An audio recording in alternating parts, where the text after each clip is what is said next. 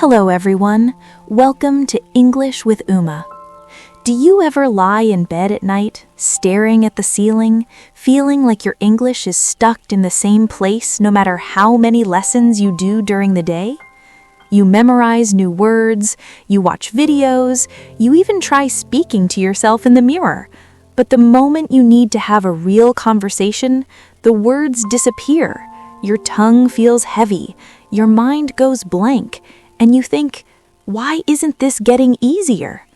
If you're nodding right now, or maybe even feeling a little frustrated or tired just thinking about it, then listen carefully. This episode is made exactly for you. Today, we are going to talk about something very special, something most learners never even think about, but something that can quietly, powerfully, almost magically change how naturally you speak English. We are talking about how to let your brain learn English while you sleep, how to turn your nights into the most productive English lessons you've ever had, how to wake up every morning with smoother sentences, better pronunciation, more confidence, and words that just flow out without you forcing them. My friend, let me be very honest with you. Your conscious mind, the part of you that studies grammar, does exercises, repeats phrases, is important, but it's only a small part of the story. The real magic happens in your subconscious mind, that quiet, powerful part that works 24 hours a day, especially when your body is resting and your active thinking switches off. Because when you sleep deeply, your brain doesn't stop. It sorts, connects, strengthens, rewires. It takes everything you've been exposed to and decides what to keep forever. Think about this carefully. You can cram vocabulary for 2 hours and forget most of it by next week. You can force yourself to speak aloud and still feel shy and unnatural. But your subconscious, once it truly accepts a pattern, once it believes, I speak English fluently and naturally, that belief becomes automatic. You don't have to think about it anymore. It just happens. And the beautiful thing is, you cannot force your subconscious with willpower during the day the way you can force yourself to study, but you can feed it gently, lovingly, consistently every single night before you close your eyes. Every night of peaceful, intentional sleep is like a beautiful 7 to 9 hour gift wrapped especially for your English journey. What you allow into your mind in the last 30 to 60 minutes before sleep, and even softly during the first stages of sleep, becomes part of who you are when you wake up. If you go to bed replaying your mistakes, worrying, I'm not good enough, I speak too slowly, people will laugh, then guess what your subconscious is practicing all night? Those exact limitations. But if instead you feed it calm, confident, positive English patterns, simple, beautiful, encouraging phrases, then overnight your brain starts rehearsing success. You start waking up with a different feeling, lighter, more open, more ready. And here is the really good news, my friend. You don't need to be perfect. You don't need expensive equipment. You don't need to stay awake studying until 2 a.m. You can start changing your English tonight, right now, this very moment, with almost zero extra effort during your busy day. I'm going to share with you not just 5, but 7 deep, practical, life-changing ideas that I have used myself and that thousands of my students have used to make their spoken English smoother, more natural, and more confident simply by changing what happens at night. These are not theories from books. These are real tools that produce real results. Before we go deeper, let me tell you 2 real stories so you can feel how powerful this is. First story, a student named Priya, 28 years old, working in IT in Bangalore. She told me, Uma, I understand English perfectly when I read or listen, but when I try to speak in meetings, I freeze. I sound childish. I hate myself for it. I asked her one simple question. Priya, what is the last thing you think about or listen to before you fall asleep? She laughed nervously and said, usually I'm scrolling Instagram, watching funny videos in Hindi, or sometimes crying inside thinking about how bad my English is. I said, okay, let's try something different for just 21 nights. We created a short 15-minute playlist, slow, soothing English affirmations spoken in a calm female voice. Phrases like, I speak English clearly and confidently. My words come easily and naturally. Every day, my pronunciation improves, mixed with very soft background nature sounds. She played it every night on very low volume, falling asleep to it. After 3 weeks, she sent me a voice message. Her voice was shaking with happiness. She said, Uma, yesterday in a teen call, I answered a difficult question without planning the sentence in my head first. The words just came. I almost cried after the meeting. That's the power we're talking about. Second story. A young man named Arjun, preparing for IELTS speaking. He was scoring 6.0 to 6.5, but wanted 7.5 plus. He was doing everything right during the day, practice tests, vocabulary, fluency drills, but still sounded robotic and hesitant. I asked him to stop studying after 9 p.m. and instead do 20 minutes of shadow speaking, listening to a native speaker telling a short story very slowly and clearly, then repeating every sentence immediately after, in the same rhythm and tone, like an echo. Then he let the same audio loop very quietly all night, a sleep speaker or Bluetooth pillow speaker on lowest volume.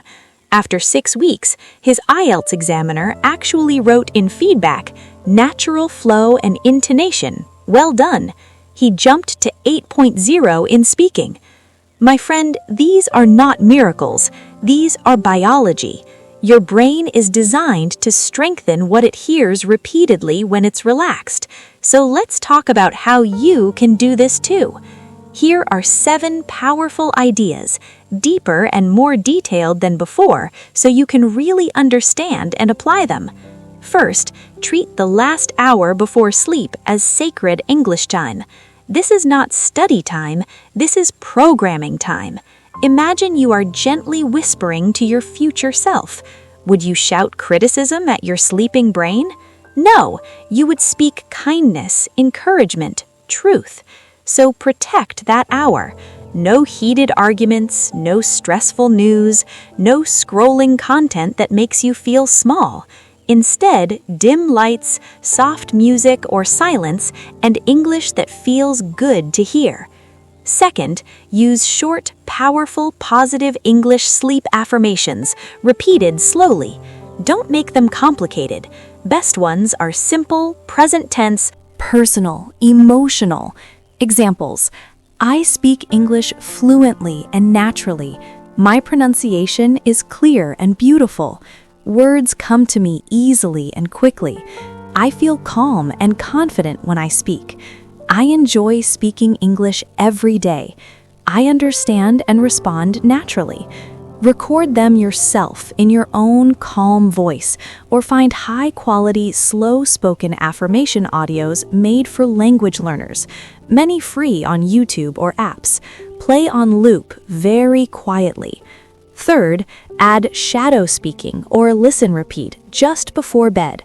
Choose 5 to 10-minute clips of very clear, slow, emotional native English.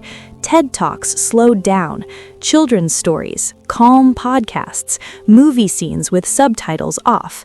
Listen once normally, then play again and speak every sentence right after the speaker, copying rhythm, stress, intonation, like singing along.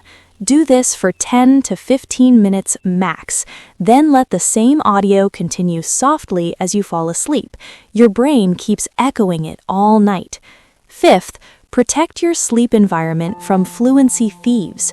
Turn phone to airplane mode or put it in another room after setting your audio. No notifications waking you up. No bright screen light tricking your brain into wakefulness. Use warm, dim light only. If you wake up at night, don't check your phone. Breathe slowly and repeat one affirmation in your mind 5 to 10 times. Fall back asleep with English in your head. Sixth, track tiny overnight wins every morning.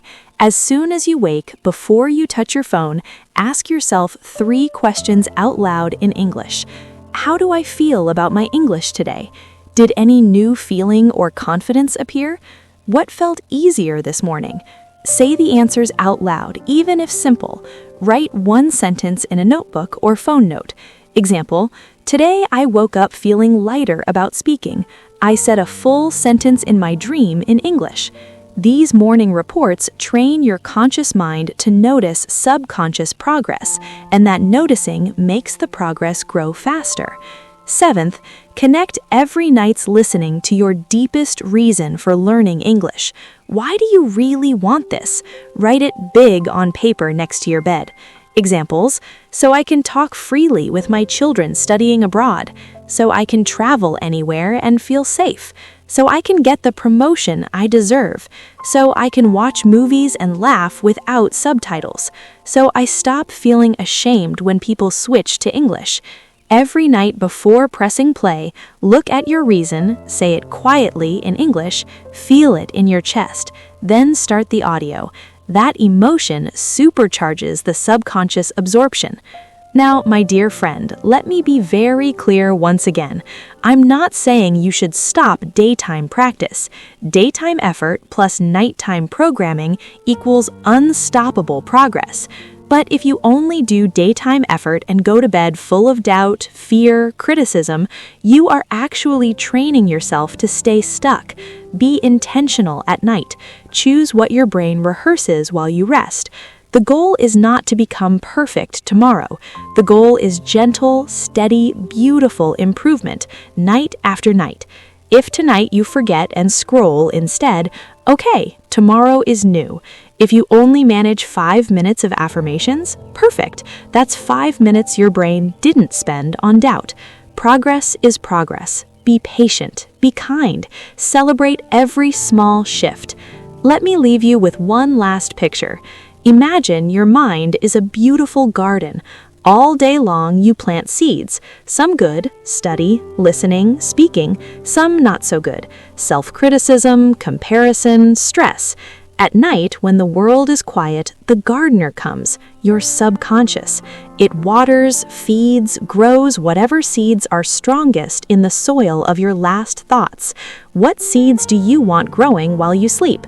Plant confidence, plant fluency, plant joy in English. Every night you get to choose. So here is my loving challenge for you. I will make it longer this time.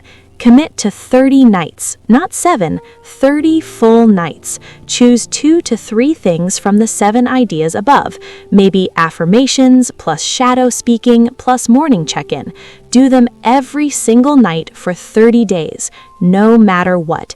Even if you travel, even if you're tired, even if life is crazy, just 10 to 20 minutes. Then come back here after 30 days and tell me, voice message, comment, anything. How do you feel when you speak now? Are words coming faster? Is your voice less shaky? Do you catch yourself smiling while talking sometimes? Your story, your real, honest story, will give courage to hundreds of other learners who feel exactly like you did today. We are a family here. We rise together. You listening to this right now, you are already investing in yourself. You didn't skip this episode. You stayed till the end. That is strength. That is love for your future self. Your fluent, confident, happy English-speaking self is already growing inside you tonight. So when you finish this, take a slow breath, smile to yourself, feel proud, then go prepare your night. Choose your audio, write your reason, dim the lights, press play. Let your brain do the beautiful work while you rest. You deserve this. Your dreams deserve this. Thank you so much for spending this long, deep time with me today. Thank you for believing in your own potential. Thank you for showing up for yourself. I am so proud of you. Keep going, my friend, night after night. Your fluent voice is coming. Your confident conversations are coming. Your proud smile when someone says, "Your English is so good," is coming. Sleep beautifully tonight. Let English grow inside you. I believe in you completely. Until the next story, sleep wisely, dream in English, and wake up a little more fluent every single day. You've got this. I'll see you soon. Take care. Hello, everyone. Welcome to English with Uma. Take a deep breath with me right now. Close your eyes for just a second and picture this moment in your future. You are sitting in an important meeting, or talking with new friends from another country, or giving a presentation at work. The words come out smoothly and naturally. You express your ideas clearly. You share stories with confidence. You even make people laugh at the right moments. There is no more freezing, no more translating every sentence in your head, no more feeling embarrassed or stuck. Speaking English feels comfortable, enjoyable, and completely like you. My friend, that future is not a distant dream. It is something you can train your brain to achieve. And today's extra long episode is specially created for you if you want to make real, lasting progress toward how to train your brain to speak English fluently and boost your English speaking skills step by step. Since you asked for a full 1-hour video, I have made this script much longer, richer, and more detailed. It includes more personal stories, deeper explanations, extra practical examples, guided mini exercises you can do while listening, and many gentle reminders to keep you motivated. You can speak along with me, pause when needed, or listen multiple times. Let's make this hour together feel like a warm, supportive coaching session just for you. Let me be very honest with you from the heart. I know exactly how you might be feeling right now. Maybe you have been studying English for years. You understand a lot when you read or listen, but when it's time to speak, the words suddenly hide. Your heart beats faster, your mind goes blank, and you end up saying very little or switching back to your mother tongue. You feel frustrated, maybe even disappointed in yourself. You are not alone. Millions of people around the world face the same struggle. The good news? This is not a permanent problem. It is simply a matter of training. Your brain is like a powerful muscle. If you only feed it English through passive study, reading, watching, listening without output, it becomes very good at receiving but weak at producing. Today, we're going to change that. We're going to give your brain the exact kind of daily training it needs to become strong, fast, and fluent in speaking. Before we dive deep into the methods, let me share 2 real, inspiring stories that show what is possible. First story, Arjun, the software engineer. Arjun was 29 and working in a multinational company. He could read complex technical documents in English without any problem. He watched movies and understood almost everything. But in team meetings or client calls, he would stay mostly silent. When forced to speak, his sentences came out broken. He paused a lot, and he felt so much anxiety that he started avoiding opportunities. One day, he told me with tears in his eyes, "Uma, I know I am smart and I have good ideas, but English is blocking me from showing who I really am. I feel like a prisoner inside my own mind." We created a simple but consistent daily training plan for him, only 25 to 40 minutes a day. He committed to it with patience and kindness towards himself. After 6 weeks, he noticed he could speak for 2 full minutes without stopping. After 3 months, he started joining small speaking practice groups. After 6 months, during an important project presentation, Arjun spoke confidently for nearly 12 minutes, answered questions clearly, and even cracked a small joke that made everyone laugh. His manager later pulled him aside and said, "Arjun, you have grown so much. Your English today was impressive." Arjun later shared, "It wasn't magic. I just trained my brain every single day like an athlete. Now English feels like my second skin."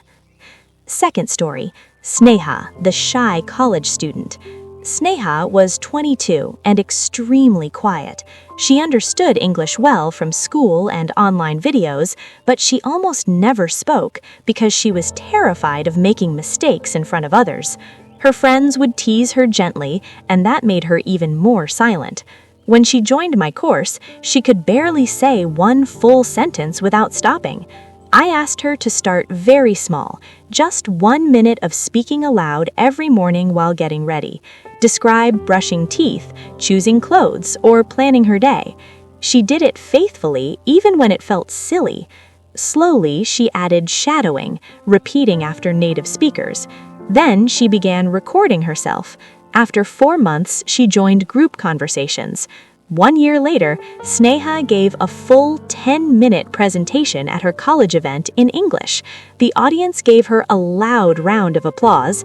Today, she helps other shy students and says with a big smile, "I never believed I could speak so freely. Training my brain daily changed my entire personality and opened doors I never imagined." My friend, these are not rare cases. I have seen hundreds of similar transformations. Your brain has enormous potential. It already learned one full language naturally. It can do the same with English if you train it properly. Now, let's get into the heart of today's episode. I am going to share 10 powerful, practical ways to train your brain to speak English fluently. We will go slowly and deeply so you can really understand and start applying each one. I will also give you many exercises you can try right while listening. Method 1. Believe you can become fluent. Train your mindset first. Everything starts in the mind. If you keep thinking, "I am bad at speaking," or "I will never be fluent," your brain will believe it and make it harder. So the first training is to change your inner story. Every morning, say these affirmations out loud with feeling. I am becoming a confident English speaker. My brain is getting stronger at speaking English every day. Mistakes are normal and they help me improve. Write them down and stick them where you can see them, on your mirror, phone wallpaper, or notebook. Belief creates motivation, and motivation creates consistency. Mini exercise right now. Say the first affirmation 3 times aloud with a smile. Feel the difference? Good. Method 2. Speak out loud every single day, even alone. This is the foundation. Your speaking muscles, tongue, lips, jaw, voice, need regular exercise, just like going to the gym. Talk to yourself while doing daily activities. Examples: while making tea, I am boiling water. The kettle is making a nice sound. Now I'm adding tea leaves. The color is becoming beautiful. While walking, the sky is clear today. I can see many birds flying. The fresh air feels good on my face. Start with 5 to 10 minutes a day. It may feel strange at first, but after 2 weeks, it becomes natural. This trains your brain to produce English without pressure. Method 3. Master the shadowing technique. Imitate native speakers.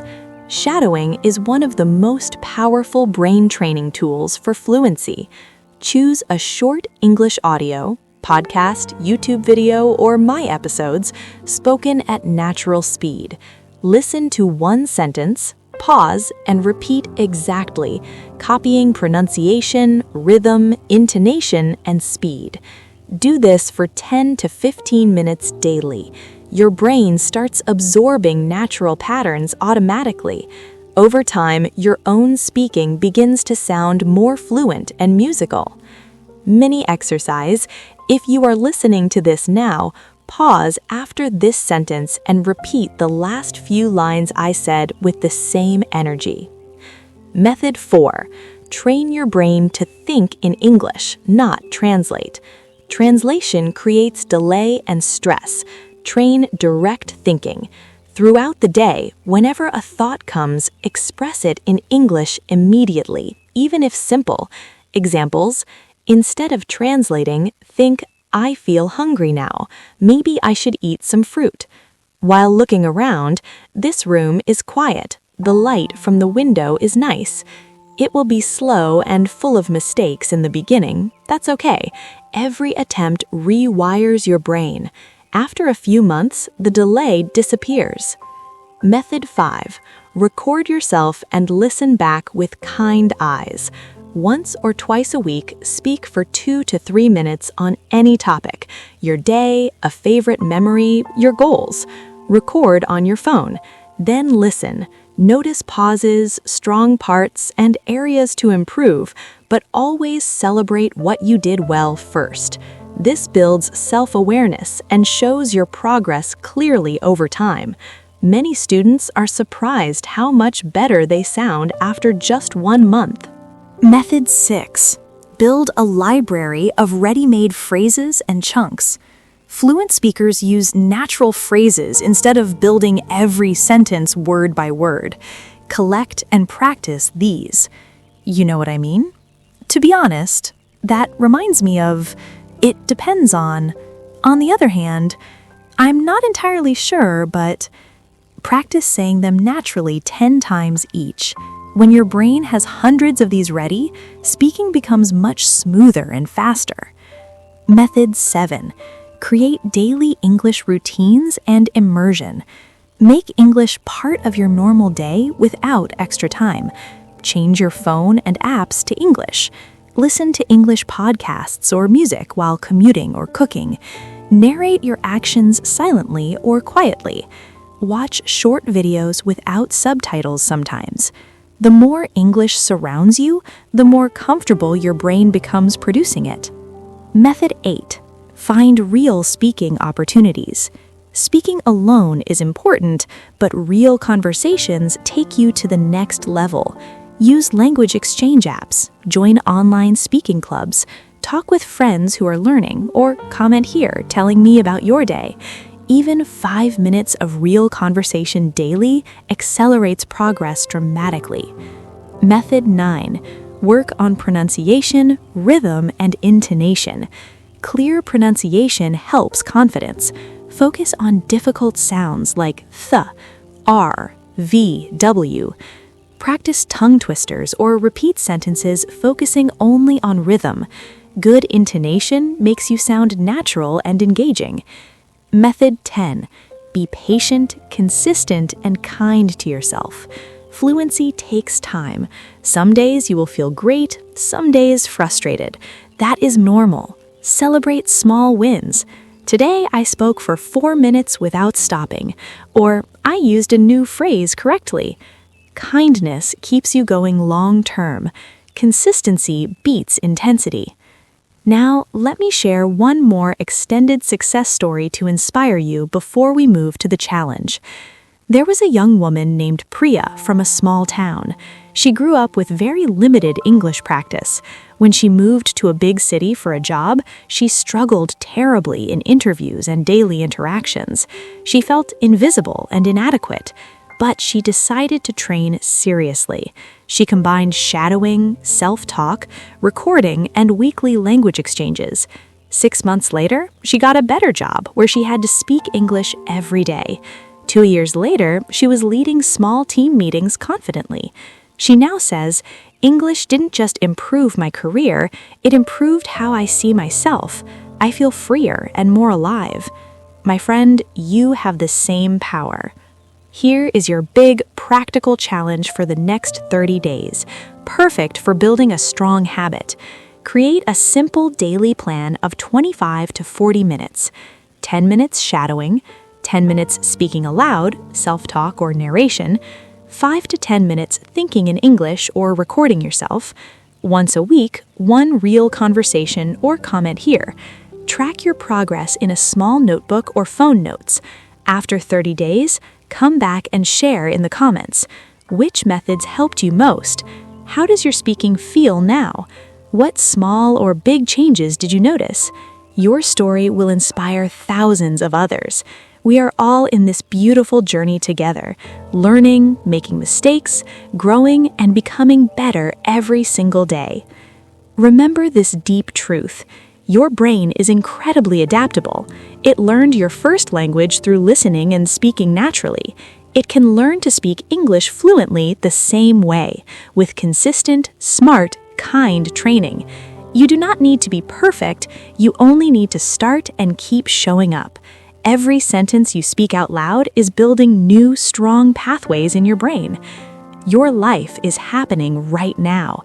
Every conversation, every meeting, every quiet moment is a chance to train and move closer to the confident, fluent speaker you are becoming. Take a deep breath again. Smile.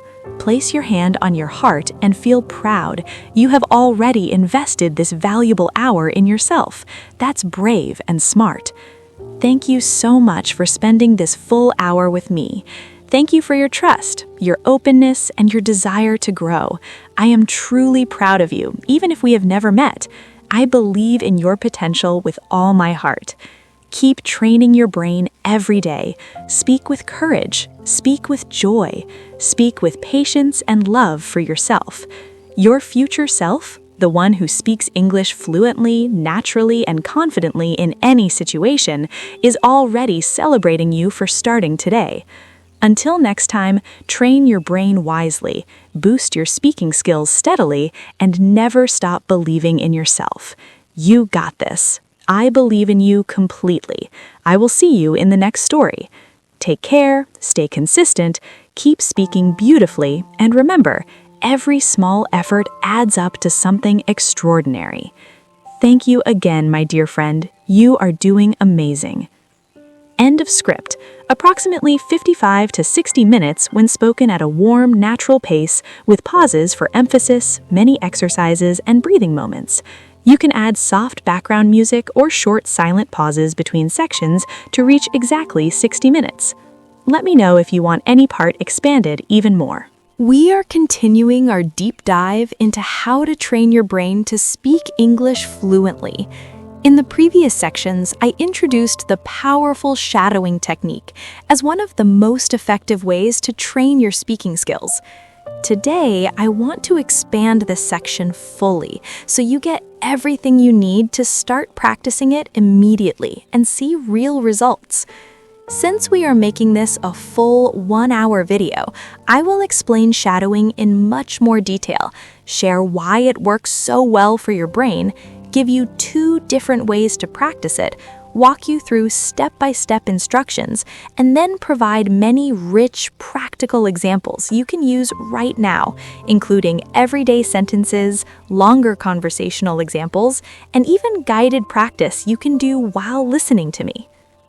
Let's begin. What exactly is the shadowing technique? Shadowing is a simple but incredibly powerful imitation method. You listen to a native or clear English speaker and repeat what they say at the same time, simultaneous shadowing, or immediately after each sentence or phrase, paused shadowing. You don't just repeat the words, you copy their pronunciation, rhythm, intonation, the up and down melody of the voice, stress on certain words, and even the natural speed and linking of sounds. It is like becoming the speaker's shadow, following them closely, imitating their voice as accurately as possible. Why is this one of the best ways to train your brain for fluency? Your brain learns spoken language best through imitation, just like children do when they learn their mother tongue. When you shadow, you train multiple things at once. Your ears become sharper at catching natural English sounds and rhythm. Your mouth and tongue get used to producing English sounds quickly and smoothly. Your brain absorbs natural grammar patterns, vocabulary in context, and connected speech, like gonna for going to. You improve intonation, which makes you sound more natural and confident instead of flat or robotic. Over time, you reduce the mental translation delay because your brain starts thinking and speaking in English patterns directly. Many successful language learners and even professional interpreters use shadowing regularly. It builds muscle memory for speaking, so when you need to talk in real situations, the words and rhythm come more easily and naturally. There are two main ways to practice shadowing: simultaneous shadowing, advanced, play the audio and speak along with the speaker at the same time, like singing along to a song. This is great for building speed and flow, but it can feel challenging at first. Paused shadowing, recommended for most learners. Listen to one sentence or short chunk, pause the audio, then repeat it exactly, trying to match the speaker's voice. Then play the next part. This gives you time to focus deeply on pronunciation and rhythm. I usually recommend starting with paused shadowing for 10 to 15 minutes a day and gradually moving towards simultaneous as you get more comfortable. How to practice shadowing effectively, step by step. Step 1. Choose the right material. Pick short audio clips, 30 seconds to 2 to 3 minutes, that are clear and at a comfortable speed for your level.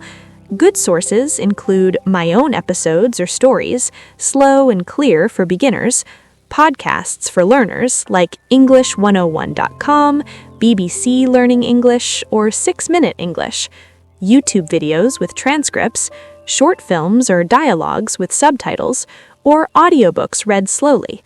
Start with topics you enjoy: daily routines, conversations, motivational talks, or simple stories, so you stay motivated. Step 2. Prepare your mind and space. Find a quiet place where you can speak out loud without feeling shy. Sit or stand comfortably, have a glass of water nearby, decide what you want to focus on today. For example, clear pronunciation, natural rhythm, or emotional intonation. Step 3. First listening. Listen to the clip once or twice without speaking, just to understand the meaning and get familiar with the speaker's voice. Step 4. Shadow with focus. Now start shadowing. Speak loudly and clearly. Try to copy not only the words, but also which words are stressed, louder or longer, the rising and falling tone of the voice, how sounds link together, the overall speed and pauses. If you make a mistake, don't stop, just keep going. The goal is progress, not perfection. Step 5. Review and repeat. After shadowing once, listen again without speaking and notice differences between your version and the speaker's. Then shadow the same clip 2 to 3 more times. You will notice improvement even in one session. Step 6. Record yourself, optional but powerful. Record your shadowing session on your phone, compare it with the original. Celebrate what sounds better and gently note areas to improve next time. Now, let's make this practical. Here are expanded examples you can start shadowing today. I will give you different levels and types so you can choose what feels right for you. Feel free to pause the video after each example, repeat it several times, and really imitate my voice, rhythm, and energy. Beginner level, short daily sentences, great for building confidence. Listen once, then shadow with me. I wake up at 7 every morning. I brush my teeth and wash my face. I make a cup of hot tea. Today is a beautiful sunny day. I feel excited to learn something new. I am practicing my English speaking. You can do this too. Repeat each one 3 to 4 times, focusing on clear pronunciation and natural flow. Notice how I am often becomes I'm in natural speech. Intermediate level, everyday conversation chunks. These are longer and more natural. Good morning. How did you sleep last night? I slept well, thank you. What about you? The traffic was really bad this morning, wasn't it? To be honest, I'm feeling a bit tired today, but I'm trying to stay positive. That reminds me of the time we went to the mountains last year. You know what I mean? Sometimes small things make a big difference. I completely agree with you on that point. Shadow these with emotion. Make your voice friendly and natural, like you are really talking to a friend. Focus on rhythm and intonation examples. Try these while paying special attention to the melody. When I feel nervous before speaking English, I take a deep breath and remind myself that mistakes are normal. Rising tone on nervous, falling on normal. Learning a language is not just about grammar and vocabulary, it's about connecting with people and opening new doors in life. Even if it feels difficult right now, every small effort you make today will help you become more confident tomorrow. Advanced or longer sentence examples for building fluency and complex structures. These help train your brain for real conversations and presentations. Although I used to feel shy and hesitant when speaking English, I have discovered that consistent daily practice, especially through techniques like shadowing, has helped me improve my confidence and natural flow dramatically.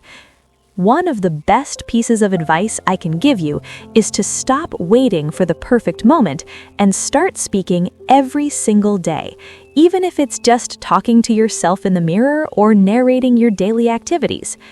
If you really want to sound more like a native speaker, you need to pay attention not only to individual words, but also to how those words connect, how the rhythm changes, and how your voice rises and falls depending on the meaning you want to express. Themed examples you can use daily. Morning routine shadowing. The alarm clock rings loudly on my bedside table. I stretch my arms and yawn before getting out of bed. I open the curtains and let the morning light fill the room. At work or study, I have an important meeting at 10 o'clock. I need to prepare my notes carefully so that I can explain my ideas clearly and confidently. Expressing feelings. Sometimes I feel frustrated when I can't find the right words, but then I remember that every fluent speaker once struggled just like me. Motivational shadowing. You have the power to train your brain. You are capable of becoming a fluent English speaker. Keep practicing with patience and kindness, and you will see beautiful progress. How to make shadowing even more effective. Start slow. Use 0.75x speed on YouTube if the speaker is too fast. Focus on one skill per session. One day pronunciation, another day rhythm, another day emotion. Combine with other methods. After shadowing, use some phrases in your self-talk or recordings. Practice with different accents, British, American, Australian. This makes your ear more flexible. Use short films for fun practice. Try shadowing dialogues from simple short films like The Gift, very easy, good for beginners, or Post-it, casual conversation. Watch with subtitles first, then shadow without. My friend, shadowing is not about becoming a parrot. It is about training your brain and mouth to feel comfortable with real, living English. Do it consistently for just 10 to 15 minutes every day, and in a few weeks, you will notice your speaking becoming smoother, your pronunciation clearer, and your confidence growing. Many of my students tell me that after 1 month of daily shadowing, they no longer feel as nervous when someone asks them a question in English. The words start coming more naturally. So here is your expanded shadowing challenge for this week. Choose one type of material, my episodes, a short podcast, or daily routine sentences. Shadow for 10 to 15 minutes every single day. Try both paused and simultaneous styles. Record yourself on day 1 and again on day 7. You will be amazed at the difference. Come back in the comments and tell me, which examples did you like shadowing the most? Did you notice any improvement in your rhythm or confidence? What material are you using for shadowing? We are all in this together. Your progress inspires others. Remember, every time you shadow, you are not just repeating words, you are rewiring your brain for fluent, natural English speaking. Keep going, my friend. You are doing something powerful for your future self. Take a deep breath with me right now and imagine this future moment. You wake up and your thoughts flow naturally in English. You speak in meetings or with friends without freezing, without constant translation in your head, and without that heavy feeling of anxiety. The words come smoothly. You share ideas clearly, tell stories that make people smile, and feel relaxed and confident while connecting with others. Speaking English feels natural, like a real part of you. My friend, that future is not far away. It is something you can build day by training your brain the right way. Today's extra long episode is specially designed for you if you want to make real, lasting progress. We are going to explore how to train your brain to speak English fluently and discover practical ways to boost your English speaking skills with joy and consistency. Since this is meant for a full 1-hour video, I've revised the entire script for smoother flow. The ideas now connect naturally, like a warm conversation. We move gently from mindset to daily habits, from techniques to real stories, and finally to your personal action plan, so you stay engaged and motivated throughout the hour. You can follow along, pause for mini exercises, or listen multiple times. Let's make this feel like I'm right here supporting you. Let me be honest with you from the heart. Many of us understand English quite well when we read or listen, but speaking feels different. The moment we need to open our mouth, words disappear, sentences feel awkward, and we feel nervous. This is common, and it is not your fault. Most study methods focus only on input, reading and listening, but fluency needs strong output training. Your brain is incredibly powerful and adaptable. It already learned your first language naturally through listening and speaking.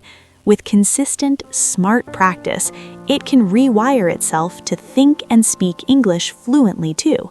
Small daily efforts build new neural pathways, making speaking smoother and more automatic over time. Before we explore the techniques, let me share 3 inspiring real stories that show what is possible when you train your brain intentionally.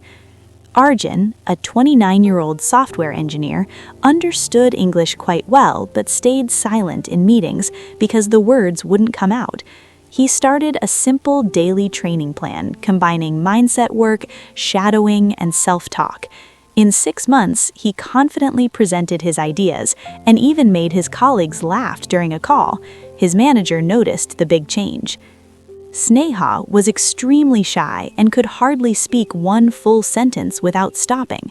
She began with just 1 minute of speaking in front of the mirror every morning. Slowly, she added shadowing and recording herself.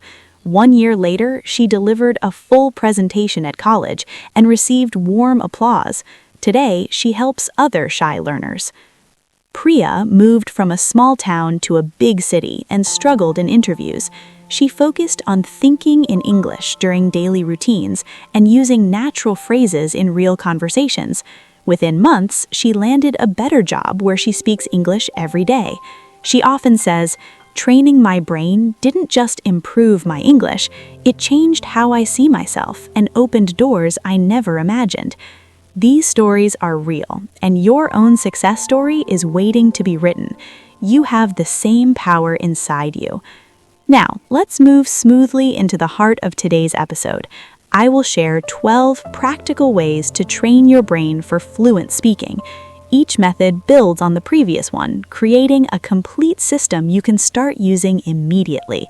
I'll explain why it works, give clear examples, and include gentle mini exercises you can try while listening. 1.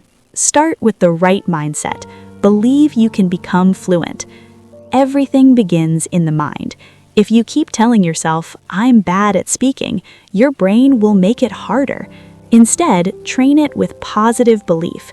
Every morning, look in the mirror and say with a smile, "I am becoming a confident English speaker. My brain is getting stronger at speaking every single day. Mistakes are normal and they help me grow." This simple habit shifts your brain from fear to possibility. Belief fuels consistency. Mini exercise right now. Say the first affirmation 3 times out loud with energy. Notice how it feels lighter. 2. Train your brain to think directly in English. One of the biggest blocks is constant translation from your mother tongue. Start thinking simple thoughts in English throughout the day. While getting ready, I am brushing my teeth. The water feels cool. When you feel tired, I am feeling a bit sleepy. Maybe I should rest early tonight. It will feel slow at first. That's completely normal. Every time you do this, you're building direct English pathways in your brain and reducing the delay between thinking and speaking. 3. Speak out loud every single day, even when alone. Your mouth needs exercise too. Narrate your daily activities in English. While making tea, I am boiling water. The kettle is making a nice sound. Now I'm adding milk and stirring gently. While walking, the sky is clear today. I can see many birds. The fresh air feels wonderful. Start with just 5 to 10 minutes. It may feel awkward in the beginning, but your brain quickly gets comfortable and speaking becomes more natural. 4. Master the shadowing technique. Shadowing is one of the most powerful tools for fluency. Listen to clear English audio and repeat right after or along with the speaker, copying pronunciation, rhythm, stress, and intonation. Use short clips from podcasts, my episodes, or simple videos. Begin with paused shadowing. Listen, pause, repeat. Then try speaking at the same time as you improve. Examples to practice. I wake up feeling refreshed and ready for a new day. To be honest, sometimes I feel nervous, but I remind myself that practice makes it easier. Every small effort you make today brings you closer to speaking with confidence and joy. Mini exercise: repeat the last sentence 3 times, matching the rhythm and energy. 5. Use natural phrases and chunks instead of single words. Fluent speakers don't build every sentence from scratch. They use ready-made expressions. Collect and practice these. You know what I mean. That reminds me of, to be honest with you, it depends on the situation. On the other hand, repeat each phrase naturally 8 to 10 times. When your brain has many chunks ready, speaking flows much more smoothly. 6. Create daily English routines and gentle immersion. Make English part of your normal life without forcing extra time. Change your phone to English. Narrate actions quietly. Listen to English while cooking or traveling. The more your brain is surrounded by English, the more natural producing it becomes. 7. Practice in front of the mirror for confidence. Stand in front of a mirror and speak as if talking to a friend. Watch your expressions and body language. This builds confidence and helps you see yourself as a capable speaker. 8. Record yourself and listen back with kindness. Once or twice a week, speak for 2 to 3 minutes on any topic and record it. Listen gently. First, notice what you did well, then areas to improve. This exercise shows your progress clearly over time. 9. Do timed speaking practice. Set a timer for 1 to 2 minutes and speak non-stop about any topic, your day, a favorite memory, or your dreams. This trains your brain to keep going even when you don't know the perfect word. 10.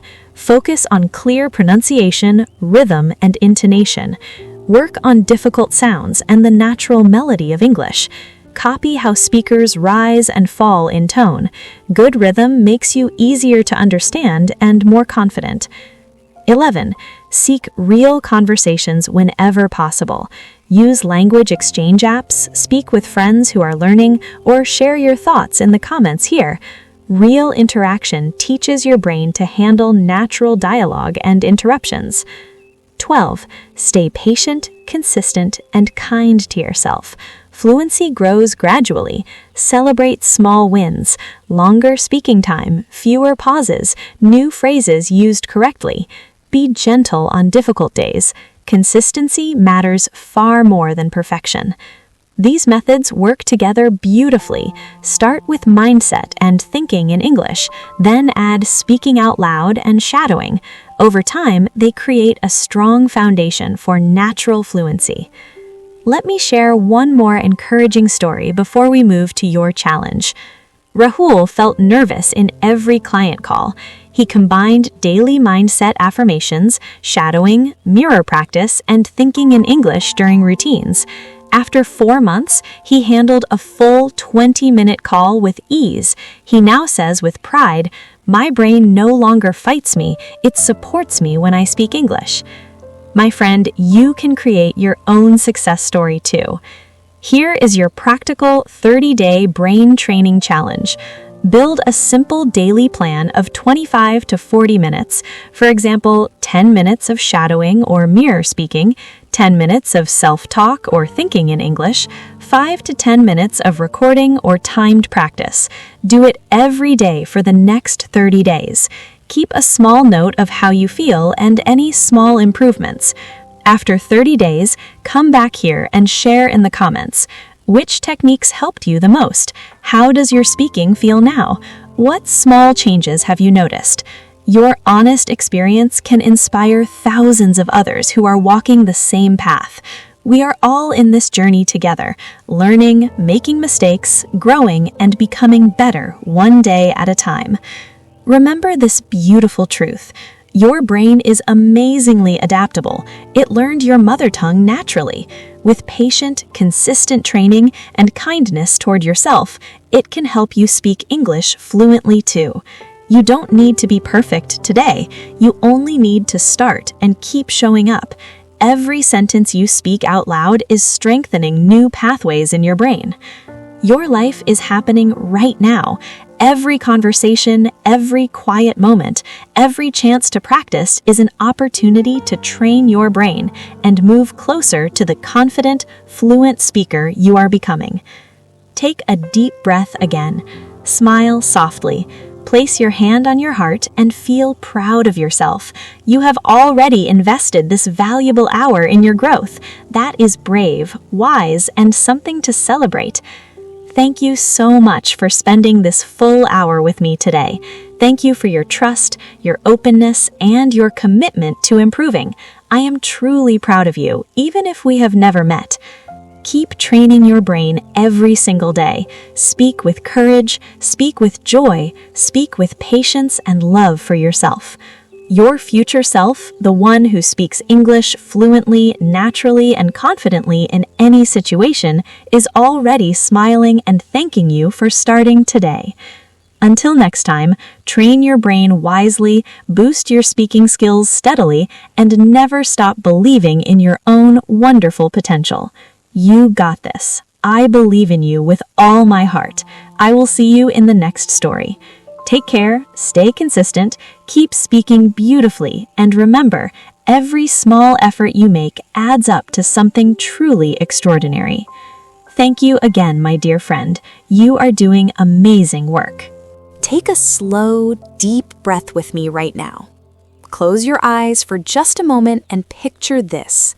You are sitting confidently in a conversation. The words flow out of your mouth naturally and smoothly. You express your ideas clearly, people listen with interest, and you even make them smile. There is no nervousness, no heavy translation in your head, only calm confidence and joy. Speaking English feels light, natural, and completely like you. My friend, that beautiful future is closer than you think. Today's extra long episode is made especially for you. We are going to explore how to train your brain to speak English fluently and discover practical, enjoyable ways to boost your English speaking skills. Because this is designed for a full 1-hour video, the script flows smoothly like a warm, supportive conversation. We will move gently from mindset to daily habits, powerful techniques, real stories, guided visualization exercises, and finally to your clear 30-day action plan. Feel free to pause, breathe, and do the visualizations with me. Let's make this hour feel like I'm sitting right beside you, cheering you on. Let me be honest with you.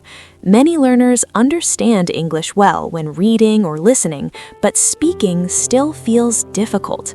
Words get stuck, sentences feel awkward, and anxiety appears. This is very common, and it is not because you are not smart enough. It happens because most study methods train the brain only to receive English, not to produce it confidently. Your brain is amazingly powerful and adaptable. It already learned your first language naturally. With consistent, smart, and kind training, including visualization, it can rewire itself to think and speak English fluently. Small daily efforts build strong new neural pathways, making speaking smoother and more automatic. Before we begin the techniques, let's do our first gentle visualization exercise together. Visualization 1, your fluent future self. Close your eyes and take a deep breath. Imagine waking up tomorrow morning. You feel calm and positive. You stand in front of the mirror and speak English for 2 full minutes about your plans for the day. The words come easily. You smile at yourself because you sound confident and natural. Now imagine later that day, you are talking with a friend or colleague in English. They understand you perfectly and respond warmly. How does that feel in your body? Peaceful? Proud? Excited? Hold that feeling for a few seconds and gently open your eyes. Beautiful. That positive image is now planted in your brain, and it will help guide your daily practice. Let me share 3 real inspiring stories that show what happens when you train your brain consistently. Arjun, a 29-year-old software engineer, understood English but stayed silent in meetings. After combining mindset work, shadowing, and daily visualization, he began presenting ideas confidently within 6 months. His manager even praised the change. Sneha was extremely shy and could barely speak 1 sentence. She started with 1 minute of mirror practice and visualization every morning. 1 year later, she gave a full college presentation and received warm applause. Today, she helps other shy students. Priya moved from a small town to a big city and struggled in interviews. She used visualization to see herself succeeding in conversations. Within months, she landed a better job where she speaks English every day. She says, "Training my brain didn't just improve my English, it changed how I see myself." These stories prove that with the right training and visualization, real transformation is possible. You have the same power. Now, let's move smoothly into the 12 practical ways to train your brain. Each one builds on the previous, creating a complete system. I will explain why it works and include many exercises or visualizations. 1. Build a strong, positive mindset. Start by training your mind to believe in your success. Every morning, say with a smile, "I am becoming a confident and fluent English speaker. My brain is getting stronger every day. Mistakes help me grow." Visualization exercise 2. Mindset. Close your eyes again and picture yourself as a confident speaker. See yourself speaking English clearly in different situations, at work, with friends, while traveling. Feel the pride and ease in your chest. Smile. Open your eyes. Carry that feeling with you today. 2.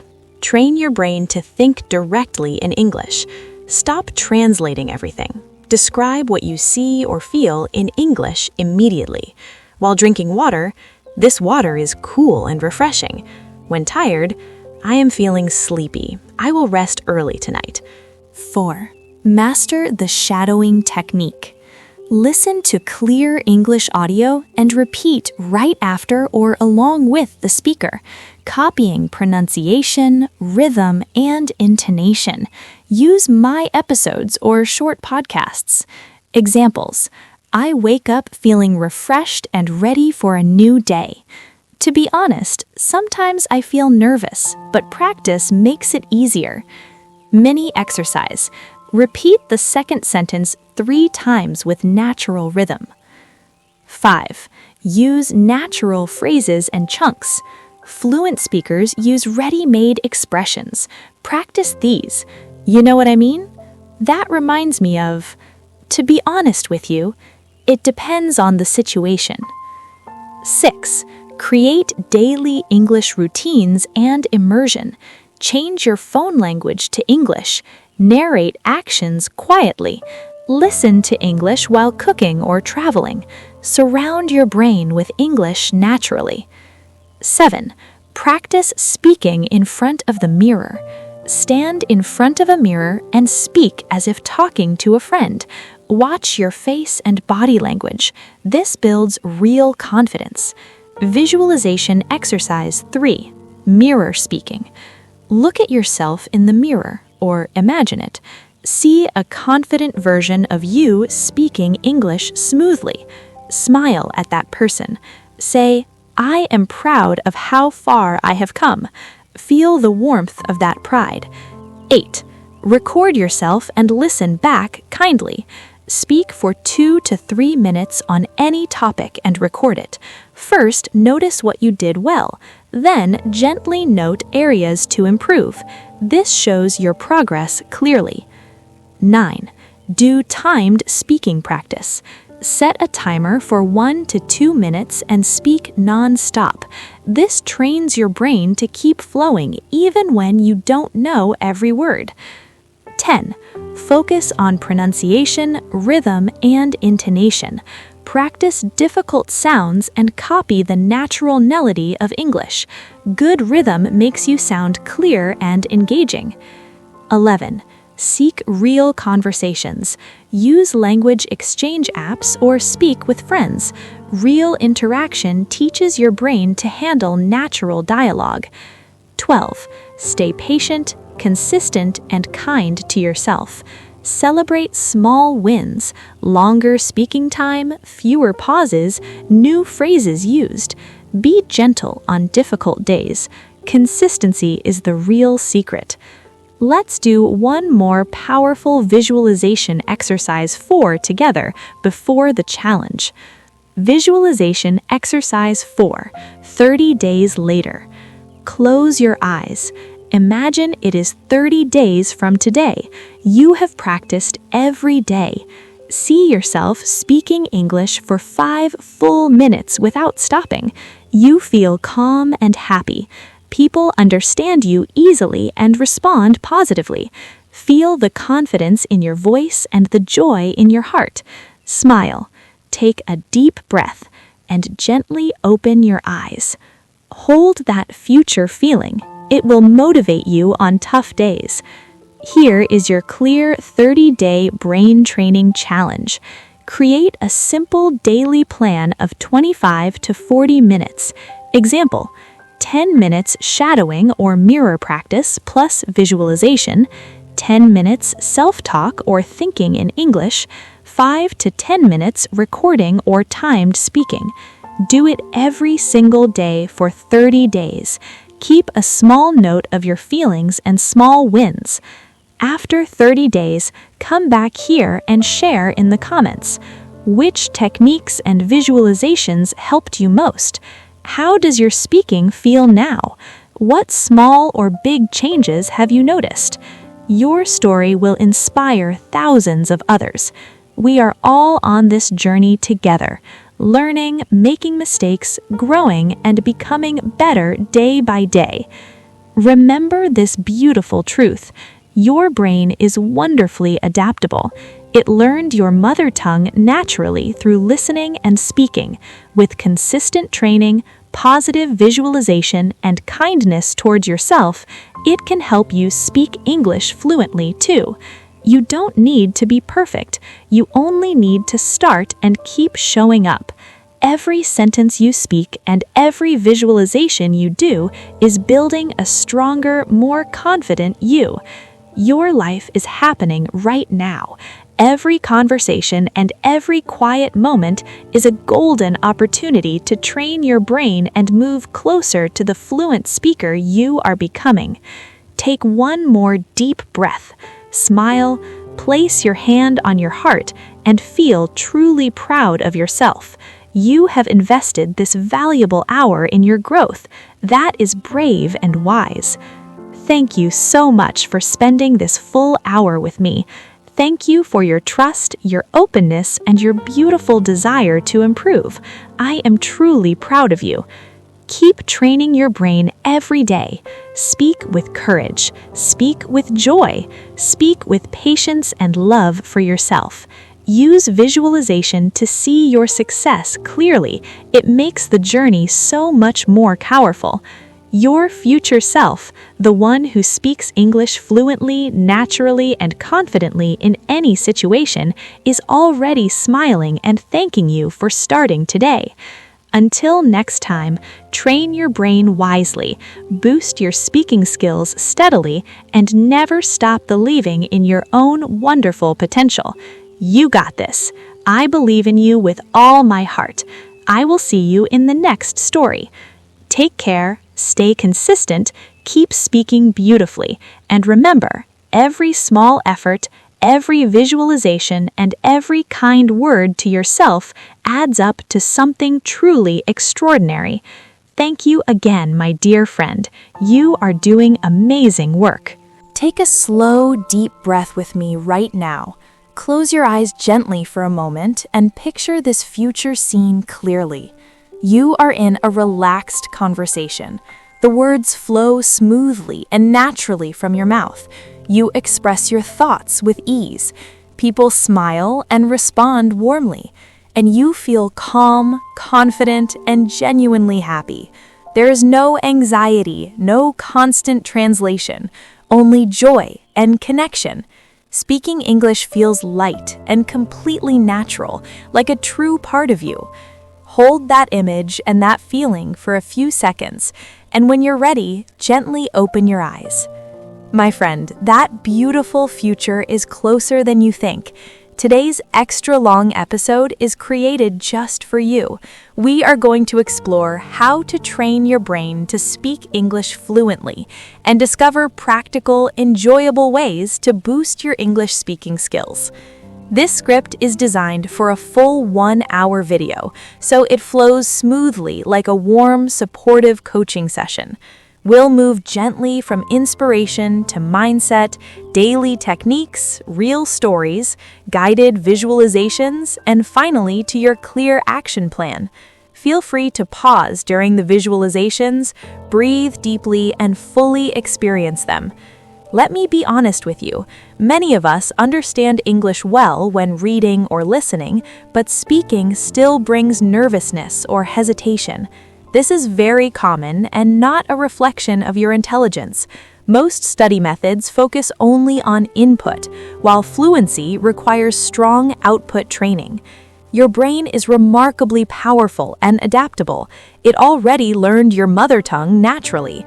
With consistent, smart practice, including visualization, it can rewire itself to think and speak English fluently. Small daily efforts combined with vivid mental imagery build strong new neural pathways that make speaking smoother and more automatic over time. We'll begin with 3 inspiring real stories that show what's possible. Arjun, a 29-year-old software engineer, understood English but stayed silent in meetings. After adding daily visualization to his practice, he started presenting ideas confidently within 6 months. Sneha was extremely shy and could barely speak one sentence. She used short morning visualizations along with mirror practice. 1 year later, she delivered a full college presentation and received warm applause.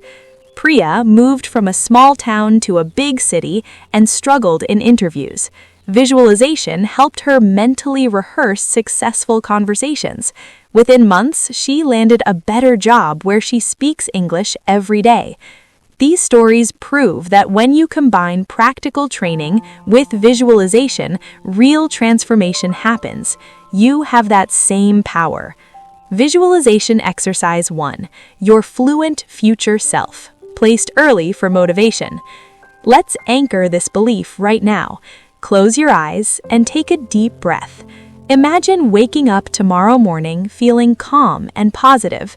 You stand in front of the mirror and speak English for 2 full minutes about your day. The words come easily. You smile because you sound clear and confident. Later that day, you have a conversation with a friend or colleague in English. They understand you perfectly and respond with warmth. Picture the scene, hear your voice, and feel the pride and ease in your body. Stay with that positive feeling for a few more seconds and gently open your eyes when you're ready. Beautiful. Carry that feeling with you as we move forward. Now, let's explore 12 practical ways to train your brain. Each method builds naturally on the one before it. 1. Build a strong, positive mindset. Train your mind to support your success.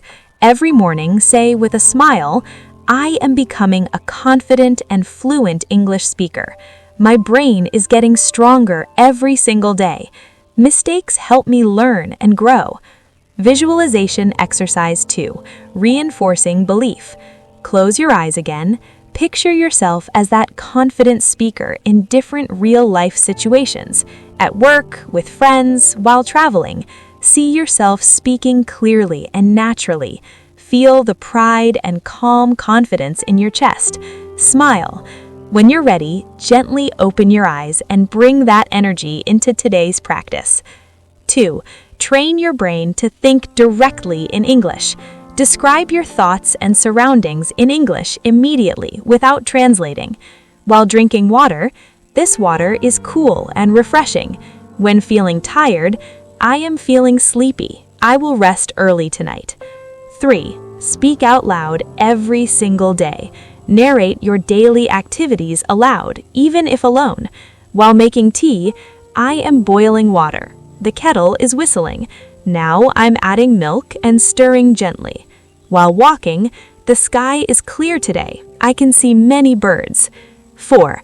Master the shadowing technique. Listen to clear English audio and repeat immediately after or along with the speaker, copying pronunciation, rhythm, and intonation. Examples to practice.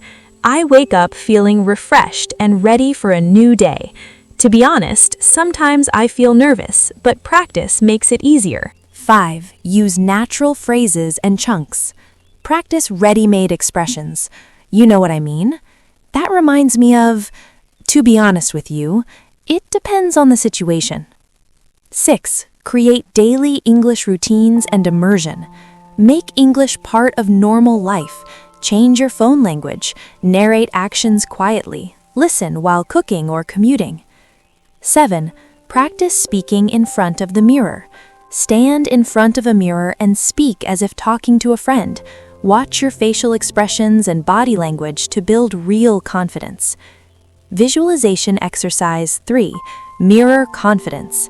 Placed after mirror speaking for strong connection between mental and physical practice. Look at yourself in the mirror right now, or imagine doing so. See a confident, relaxed version of you speaking English smoothly. Smile at that person in the mirror. Say silently or aloud, "I am proud of how far I have come and how naturally I speak." Feel the warmth of that pride in your chest. Take a deep breath, and when you're ready, continue. 8. Record yourself and listen back kindly. Speak for 2 to 3 minutes on any topic and record it. First, celebrate what you did well, then gently note areas for improvement. 9. Do timed speaking practice. Set a timer for 1 to 2 minutes and speak non-stop. This trains your brain to keep flowing. 10. Focus on pronunciation, rhythm, and intonation. Practice difficult sounds and copy the natural melody of English sentences. 11. Seek real conversations. Use language exchange apps or speak with friends. Real interaction strengthens everything you've practiced. 12. Stay patient, consistent, and kind to yourself. Celebrate every small win. Consistency and self-kindness matter more than perfection. Visualization exercise 4. 30 days into the future. Placed just before the challenge for strong commitment and emotional drive. Close your eyes one last time. Imagine it is 30 days from today. You have practiced consistently with these techniques and visualizations. See yourself speaking English for 5 full minutes without stopping. You feel calm, clear, and happy. People understand you easily and respond positively. Hear your confident voice and feel the joy and pride in your heart. Smile. Stay with this image for a few more breaths, and gently open your eyes, carrying this future vision with you. Now you're ready for action. Here is your practical 30-day brain training challenge. Create a simple daily plan of 25 to 40 minutes. Example: 10 minutes shadowing or mirror practice, plus a quick visualization. 10 minutes self-talk or thinking in English. 5 to 10 minutes recording or timed speaking. Commit to it every single day for the next 30 days. Keep a short note of how you feel and any small improvements. After 30 days, come back here and share in the comments. Which techniques and visualizations helped you the most? How does your speaking feel now compared to before? What small or big changes have you noticed? Your story will inspire thousands of others who are on the same journey. We are all learning and growing together. Remember this powerful truth. Your brain is wonderfully adaptable. With consistent training, vivid visualization, and kindness toward yourself, it can help you speak English fluently and confidently. You don't need to be perfect today. You only need to start and keep showing up. Every sentence you speak and every visualization you do is building a stronger, brighter version of you. Your life is happening right now. Every conversation and every quiet moment is a golden opportunity to train your brain and step closer to the fluent speaker you are becoming. Take one more deep breath. Smile softly. Place your hand on your heart and feel truly proud of yourself. You have invested this valuable hour in your growth. That is brave and wise. Thank you so much for spending this full hour with me. Thank you for your trust, your openness, and your desire to improve. I am truly proud of you. Keep training your brain every day. Speak with courage, speak with joy, speak with patience and love for yourself. Use these visualizations regularly. They make the journey more powerful and enjoyable. Your future self, the one who speaks English fluently, naturally, and confidently in any situation, is already smiling and thanking you for beginning today. Until next time, train your brain wisely, boost your speaking skills steadily, and never stop believing in your own wonderful potential. You got this. I believe in you with all my heart. I will see you in the next story. Take care, stay consistent, keep speaking beautifully, and remember, every small effort, every visualization, and every kind word to yourself adds up to something truly extraordinary. Thank you again, my dear friend. You are doing amazing work. This refined version has excellent flow. Visualizations feel purposeful and well-timed rather than random. They build emotional momentum without interrupting the practical content too much. The script should run approximately 55 to 65 minutes at a warm, natural pace, with pauses during the visualizations. You can add soft background music during the visualization sections for a deeper, more immersive feel. Would you like me to adjust the length of any visualization, add one more, or make any other final tweaks?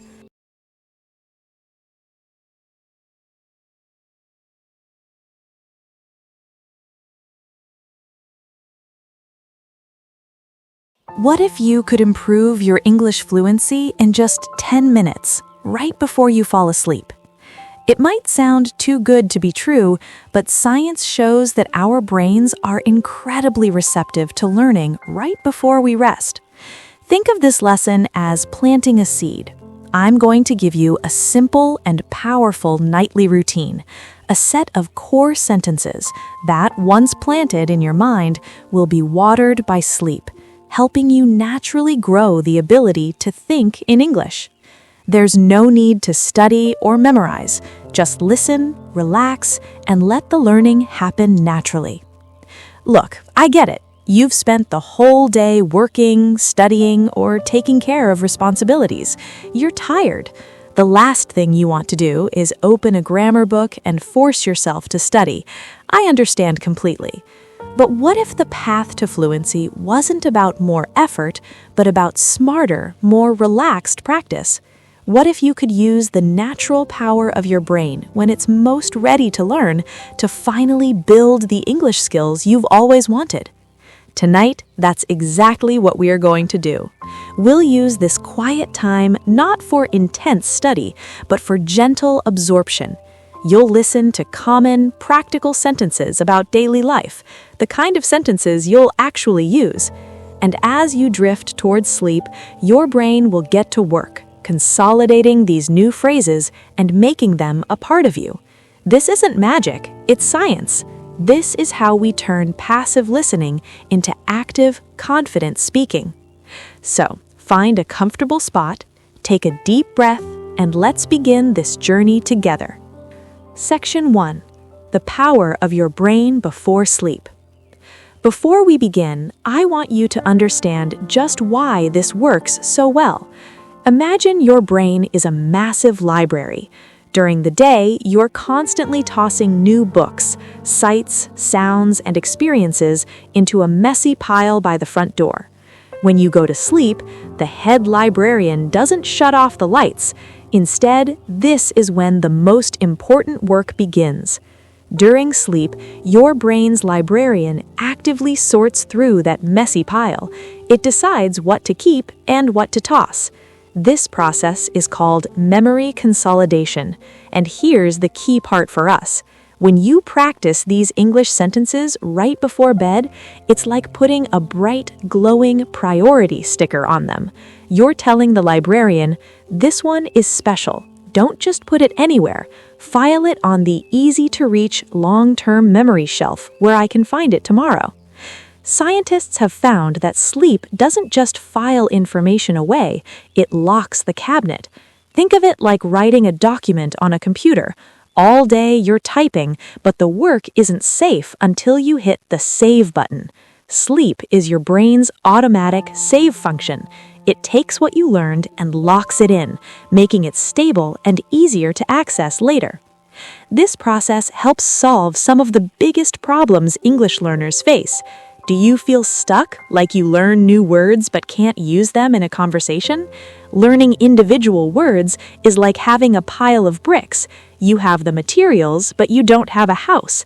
By focusing on full sentences, we're learning to be architects. We're taking the bricks and building walls, rooms, and finally a complete home where you can comfortably live and think in English instead of just translating from your native language. Do you feel like you have no one to speak with? Tonight, you'll be speaking with yourself, training your mouth and your mind in a low-pressure, private setting. So, as we move into our practice, let go of any pressure to learn.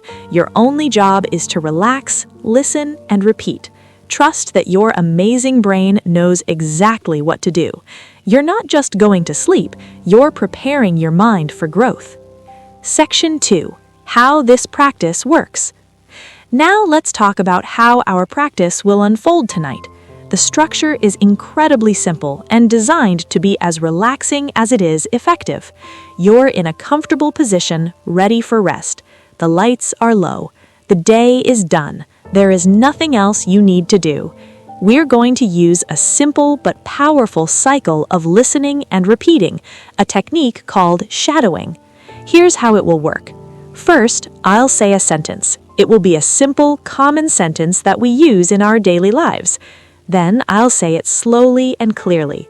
Your job is just to listen, absorb the sounds, the rhythm, and the melody of the sentence. After I say the sentence, there will be a quiet pause. That pause is for you.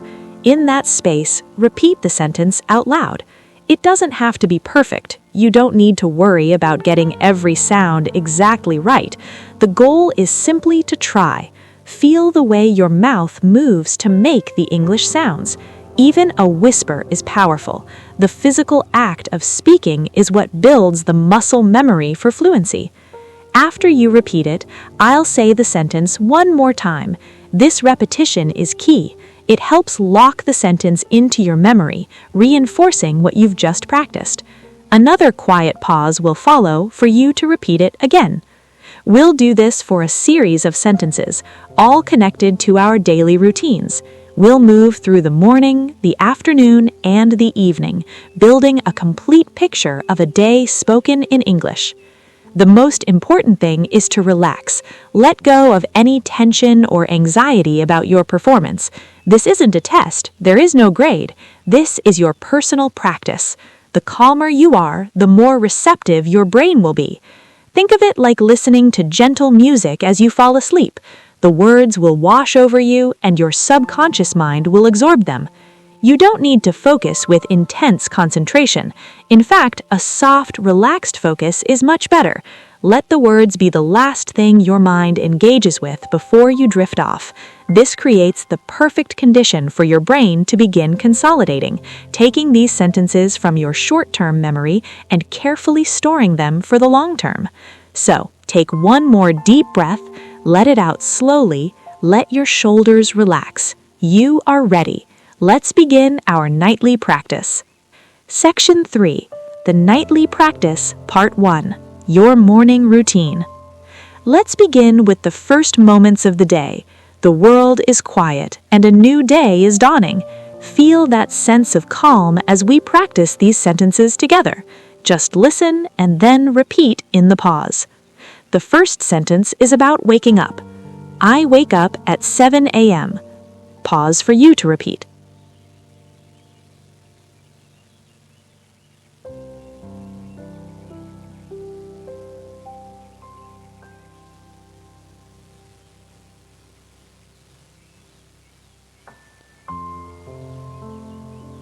Again, I go to the bathroom. It's time to freshen up. Let's practice a few sentences for this.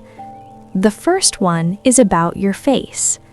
I wash my face.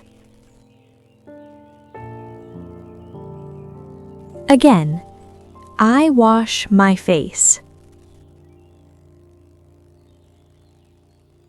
Now for your teeth. I brush my teeth. Let's say it again. It's an important daily habit. I brush my teeth. Next, perhaps you take a shower. I take a shower. Once more, I take a shower. After your shower, you need to dry off. I dry myself with a towel. Let's try that again. I dry myself with a towel. Now it's time to get ready for the day. I get dressed. Let's say that again. I get dressed. Maybe you do your hair. I comb my hair. Again, I comb my hair. For many people, the next stop is the kitchen. I go to the kitchen. Once more, I go to the kitchen. It's time for the first meal of the day. I make breakfast. Let's repeat that. I make breakfast. What do you have for breakfast? Let's use coffee as an example. I make a cup of coffee. Again, I make a cup of coffee. And now you eat. I eat my breakfast. Let's say it again, calmly. I eat my breakfast. While you eat, you might read the news. I check the news on my phone. Again, I check the news on my phone. Or perhaps you check your messages. I check my emails. Let's say it again. I check my emails. You can also say, I check my social media. Again, I check my social media. After breakfast, you clean up. I wash the dishes. Once more, I wash the dishes. Now you prepare to leave your home. I put on my shoes. Again, I put on my shoes. You grab your bag and keys. I grab my bag. Let's say that again. I grab my bag. And you lock the door. I lock the door. Once more. I lock the door. The morning part of the day is ending. You are ready to go. I leave the house. Let's repeat that final morning sentence. I leave the house. You've done wonderfully. Your mind is absorbing these patterns. Now continue to relax as we move into the next part of our day. Section 4. The Nightly Practice. Part 2. Your midday and work routine. Now imagine yourself in the middle of the day. You're at work, at school, or just going about your daily tasks. The energy is different from the quiet morning. Let's practice the sentences for this part of the day. Continue to listen, relax, and repeat. Let's start with the commute. I go to work. Let's say it again. I go to work. You can be more specific. I drive to work. Again, I drive to work. Or perhaps you use public transport. I take the bus to work. Once more, I take the bus to work. When you arrive, you begin your tasks. I start work at 9 a.m. Let's say that again. I start work at 9 a.m. A common task is checking messages. I answer emails. Again, I answer emails. You might have to talk to your colleagues. I talk to my colleagues. Let's practice that again. I talk to my colleagues. Meetings are a big part of many jobs. I attend a meeting. Once more, I attend a meeting. You might need to focus on a project. I work on a project. Let's say that again. I work on a project. Sometimes you need to make calls. I make phone calls. Again, I make phone calls. After a few hours, you need a break. I take a short break. Once more, I take a short break. And then comes lunch. I have lunch at noon. Let's repeat that. I have lunch at noon. You can say what you eat. I eat a sandwich for lunch. Again, I eat a sandwich for lunch. You might eat with coworkers. I have lunch with my coworkers. Let's say that again. I have lunch with my coworkers. After lunch, you continue your work. I finish my work in the afternoon. Once more, I finish my work in the afternoon. You might feel a little tired. I drink a cup of tea. Again, I drink a cup of tea. Maybe you have another meeting. I have another meeting in the afternoon.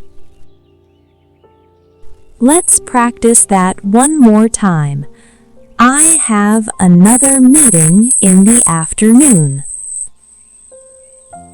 You look at the clock. The day is almost over.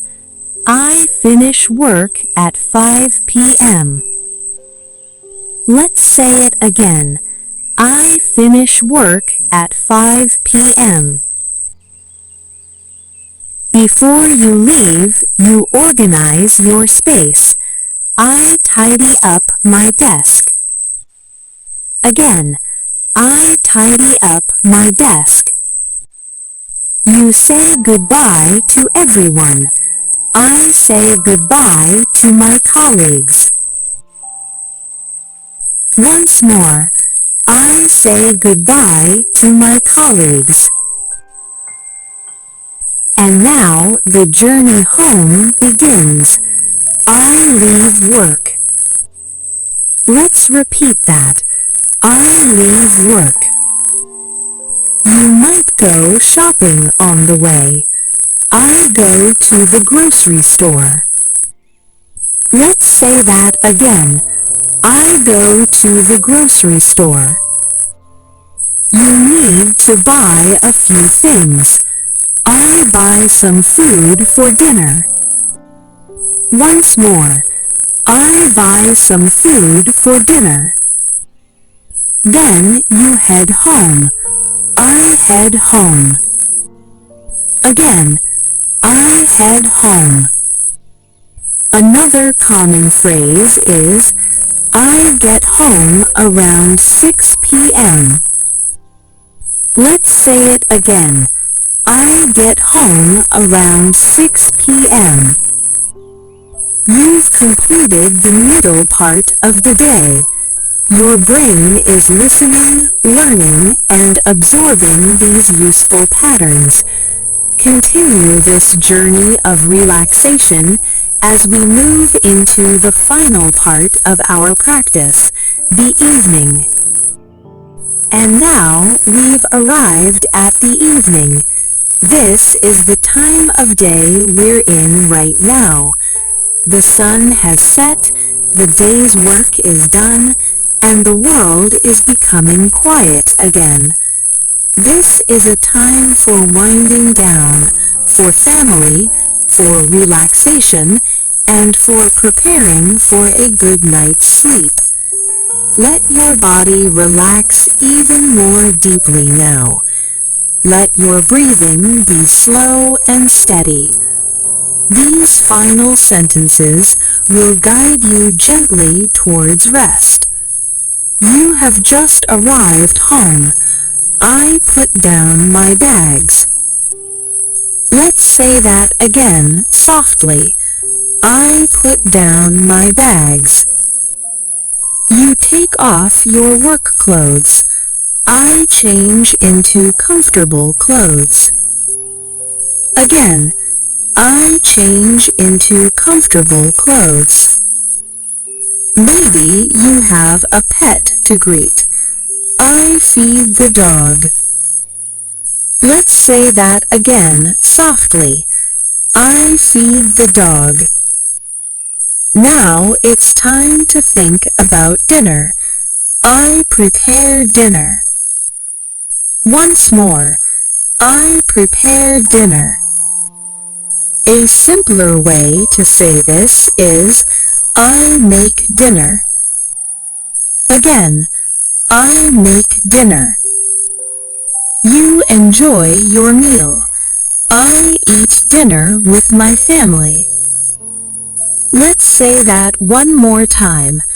I eat dinner with my family. After dinner, there's cleaning to do. I wash the dishes. Again, I wash the dishes. Or maybe you have a machine for that. I load the dishwasher. Once more, I load the dishwasher. With the chores done, the evening is yours. I relax on the sofa. Let's repeat that feeling. I relax on the sofa. How do you relax? Perhaps you watch something. I watch a movie on Netflix. Again, I watch a movie on Netflix. Or maybe you prefer reading. I read a book. Let's say that again, softly. I read a book. You might listen to something. I listen to music. Once more, I listen to music. Perhaps you connect with friends or family. I call a friend. Again, I call a friend. As the night gets later, you start getting ready for bed. I decide it's time for bed. Let's say that again, softly. I decide it's time for bed. And now, we've arrived at the evening. This is the time of day we're in right now. The sun has set, the day's work is done, and the world is becoming quiet again. This is a time for winding down, for family, for relaxation, and for preparing for a good night's sleep. Let your body relax even more deeply now. Let your breathing be slow and steady. These final sentences will guide you gently towards rest. You have just arrived home. I put down my bags. Pause for you to repeat. Let's say that again, softly. I put down my bags. Pause for you to repeat. You take off your work clothes. I change into comfortable clothes. Pause for you to repeat. Again, I change into comfortable clothes. Pause for you to repeat. Maybe you have a pet to greet. I feed the dog. Pause for you to repeat. Let's say that again. I feed the dog. Pause for you to repeat. Now it's time to think about dinner. I prepare dinner. Pause for you to repeat. Once more. I prepare dinner. Pause for you to repeat. A simpler way to say this is I make dinner. Pause for you to repeat. Again, I make dinner. Pause for you to repeat. You enjoy your meal. I eat dinner with my family. Pause for you to repeat. Let's say that one more time. I eat dinner with my family. Pause for you to repeat. After dinner, there's cleaning to do. I wash the dishes. Pause for you to repeat. Again, I wash the dishes. Pause for you to repeat. Or maybe you have a machine for that. I load the dishwasher. Pause for you to repeat. Once more. I load the dishwasher. Pause for you to repeat. With the chores done, the evening is yours. I relax on the sofa. Pause for you to repeat. Let's repeat that feeling. I relax on the sofa. Pause for you to repeat. How do you relax? Perhaps you watch something. I watch a movie on Netflix. Pause for you to repeat. Again, softly. I watch a movie on Netflix. Pause for you to repeat. Or maybe you prefer reading. I read a book. Pause for you to repeat. Let's say that again. I read a book. Pause for you to repeat. You might listen to something. I listen to music. Pause for you to repeat. Once more. I listen to music. Pause for you to repeat. Perhaps you connect with friends or family. I call a friend. Pause for you to repeat. Again, I call a friend. Pause for you to repeat. As the night gets later, you start getting ready for bed. I decide it's time for bed. Pause for you to repeat. Let's say that again. I decide it's time for bed. Pause for you to repeat. You get ready for the next day. I prepare my clothes for tomorrow. Pause for you to repeat. Again, I prepare my clothes for tomorrow. Pause for you to repeat. Now we repeat some of our morning actions, but for the night. I go to the bathroom. Pause for you to repeat. Once more. I go to the bathroom. Pause for you to repeat. You brush your teeth one last time.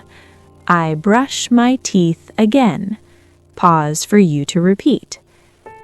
Let's repeat that. I brush my teeth again.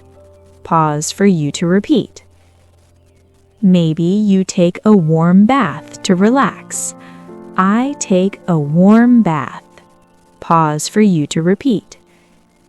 Again, I take a warm bath. Pause for you to repeat. Now you put on your sleepwear. I put on my pajamas. Pause for you to repeat. Once more. I put on my pajamas. Pause for you to repeat.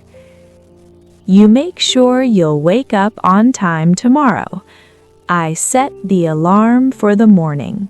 Pause for you to repeat. Let's say that again. I set the alarm for the morning. Pause for you to repeat. You turn off the lights in the house. I turn off the lights. Pause for you to repeat. Again, I turn off the lights. Pause for you to repeat.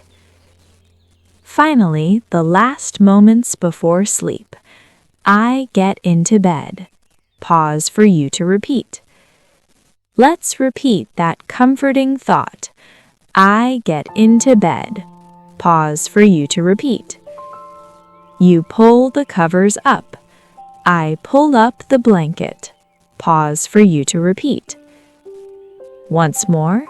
I pull up the blanket. Pause for you to repeat. You find a comfortable position. I get comfortable. Pause for you to repeat. Again, I get comfortable. Pause for you to repeat. And you close your eyes. I close your eyes. Pause for you to repeat. Let's say that final action together. I close my eyes. Pause for you to repeat. The last sentence of our practice.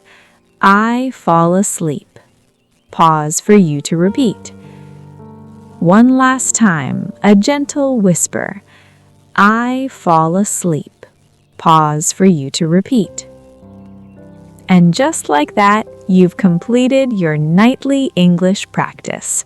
You listened, you repeated, you gave your brain the gift of language right before its most productive learning time.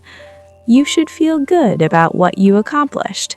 It was simple, calm, and powerful. Making this a nightly habit is how you'll see real, lasting change. It doesn't need to be long. Just a few minutes each night done consistently is more effective than hours of stressful study once a week.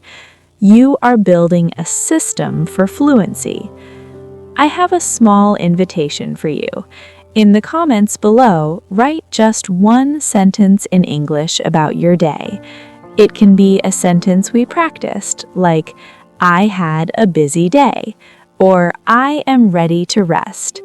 Or it can be something new. By writing it down, you reinforce the learning one more time. Let's create a community of practice and support each other. And if you found this guided practice helpful, please show your support by giving this video a like and subscribing to the channel for more lessons just like this one. It helps our community grow and allows me to create more content to help you reach your English goals. Conclusion. You've done the work for today. Now your only job is to rest. As you drift off, trust that the work is not over, it's just beginning. Your mind's librarian is sorting through today's learning, stamping each sentence and placing it carefully on the correct shelf. The seeds of language you planted just moments ago are now being watered by your sleep.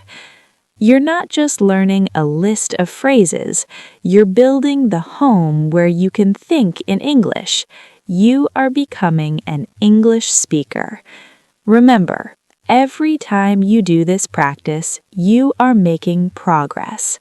Even if you don't feel it immediately, you're laying the foundation one sentence at a time, one night at a time. The words will begin to come more naturally. The fear of speaking will start to fade. Confidence will grow in its place. Let go of the day. Let go of any stress or worry. You've given yourself a wonderful gift. Sleep well and let your brain do the rest. I believe in you, and I'm here to help you every step of the way. I'll see you in the next lesson. Sweet dreams. Hello, everyone. Welcome to English with Uma. Do you ever sit down to practice English and think, I wish the story was longer. I need more time to really listen, really repeat, really feel the words in my mouth. You want to build your speaking slowly, sentence by sentence, without rushing, without feeling lost. If that's how you feel right now, if you're a beginner who loves calm, clear practice and wants to spend more time with one beautiful story, then my friend, I'm so happy you're here. This episode is even longer, even gentler, even more perfect for you. Today, we are going to enjoy a very long, slow English story called The Brave Little Rabbit and the Big Forest Adventure, Extended Journey. Every sentence is simple. Every word is easy. I speak very slowly with long pauses so you can hear each sound, copy each rhythm, and speak along comfortably. This is A1, A2 level, basic animals, nature, feelings, actions, and friendship words. No hard vocabulary, no fast speed. Just peaceful English to help your ears wake up, your tongue dance, and your heart feel brave about speaking. Why longer stories are so good for beginners. More sentences mean more repetition of useful patterns. He said hello. She felt happy. They walked together. It was a beautiful day. You hear them again and again, so they stay in your memory forever. Your mouth gets lots of practice saying the same easy structures in different ways. And because it's long and relaxing, you don't feel tired. You feel peaceful, like you're walking in the forest with the characters. Many of my students tell me, Uma, the longer stories make me speak more at home. I even tell the story to my mirror or my family. That's the gentle power we're using today. How to make the most of this long episode. First listening, close your eyes, relax, just enjoy the story like a bedtime tale. Second listening, shadow. Repeat every sentence after me. Out loud if you're alone, quietly if others are near. Match my slow speed and soft voice. Third listening, try to say some sentences together with me, like we are best friends telling the story side by side. Extra practice, after the story, I'll give you many speaking exercises from the story. Questions, short answers, describing pictures in your mind. Bonus idea, pause after big parts and tell what happened next using your own simple words. For example, Hoppy met a new friend. The friend was... If you record yourself telling even one small part of the story each day, in 1 month your voice will sound so much stronger and happier. Ready? Let's make ourselves comfortable. Take 3 slow breaths. In, hold, out. Let your shoulders drop. Let a small smile come to your face. Here we go. The long adventure begins. The Brave Little Rabbit and the Big Forest Adventure, Extended Journey. Once upon a time, in a quiet green forest, far from the noisy city, there lived a very small rabbit. His name was Hoppy. Hoppy had soft white fur, long pink ears that moved when he listened, and big round eyes full of curiosity. He lived in a warm, cozy burrow under the roots of a very old oak tree. Inside the burrow, there was his kind mother and his 2 playful sisters, Rose and Lily. Every single morning, Hoppy woke up with the first light of the sun. He stretched his little legs, 1, 2, 3, wiggled his nose to smell the fresh air, and said softly, "Good morning, beautiful world." His mother always gave him a warm hug and said, "Hoppy, my brave boy, remember to be careful today. The forest is full of wonders, but also full of surprises." Hoppy loved to dream about adventures. He wanted to see tall mountains, sparkling rivers, secret hidden places, and make many new friends. But sometimes, when he thought about going far alone, his heart beat fast. "I am so small," he thought. "What if I get lost?"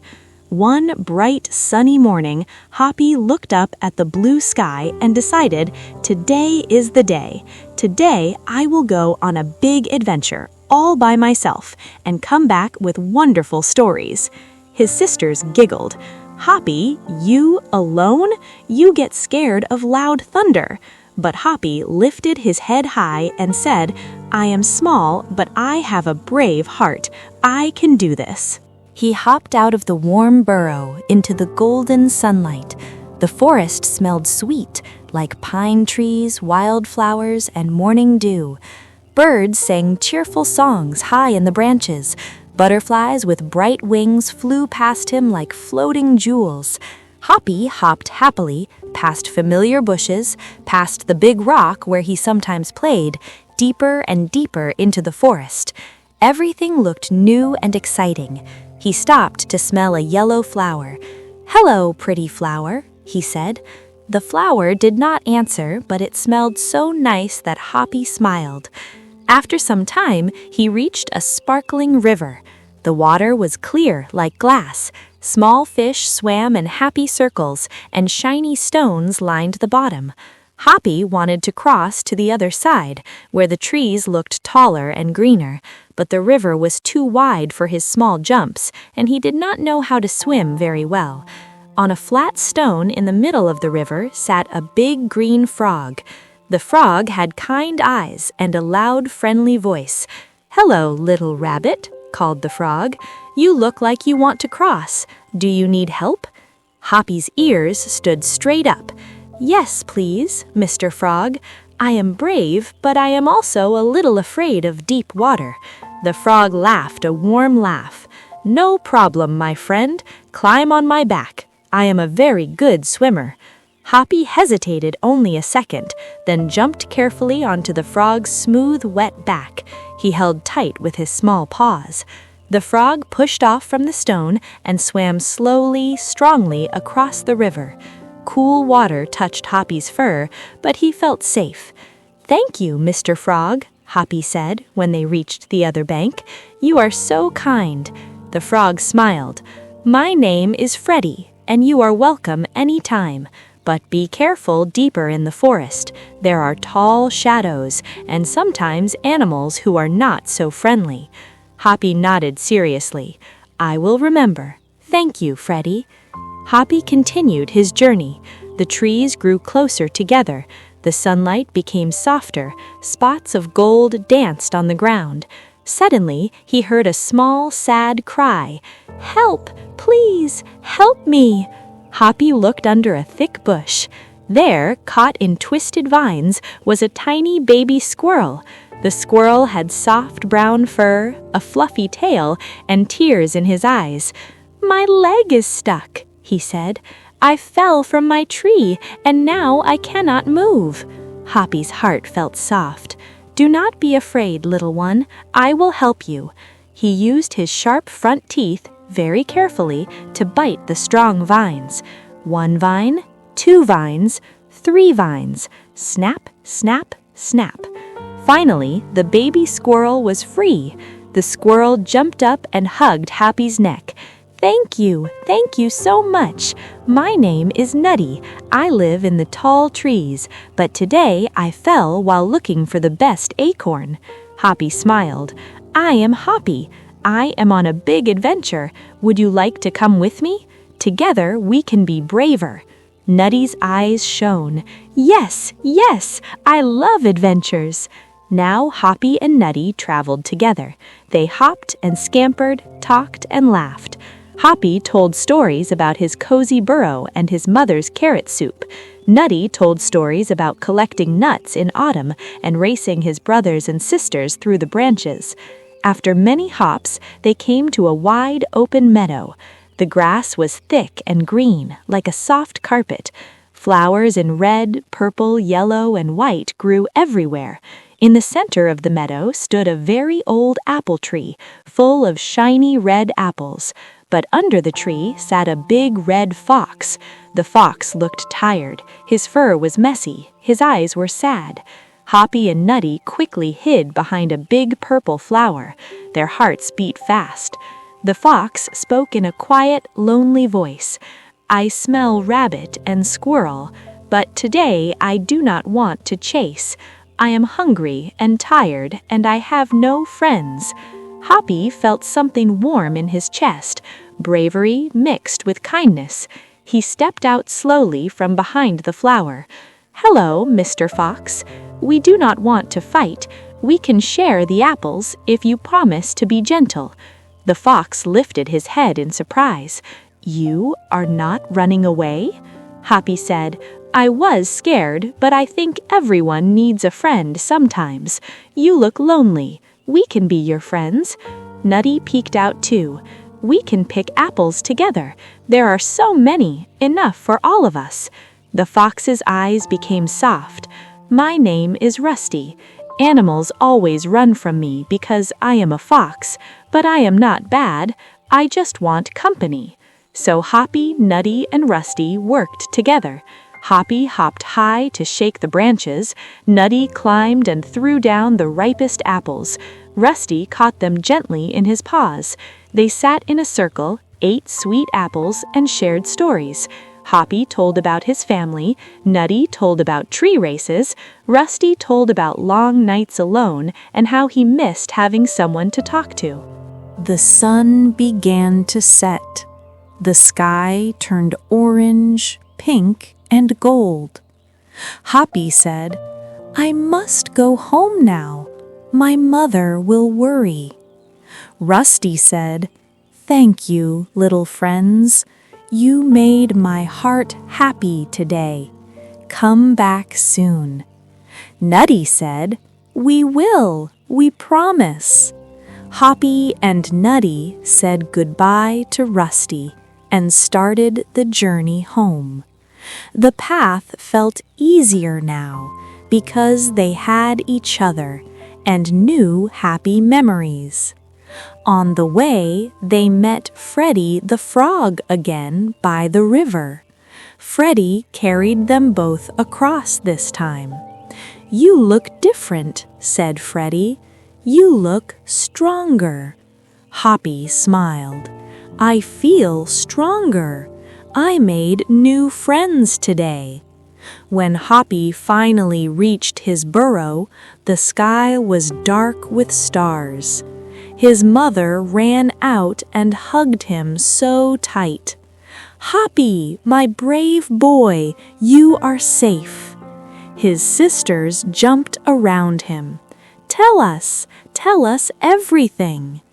Hoppy sat with his family under the moonlight and told the long, wonderful story. He told about Freddie's help, Nutty's rescue, Rusty's loneliness, and the sweet apples they shared. His mother's eyes were shiny with pride. "You are small, Hoppy, but your heart is very big." From that day on, Hoppy visited his new friends often. He brought carrots for Rusty, acorns for Nutty, and stories for Freddie. The forest felt warmer, brighter, kinder. And every night before he closed his eyes, Hoppy looked at the stars and whispered, "Thank you for my brave heart. Thank you for my kind friends. Thank you for this beautiful adventure called life." The end. My friend, how did this even longer story feel in your heart? Did you stay with me the whole way? Did you repeat many sentences? Which part made you smile the most? Meeting Freddie? Helping Nutty? Sharing apples with Rusty? Or coming home to your family? This long story gave you so many useful sentences to practice. I am brave. Thank you for your help. We can be friends. I feel happy. I was scared, but I tried. Let's share. Come back soon. Now let's do more speaking practice together, slowly, gently. I say, you repeat after me. Hoppy lived under an old oak tree. Repeat. Hoppy lived under an old oak tree. He decided to go on an adventure. Repeat. He decided to go on an adventure. Freddie the frog helped him cross the river. Repeat. Freddie the frog helped him cross the river. Nutty was stuck in the vines. Repeat. Nutty was stuck in the vines. Hoppy was kind and helped Nutty. Repeat. Hoppy was kind and helped Nutty. They met Rusty the Fox. Repeat. They met Rusty the Fox. Rusty was lonely. Repeat. Rusty was lonely. They shared apples and became friends. Repeat. They shared apples and became friends. Hoppy learned that kindness makes friends. Repeat. Hoppy learned that kindness makes friends. I am proud of my small, brave steps. Repeat. I am proud of my small, brave steps. Beautiful. Say them one more time with a big, proud smile and a strong, clear voice. You can come back to this story again and again. One day, shadow only the animal parts. Another day, shadow only the feeling parts. Another day, try to tell the whole story in your own slow words. Tell me in the comments, or just think it quietly to yourself. What new word or sentence do you want to use today? Did you feel calmer and braver while speaking along? Do you want another very long story? Maybe about the ocean, a magical garden, a kind elephant, or a little girl's dream? I have so many long, slow stories ready for you, all waiting to help you speak English with more joy, more ease, more love. My dear beginner friend, you are doing something wonderful right now. Every time you listen, every time you repeat, you are growing. You don't have to be fast or perfect. You just have to keep showing up with kindness to yourself, like Hoppy showed kindness to everyone. Thank you from the bottom of my heart for staying with me through this long, beautiful journey. Thank you for practicing your speaking. Thank you for believing that your English can be strong and confident. I am so proud of you every single day. Keep listening, keep repeating, keep being brave and kind. Your voice is special, and the world needs to hear it. Do you ever feel like the world is too fast sometimes? Like everything is rushing, but inside you just want something calm, something soft, something that makes your heart feel peaceful. If you are nodding your head right now, this episode is exactly for you. Today, we are going to talk about something sweet, something warm, something that can bring real joy to your days. We're talking about having a pet. My friend, let me be honest with you. A pet is one of the most beautiful gifts life can give you. It is not just an animal. It is a friend, a companion, a little heartbeat that loves you without asking for anything complicated. Think about it. You can feel lonely in a crowd of people, but a pet looks at you with those big eyes, and suddenly you're not alone anymore. You can have a bad day, come home tired, and your pet runs to you, wags its tail or rubs against your leg, and just like that, the heaviness starts to melt away. A pet teaches us unconditional love, the kind of love that does not judge, does not expect perfect words or perfect behavior. It just loves every day, no matter what. Now, I am not saying pets are perfect. They can make messes, they need care, they sometimes wake you up early. But even in those little challenges, there is something magical, because caring for them makes us better humans, kinder, more patient, more present. Before we go deeper, let me tell you a quick story. A few months ago, I met a student named Raj. He was feeling very stressed with work and studies. He told me, "Uma, I feel empty. Nothing excites me anymore." I suggested something simple. Raj, why don't you think about getting a pet? Maybe a small one, like a fish or a hamster, or if you are ready, a dog or cat." He laughed at first. He said, "I don't have time for that." But a few weeks later, he messaged me, "Uma, I adopted a little stray kitten. Her name is Bella, and you know what? My days feel different now. When I come home, she waits for me at the door. She purrs when I pet her. I smile more. I even started waking up earlier just to feed her and play a little." My friend, this is not just Raj's story. This is the story of so many people around the world. We think we are too busy for a pet, but really, a pet helps us slow down. They remind us to be in the moment, to enjoy simple things, like the feeling of soft fur under your fingers, or the sound of happy paws running across the floor, or those quiet nights when your pet curls up next to you and sleeps peacefully. So, what can we do? How can we welcome this joy into our lives and learn English at the same time? Let me share 5 gentle ideas with you. 5 simple ways to enjoy your pet more deeply and practice English calmly.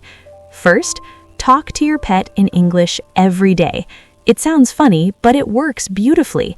When you feed your pet, say slowly, "Here is your food, my little friend. You must be hungry." When you play, say, "Let's play. Catch the ball. Good boy, good girl." When you pet them, say, "You are so soft. I love you." Your pet won't judge your pronunciation. They will just look at you with love. And every time you speak these simple sentences, you are practicing English without pressure, without fear, just gentle, happy words.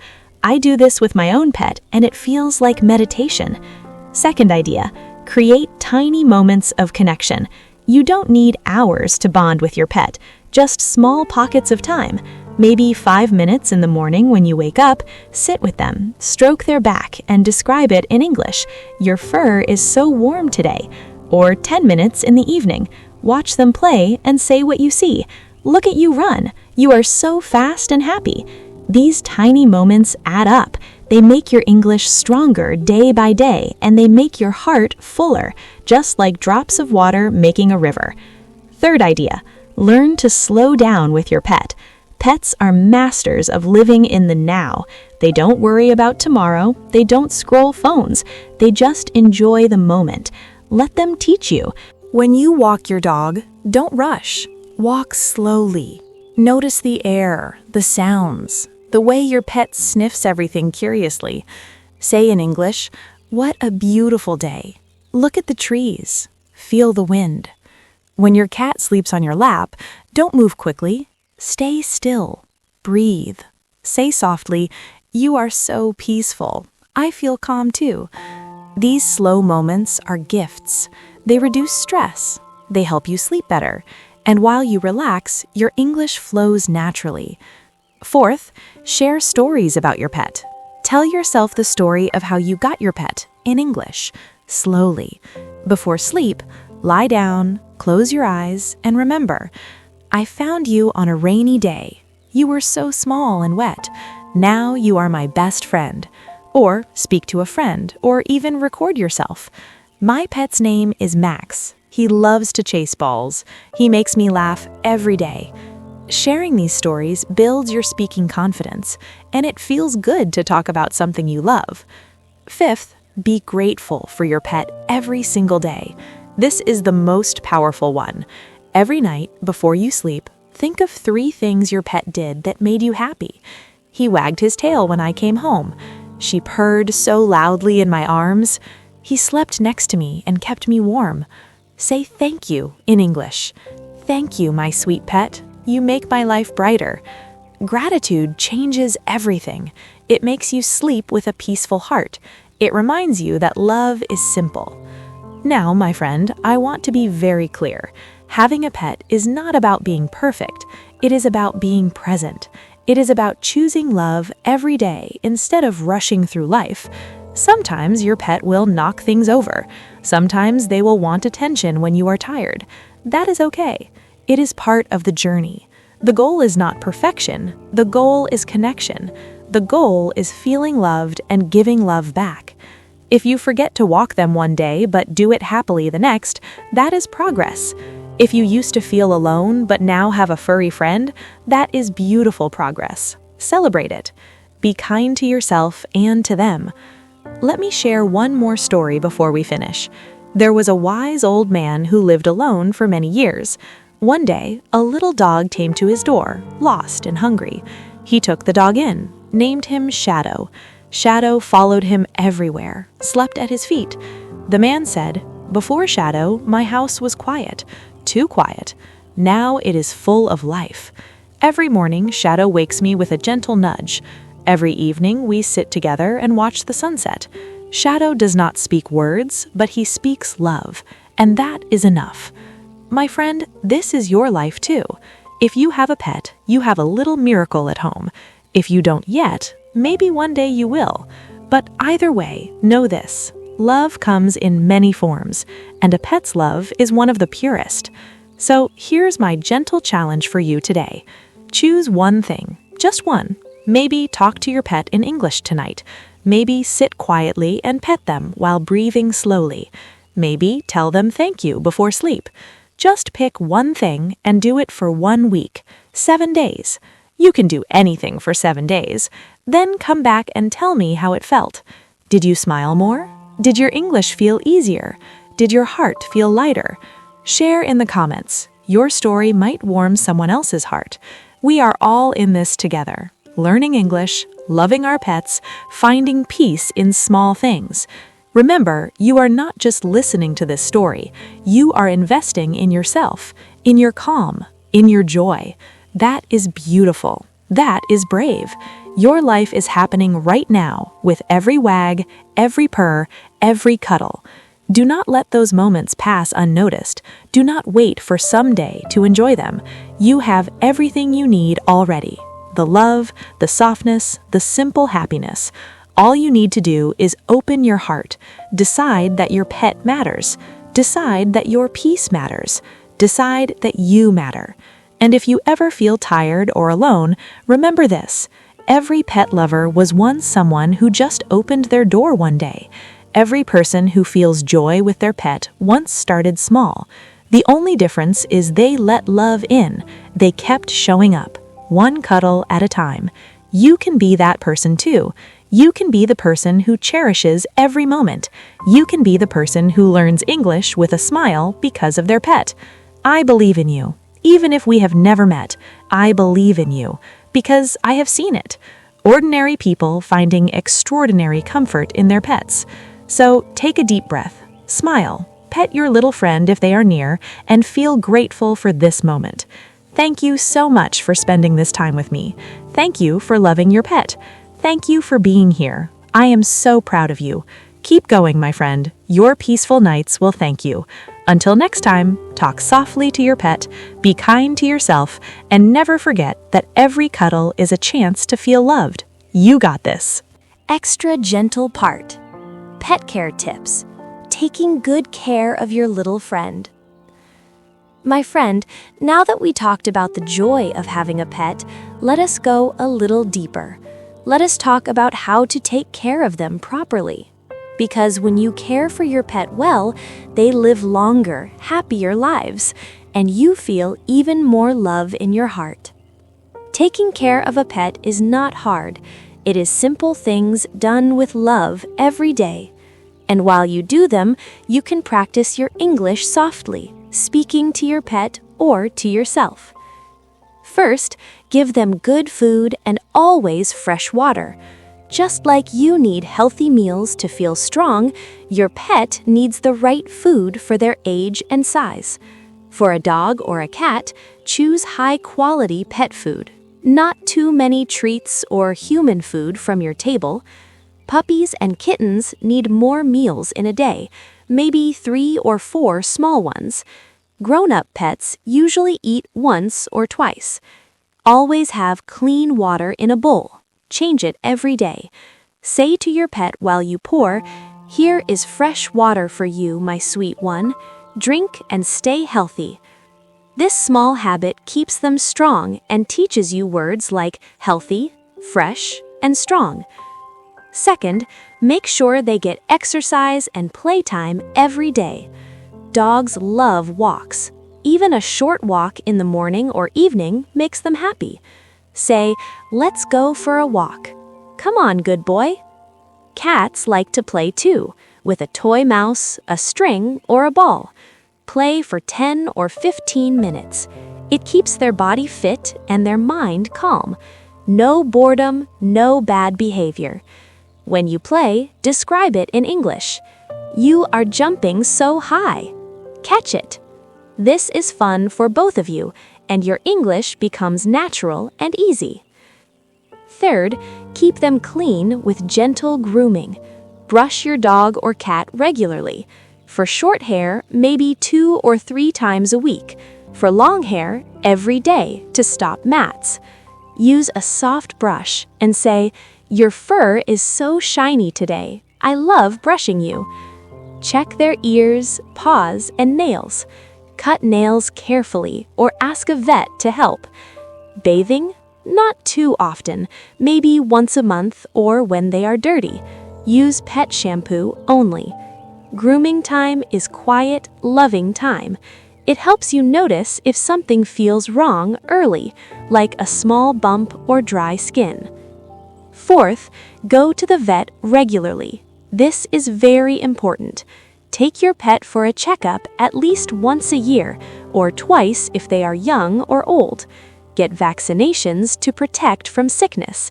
Ask about flea and tick medicine and heartworm prevention if needed.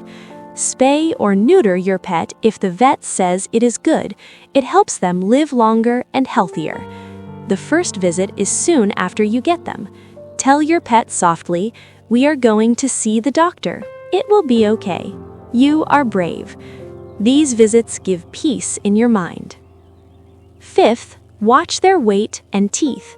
Feel your pet's ribs. You should feel them easily, but not see them too much. If they get too round, talk to the vet about food. For teeth, brush with pet toothpaste if you can. Even a few times a week helps. Or give dental chews. Say, "Open your mouth. Let's clean those teeth." Good job! Healthy teeth mean no pain, better breath, and more happy years together. Sixth, give them a safe, cozy home. A warm bed in a quiet spot. No cold floors or loud noises. For cats, a litter box always clean. For dogs, take them out to potty on time. If accidents happen, stay patient. Say, "Sorry," in a soft voice. "It is okay. We will learn together." Clean accidents with special cleaner so they don't go in the same place again. And last, watch their feelings. Pets show love, but also when they are sad or scared. If they hide, eat less, or act different, notice it. Talk to them gently. Pet them slowly. Your love is the best medicine sometimes. My friend, these tips are not rules to follow perfectly. They are ways to show love every day. Small actions, like giving water with a smile, brushing while you talk softly, walking hand in paw. When you do these things, your pet feels safe and loved, and you feel calm and proud. You can even record yourself saying these care words in English before sleep. It helps your speaking and it fills your heart with peace. You are already a good pet parent just by caring this much. Keep going gently. Your pet thanks you with every wag, every purr, every cuddle. Sleep well tonight, knowing you are doing beautiful things. Your little friend is lucky to have you. My friend, before we go further into these gentle ideas, let me share my own pet story with you. It is close to my heart, and maybe it will touch yours too. A few years ago, I was feeling a bit lost. My days were full of teaching English, recording stories like this one, but inside, something felt quiet. Too quiet. I would come home to an empty house, make tea, sit alone, and wonder why everything felt a little heavy. One rainy evening in Indore, I was walking back from the market with my umbrella. The rain was soft, but steady. Near the street corner, under a small shop awning, I saw her, a tiny stray kitten, all wet and shivering. She was orange, like a little sunset, with big green eyes that looked up at me as if asking, "Will you see me?" Her fur was matted, and she was so small, maybe only a few months old. She meowed once, very softly, and my heart just stopped. I could have kept walking, many people do, but something inside me said, "No, not today." I knelt down slowly, held out my hand, and whispered in English, "Hello, little one. Are you alone too?" She didn't run. She came closer, rubbed her wet head against my fingers, and purred, just a tiny rumble. That sound, it was like music after silence. I wrapped her in my scarf, took her home, dried her gently with a towel, and gave her some milk and a little rice I had. She ate like she had never eaten before. That night, she curled up on my pillow right next to my face and slept. For the first time in a long while, I didn't feel alone. I named her Luna because she came like moonlight on a dark, rainy night. The first few days were not easy. She was scared of loud sounds, hid under the bed, scratched at things she shouldn't. I talked to her in slow English every day. "It's okay, Luna. You are safe now. This is your home." I said, "Good morning, my sweet girl," when I woke up. "Time for breakfast," when I fed her. "Let's play," when I dangled a string. She started to understand my voice, my tone. She would run to me when I called her name. She would jump on my lap while I prepared lessons, purring so loudly it made me laugh.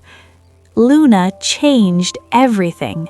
On days when I felt tired from recording or teaching, she would sit by my feet, look up with those big eyes, and remind me to slow down. On nights when sleep didn't come easily, she would curl against my side, warm and soft, and her steady breathing helped mine slow too. She taught me patience. When she knocked over a glass of water, I didn't get angry. I just cleaned it and said, "Oops, accidents happen, right?" She taught me joy in small things. A feather toy, a sunbeam on the floor, a gentle head bump. Now, years later, Luna is still my little shadow. She follows me from room to room. When I record these stories, she sometimes jumps on the table and stares at the mic as if she wants to say hello too. I tell her, "Luna, this story is for people who need a friend, just like I needed you," and she blinks slowly like she understands. My friend, adopting Luna wasn't planned. It was a moment, a rainy evening, a tiny meow, but it became one of the best decisions of my life. She didn't just become my pet, she became my family, my comfort, my reminder that love finds us when we least expect it. Sometimes the smallest, wettest, most frightened creature can bring the biggest light into your days. If you have your own pet story, hold it close tonight. Whisper thank you to them. And if you don't yet, maybe one day a little miracle will find its way to you too, just like Luna found me.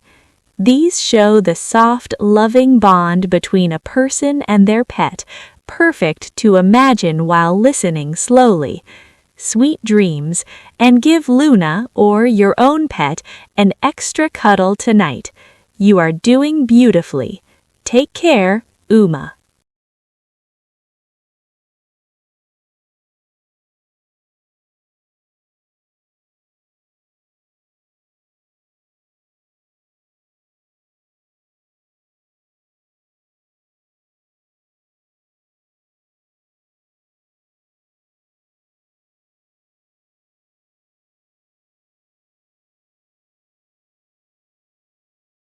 Hello, everyone. Welcome to English with Uma. Do you ever feel like your mind is too busy at night? Thoughts running fast, worries from the day still whispering, making it hard to relax and sleep? If you are nodding your head right now, this episode is exactly for you. Today, we are going to talk about something simple, something gentle, something that can calm your heart and help your English grow at the same time. We are talking about English reading, slow, peaceful reading before sleep. My friend, let me be honest with you. Reading in English is one of the most beautiful ways to learn.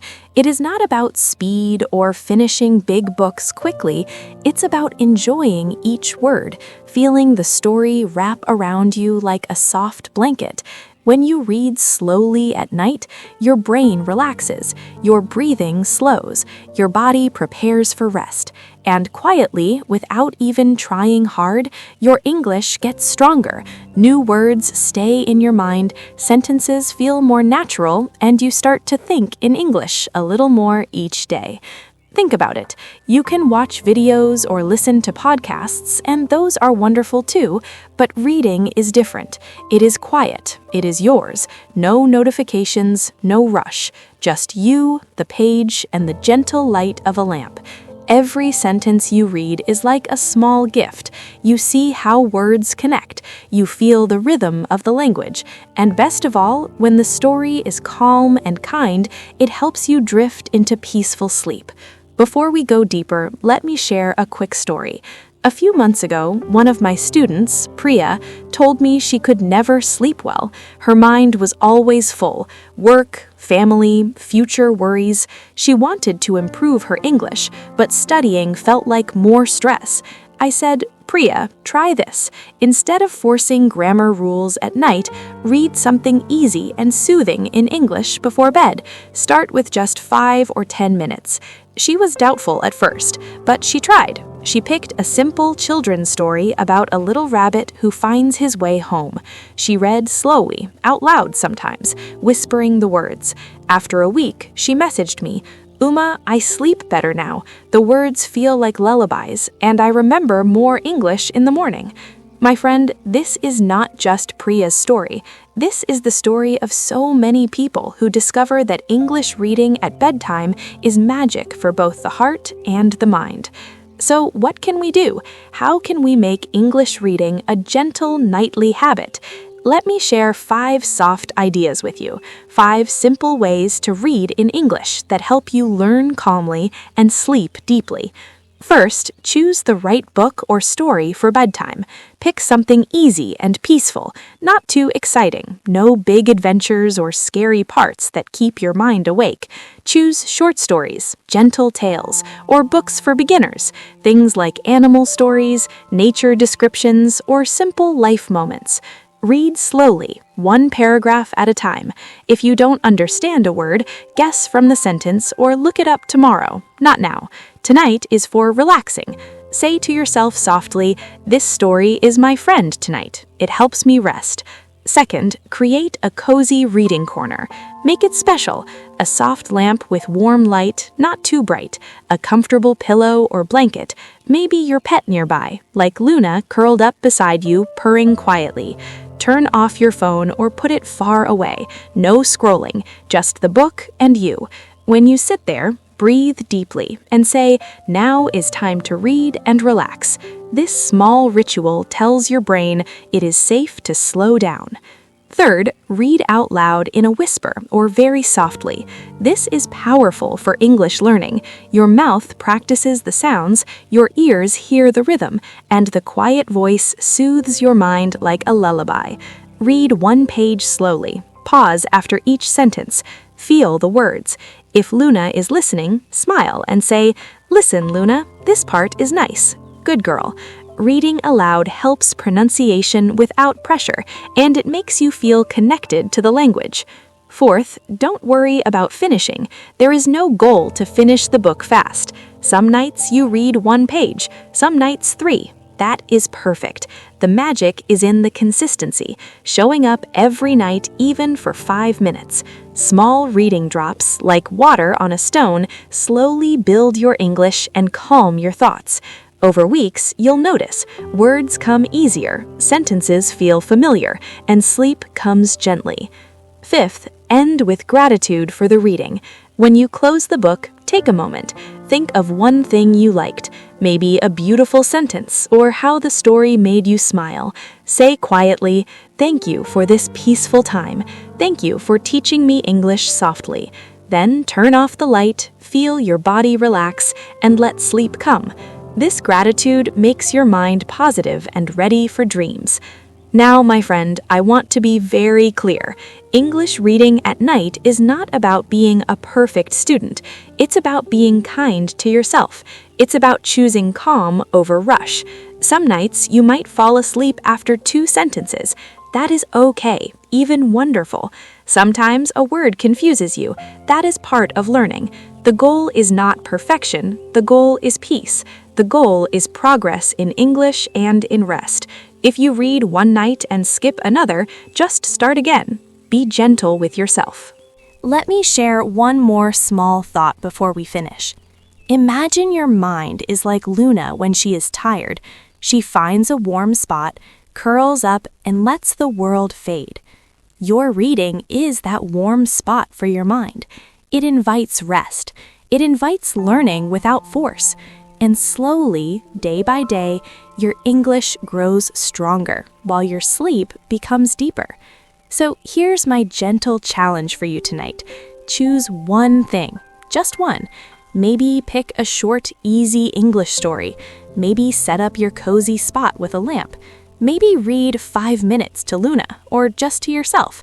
Commit for 1 week, 7 nights. You can do anything for 7 nights. Then come back and tell me, did you sleep better?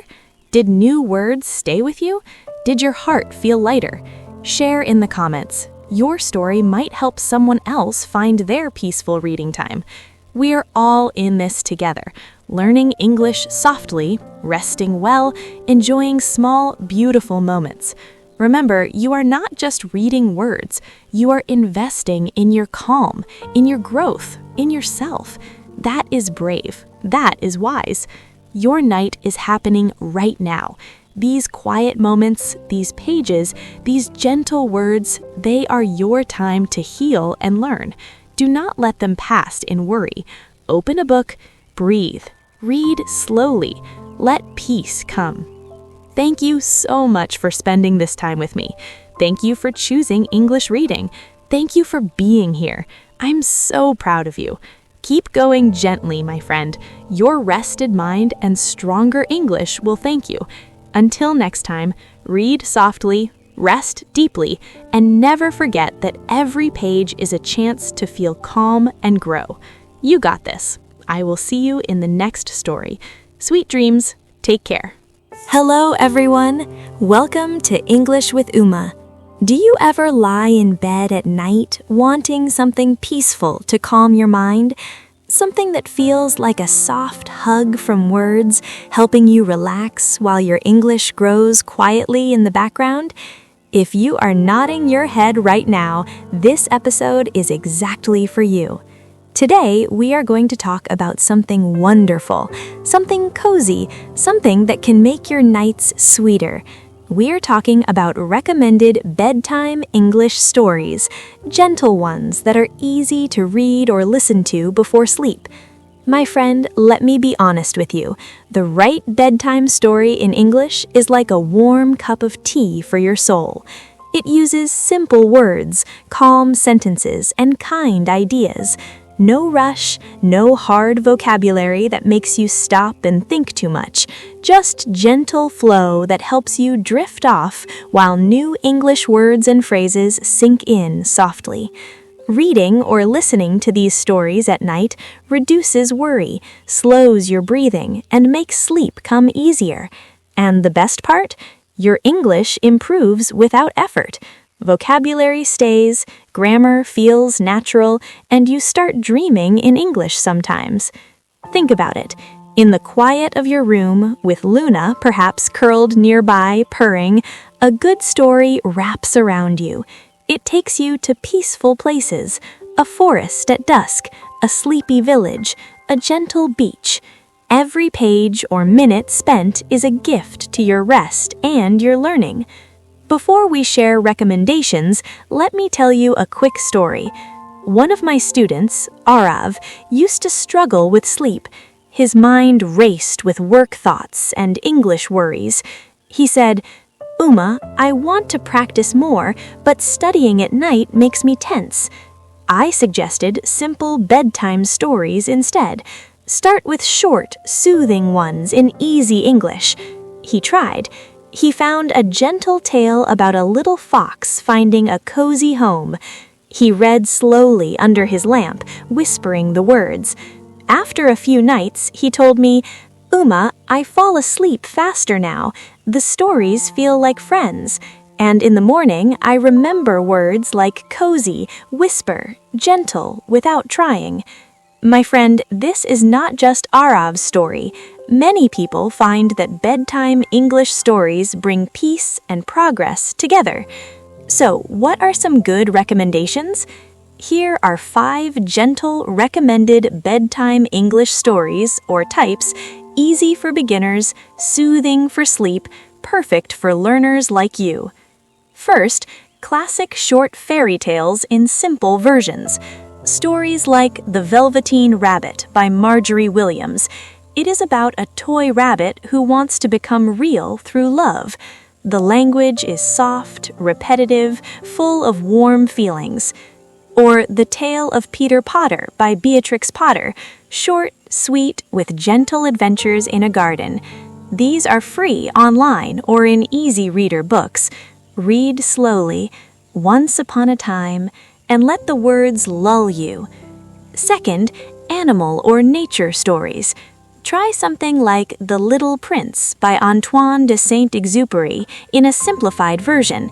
It has beautiful, simple sentences about a small prince traveling stars, learning about friendship and heart. Or gentle tales from Aesop's fables, like The Tortoise and the Hare, but choose calm ones.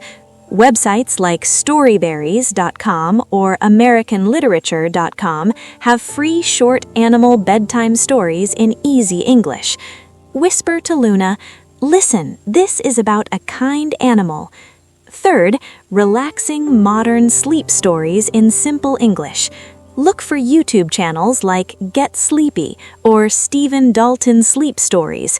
They have cozy tales like Daydreaming on the Bus Ride Home or The Village of Sleep, narrated slowly with rain sounds sometimes. Or Bedtime Stories for English Learners playlists with gentle voices telling peaceful stories. These are made for relaxation and learning. Simple words, slow pace, perfect to listen with eyes closed. Fourth, short original stories or 5-minute tales. Sites like Readsy Prompts have free bedtime short stories tagged bedtime. Many are calm, dreamy, with happy or quiet endings. Or storyberries.com for free 5-minute stories, gentle ones about stars, dreams, or cozy homes. Pick ones with pictures if you like visuals. Read one paragraph, pause, breathe, feel the calm. Fifth, children's classics adapted for easy reading. Books like Charlotte's Web by E.B. White, simple chapters about friendship between a pig and a spider. Or James and the Giant Peach by Roald Dahl in beginner versions. These use everyday words, short sentences, and warm hearts. Great for ESL learners. Read a chapter slowly before bed and let the kindness carry you to sleep. Now, my friend, I want to be very clear. These recommendations are not about reading fast or understanding every word perfectly. They are about choosing peace. If a word is new, that is okay. Guess or look tomorrow. The goal is not perfection. The goal is calm. The goal is gentle progress in English and deeper rest. If you fall asleep after one page, that is beautiful. Celebrate small moments. Let me share one more thought before we finish. Imagine your mind like Luna when the day is done. She finds her soft spot, closes her eyes, and lets everything go. Your bedtime story is that soft spot. It invites rest. It invites English to grow quietly. Night after night, the words become friends. So here is my gentle challenge for you tonight. Choose one recommendation, just one. Maybe find The Velveteen Rabbit online and read the first part. Maybe listen to a cozy YouTube sleep story in simple English. Maybe set your lamp low and whisper a short tale to yourself or Luna. Commit for 1 week, 7 peaceful nights. You can do anything for 7 nights. Then come back and tell me, did sleep come easier? Did you learn new soft words? Did your heart feel calmer? Share in the comments. Your story might help someone else find their perfect bedtime tale. We are all in this together, learning English softly, resting deeply, enjoying quiet, beautiful moments. Remember, you are not just reading or listening, you are investing in your peace, in your growth, in yourself. That is wise. That is kind. Your night is happening right now. These gentle stories, these calm words, these cozy moments, they are your time to unwind and learn. Do not let them pass in rush. Pick a story. Breathe. Let it begin. Thank you so much for spending this time with me. Thank you for choosing bedtime English stories. Thank you for being here. I am so proud of you. Keep going gently, my friend. Your peaceful sleep and stronger English will thank you. Until next time, read or listen softly, rest deeply, and never forget that every story is a chance to feel calm and grow. You got this. I will see you in the next story. Sweet dreams. Take care. Moon, stars. Hello, everyone. Welcome to English with Uma. Do you ever lie awake at night, your thoughts spinning like leaves in the wind, making it hard to find peace? If you are nodding your head right now, this episode is exactly for you. Today, we are going to talk about something very gentle, something healing, something that can wrap your mind in softness and help you drift into deep, restful sleep. We are talking about guided audio sleep meditations, those calm voices that guide you to relax, breathe slowly, and let go. My friend, let me be honest with you. A good guided sleep meditation is like a kind friend sitting by your bed, speaking softly in English. The voice is slow, warm, soothing. It tells you to breathe deeply, to release the day's worries, to feel your body become heavy and calm. No rush, no pressure, just gentle words that help your heart slow down. And while you listen, your English improves quietly. New, soft words like relax, breathe, peaceful, let go enter your mind naturally. You hear natural rhythm, gentle pronunciation, and calm sentences. It is learning without trying, resting while growing. Think about it. In the quiet darkness, with Luna perhaps purring softly beside you, a guided meditation becomes your nightly ritual. It takes you to peaceful places in your imagination, a warm beach, a cozy forest, a starry sky. Every breath you follow is a step toward deeper sleep, and every English phrase you hear makes the language feel more like home. Before we share some recommendations, let me tell you a quick story. One of my students, Neha, used to wake up many times at night. Her mind was full of worries about work and English practice. She said, "Uma, I want to learn more, but I'm too tired to study." I suggested something simple. Listen to a guided sleep meditation in English before bed, just 10 or 20 minutes with eyes closed. She started with a soft-voiced one about releasing tension. After a few nights, she told me, "Uma, I sleep all the way through now. The voice feels like a lullaby. And in the morning, I remember phrases like, 'Let your worries float away' without effort." My friend, this is not just Neha's story. Many people find that guided audio sleep meditations bring calm to the body and gentle progress to their English. So, what are some beautiful, recommended guided audio sleep meditations? Here are 5 gentle ones, easy to find, free or simple, with slow, soothing English voices, perfect for bedtime relaxation and learning. First, Jason Stevenson's guided sleep meditations on YouTube. His voice is deep, calm, and very slow. Try titles like Sleep Talk Down or Guided Sleep Meditation for Deep Relaxation. He guides you to release stress, breathe deeply, and drift off. Many have soft music or rain sounds. Listen with headphones, close your eyes, and let his words carry you. Perfect for beginners, simple sentences repeated gently. Second, the Honest Guys channel on YouTube.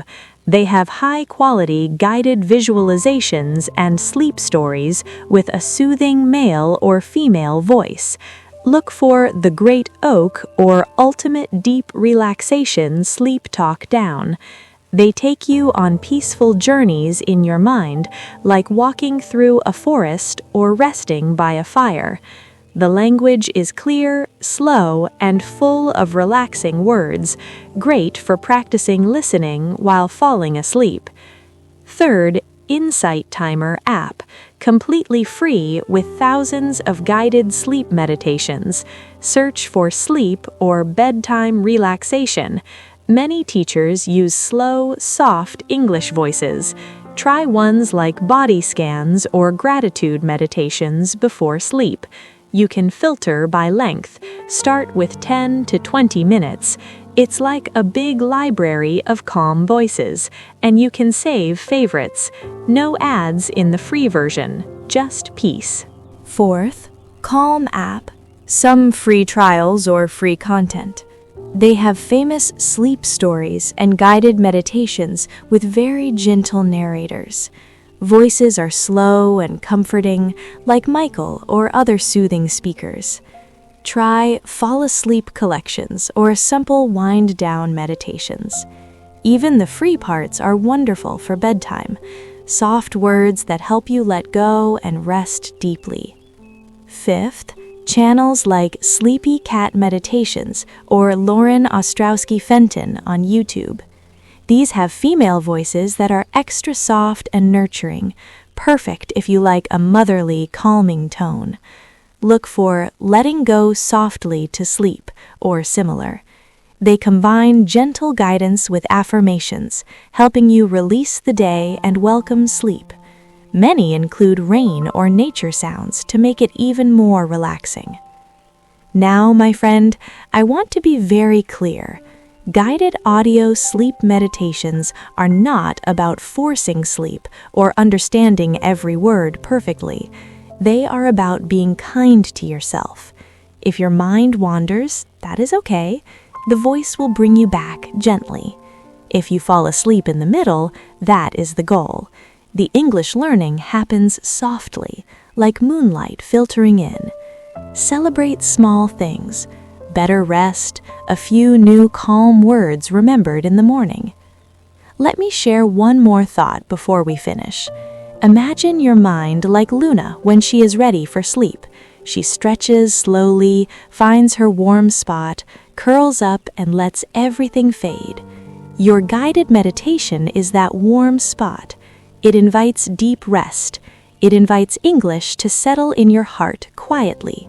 Night after night, you wake up feeling refreshed and a little stronger in the language. So here is my gentle challenge for you tonight. Choose one recommendation, just one. Maybe search for Jason Stevenson's Sleep Talk Down on YouTube. Maybe download Insight Timer and try a free sleep meditation. Maybe listen softly while petting Luna. Commit for 1 week, 7 peaceful nights. You can do anything for 7 nights. Then come back and tell me, did you fall asleep faster? Did the English voice feel comforting? Did you wake up calmer? Share in the comments. Your story might guide someone else to their perfect nighttime meditation. We are all in this together, learning English gently, resting deeply, finding peace in soft voices and quiet moments. Remember, you are not just listening, you are investing in your calm, in your growth, in yourself. That is beautiful. That is brave. Your night is happening right now. These soothing voices, these gentle words, these relaxing breaths, they are your time to heal and rest. Do not let them pass in worry. Press play, breathe slowly, let peace come. Thank you so much for spending this time with me. Thank you for choosing guided audio sleep meditations. Thank you for being here. I am so proud of you. Keep going gently, my friend. Your deep sleep and softer English will thank you. Until next time, listen softly, rest deeply, and never forget that every guided word is a chance to relax and grow. You got this. I will see you in the next story. Sweet dreams. Take care. Hello everyone, welcome to English with Uma.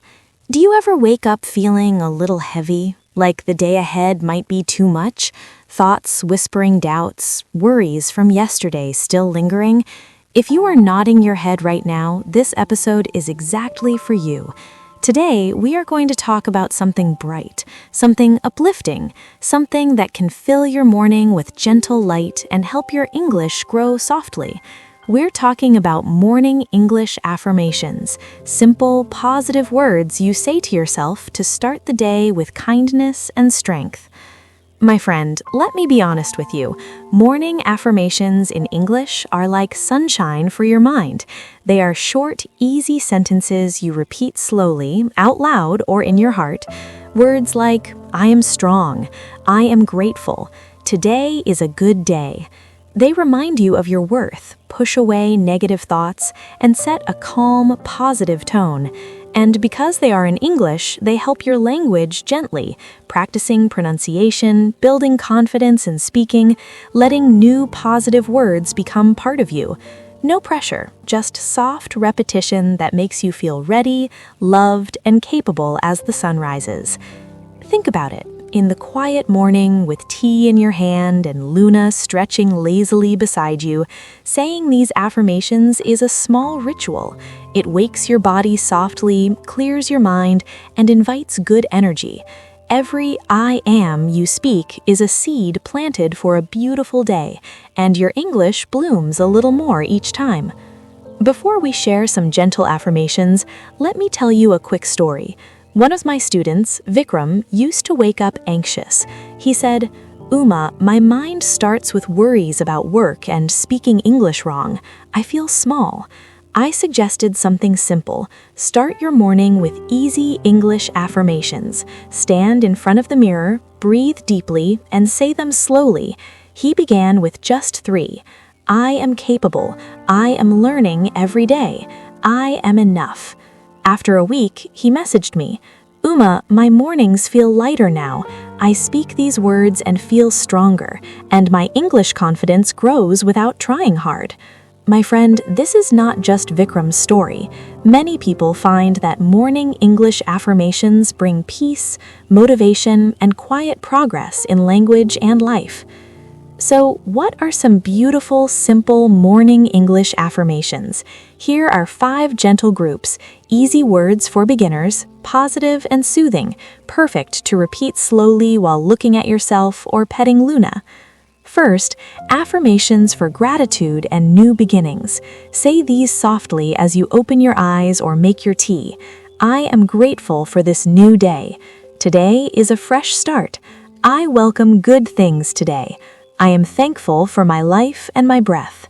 These fill your heart with thanks and make the morning feel gentle and hopeful. Second, affirmations for strength and confidence. Repeat these in front of the mirror, speaking clearly but kindly. I am strong and capable. I believe in myself. I can handle whatever comes today. I am confident in my English and in me. These build inner power and help you feel ready to speak, learn, and face the day. Third, affirmations for positivity and energy. Say these while stretching or walking to the window. I am full of energy and light. Today, I choose joy. I am positive and vibrant. Good things are coming my way. These lift your mood like morning sun and make your voice brighter when you practice English. Fourth, affirmations for growth and learning. Perfect for English learners. Whisper or say them aloud. I am learning English easily every day. My confidence grows with each word. I am a smart and patient learner. Mistakes help me improve. These remind you that progress is gentle and steady, reducing fear of errors. Fifth, affirmations for self-love and peace. End your morning routine with these, perhaps while cuddling Luna. I am worthy of love and respect. I am enough just as I am. I am kind to myself today. I radiate peace and happiness. These wrap you in softness, making the whole day feel safer and warmer. Now, my friend, I want to be very clear. Morning English affirmations are not about saying them perfectly or forcing positivity. They are about being gentle with yourself. If a day feels hard, say just one. I am doing my best. That is enough. The goal is not perfection. The goal is kindness. The goal is starting your day with love for yourself and quiet growth in English. If you forget one morning, just begin again tomorrow. Be patient, like water shaping a stone slowly. Let me share one more thought before we finish. Imagine your mind like Luna in the morning. She wakes slowly, stretches, feels the warmth of the sun, and steps into the day with curiosity. Your affirmations are that gentle stretch. They invite light. They invite strength. They invite English to feel like a friend. Morning after morning, you rise feeling more peaceful and capable. So here is my gentle challenge for you tomorrow morning. Choose one group or just 3 affirmations. Just 3. Maybe stand by the window, breathe deeply, and say them slowly. Perhaps to Luna too, who will listen with love. Commit for 1 week. 7 bright mornings. You can do anything for 7 mornings. Then come back and tell me. Did you feel more positive? Did your English voice feel stronger? Did your day start calmer? Share in the comments. Your story might brighten someone else's morning. We're all in this together, learning English softly, starting days with kindness, finding joy in small positive words. Remember, you are not just saying affirmations. You are investing in your light, in your growth, in yourself. That is beautiful. That is powerful. Your morning is happening right now. These gentle words, these soft I ams, these warm moments, they are your time to rise and shine. Do not let them pass in doubt. Open your eyes, breathe, speak kindly to yourself. Thank you so much for spending this time with me. Thank you for choosing Morning English Affirmations. Thank you for being here. I am so proud of you. Keep going gently, my friend. Your brighter days and stronger English will thank you. Until next time, speak softly to yourself, rise with love, and never forget that every morning is a chance to feel strong and grow. You got this. I will see you in the next story. Good morning and take care. Hello, everyone. Welcome to English with Uma. Do you ever feel your breath is fast and shallow when you lie down to sleep? Like your body is still running from the day, even though you want to rest? If you are nodding your head right now, this episode is exactly for you. Today, we're going to talk about something simple, something powerful, something that can bring calm to your body and mind in just a few minutes. We're talking about guided breathing exercises, gentle ways to breathe slowly, deeply, and mindfully before sleep. My friend, let me be honest with you. Guided breathing is like a soft anchor for your thoughts. When you breathe with intention, slow inhales, gentle holds, long exhales, your nervous system relaxes, your heart rate slows, worry fades. And because we do these in simple English words, repeating calm phrases like breathe in peace, let go, your English practice happens naturally and softly. No books, no pressure, just your breath and quiet words that help you learn while drifting towards sleep. Think about it. In the stillness of your room, with Luna perhaps breathing steadily beside you, a guided breathing exercise becomes your nightly friend. It guides your body to release tension, fills your lungs with fresh air, and invites deep rest. Every slow breath is a small act of kindness to yourself, and your English grows quieter, stronger, more natural.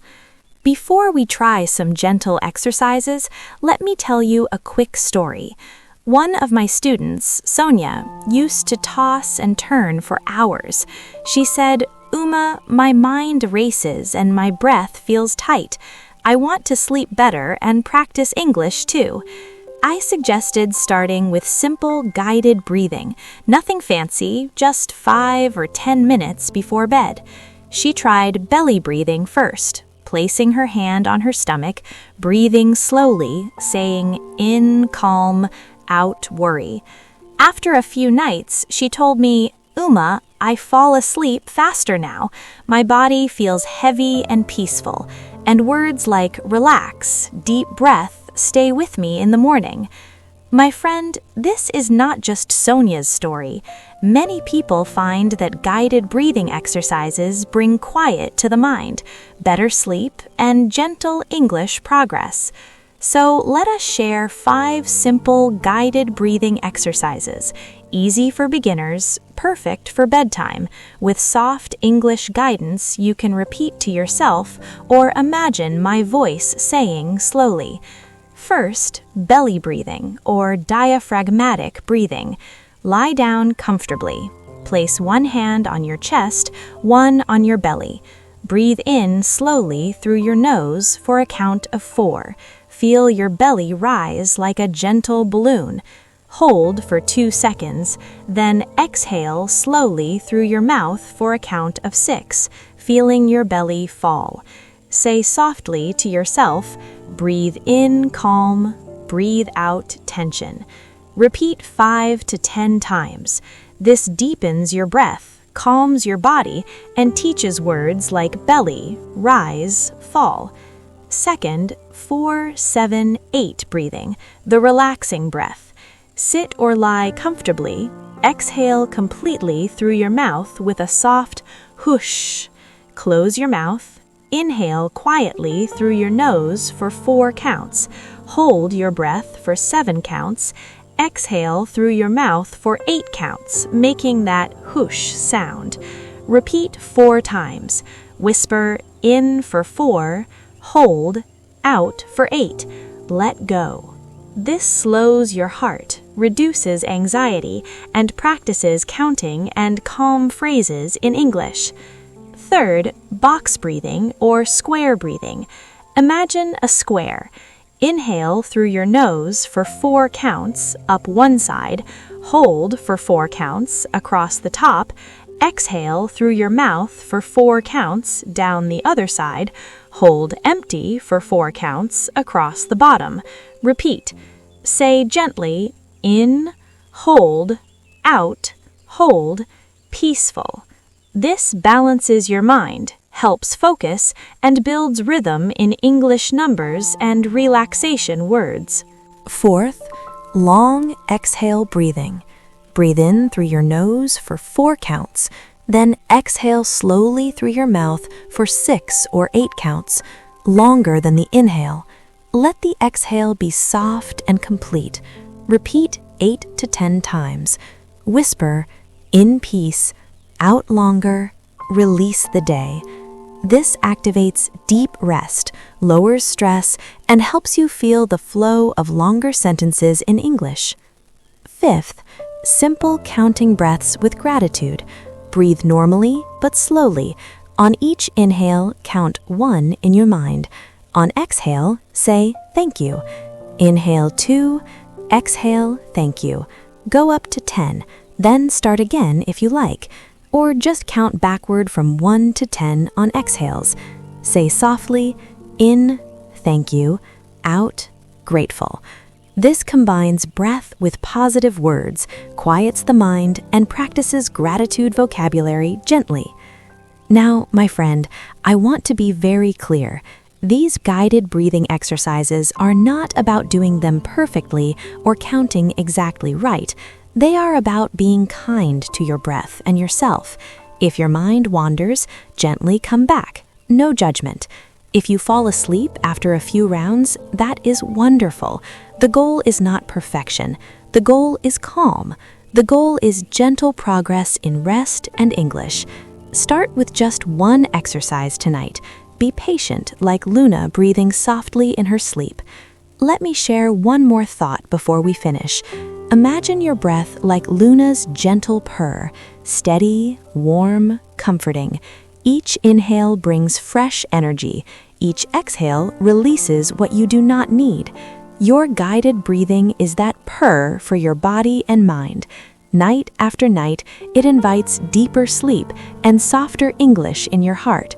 So here is my gentle challenge for you tonight. Choose one exercise, just one. Maybe belly breathing with your hand on your stomach. Maybe 4, 7, 8 while lying down. Do it slowly, whispering the words. Commit for 1 week, 7 peaceful nights. You can do anything for 7 nights. Then come back and tell me, did your breath feel slower? Did sleep come easier? Did calm words stay with you? Share in the comments. Your story might help someone else find their gentle breath. We are all in this together, learning English softly, breathing deeply, resting fully in small, beautiful moments. Remember, you are not just breathing, you are investing in your peace, in your growth, in yourself. That is wise. That is loving. Your night is happening right now. These slow breaths, these gentle counts, these soft words, they are your time to unwind and heal. Do not let them pass in rush. Lie down, place your hand, breathe in and out. Thank you so much for spending this time with me. Thank you for choosing guided breathing exercises. Thank you for being here. I am so proud of you. Keep going gently, my friend. Your calmer body and stronger English will thank you. Until next time, breathe softly, rest deeply, and never forget that every breath is a chance to relax and grow. You got this. I will see you in the next story. Sweet dreams. Take care. Guided visualization for sleep. Do you ever close your eyes at night and see your mind still busy with pictures from the day? Thoughts like little clouds that won't float away. If you are nodding your head right now, this episode is exactly for you. Today, we are going to talk about something magical, something healing, something that uses your imagination to carry you gently into sleep.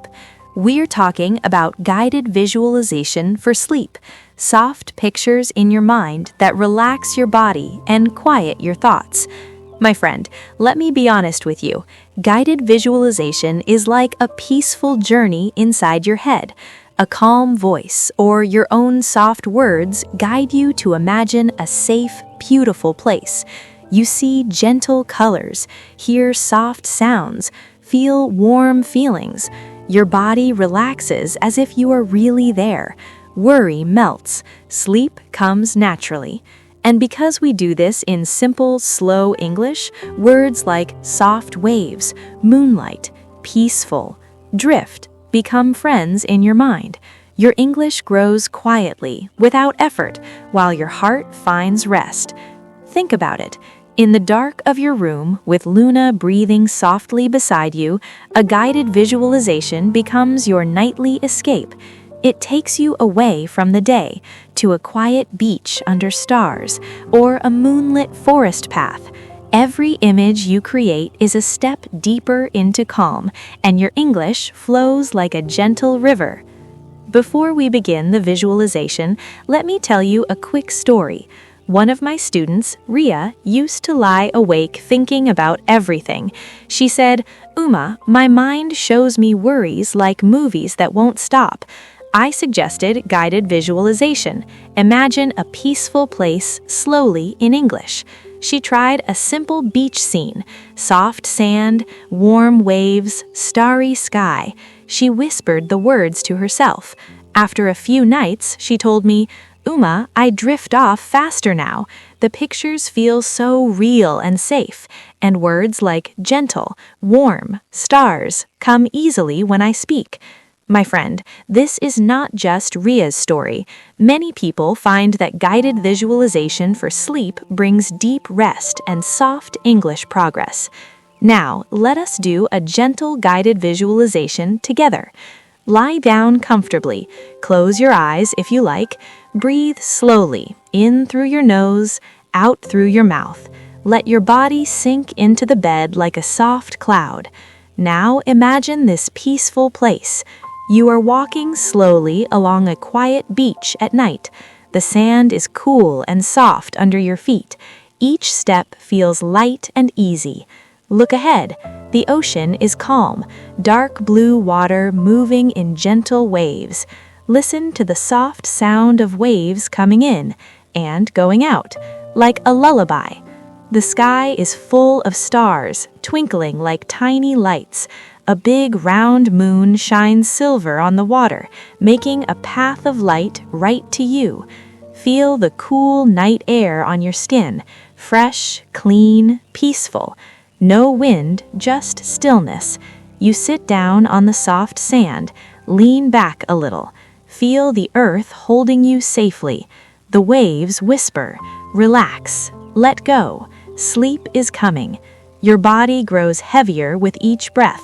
Your legs feel warm and heavy, your arms soft and loose, your shoulders drop, your face smooths. The moonlight touches your forehead, cooling any worry. Let thoughts float away like bubbles on the water. They come, they go. You watch them drift. You are safe here. You are calm.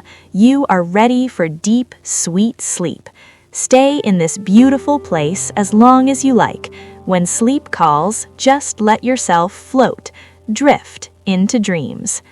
If you fall asleep here, that is perfect. If not, gently open your eyes tomorrow and remember the peace. Here are 5 gentle ways to make guided visualization even better for your sleep and English. First, choose a favorite peaceful place: beach at night, moonlit forest path, cozy cabin by a lake, whatever feels safe to you. Describe it slowly in English before bed. The trees are tall and quiet, moonlight on the leaves. Second, use all your senses. See the colors, hear the soft sounds, feel the temperature, smell the fresh air or salty sea, taste the clean night. This makes the picture real and teaches words like cool, whisper, sparkle. Third, combine with breathing. Inhale peace, exhale tension. Say softly, in calm, out worry. This links breath to images for deeper relaxation. Fourth, whisper or think in English. Speak the visualization to yourself or Luna. The waves are gentle, the stars are bright. Your pronunciation softens, your confidence grows. Fifth, end with thanks. When you finish, say quietly, thank you for this peaceful place. Thank you for rest. Gratitude invites sweeter dreams. Now, my friend, I want to be very clear. Guided visualization is not about perfect pictures or forcing sleep. It is about being kind to your imagination. If your mind wanders, gently bring it back to the beach or forest. No judgment. If sleep comes quickly, celebrate it. The goal is not perfection. The goal is peace. The goal is gentle progress in rest and English. Let me share one more thought before we finish. Imagine your mind like Luna when she dreams. She twitches softly, safe and content. Your visualization is that safe dream place. It invites deep rest. It invites English to settle softly in your heart. Night after night, sleep becomes easier and your words become warmer. So here is my gentle challenge for you tonight. Try this beach visualization. Lie down, close your eyes, breathe slowly, and walk there in your mind. Whisper the words if you like. Commit for 1 week, 7 peaceful nights. You can do anything for 7 nights. Then come back and tell me, did the pictures help you relax? Did sleep feel deeper? Did calm words stay with you? Share in the comments. Your story might guide someone else to their peaceful place.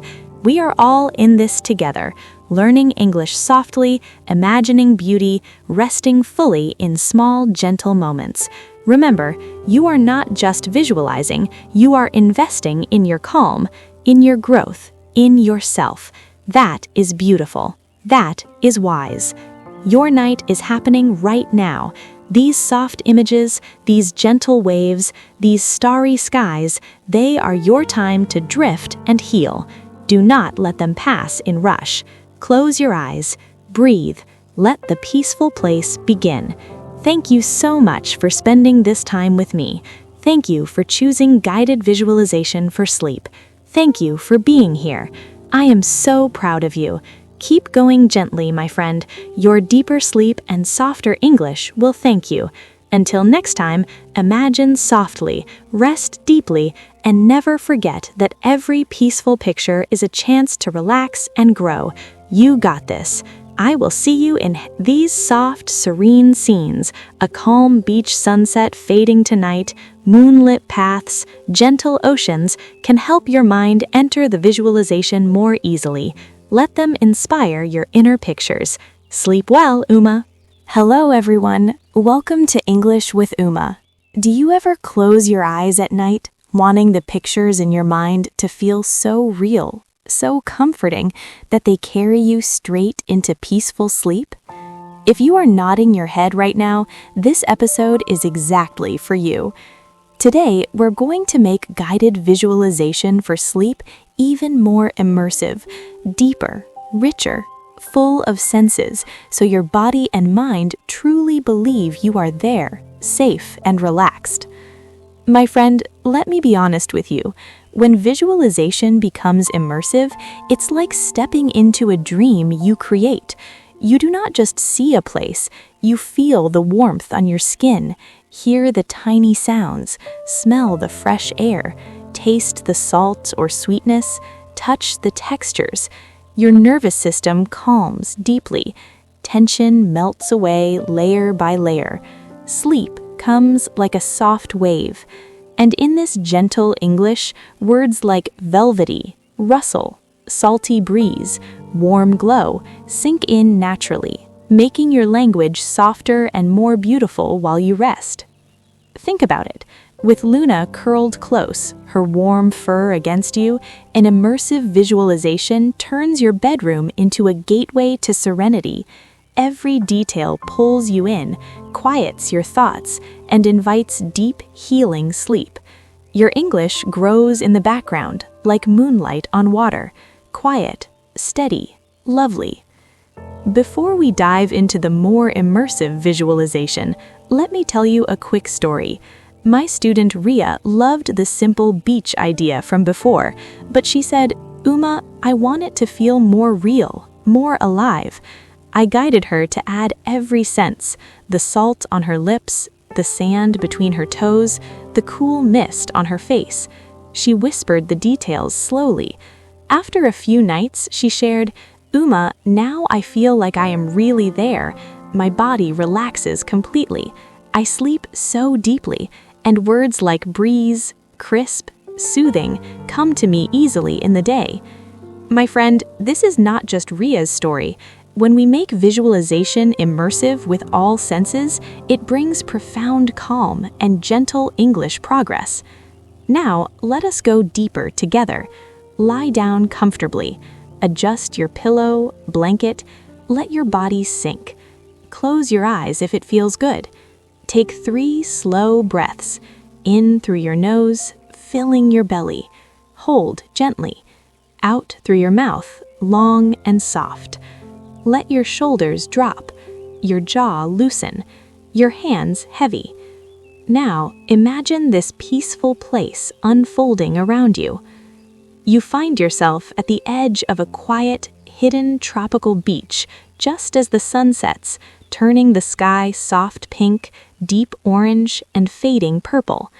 The air is warm but not hot.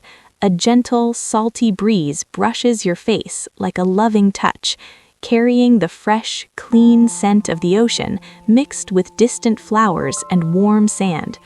You feel the fine, powdery white sand under your bare feet, soft, slightly warm from the day, shifting between your toes with each slow step.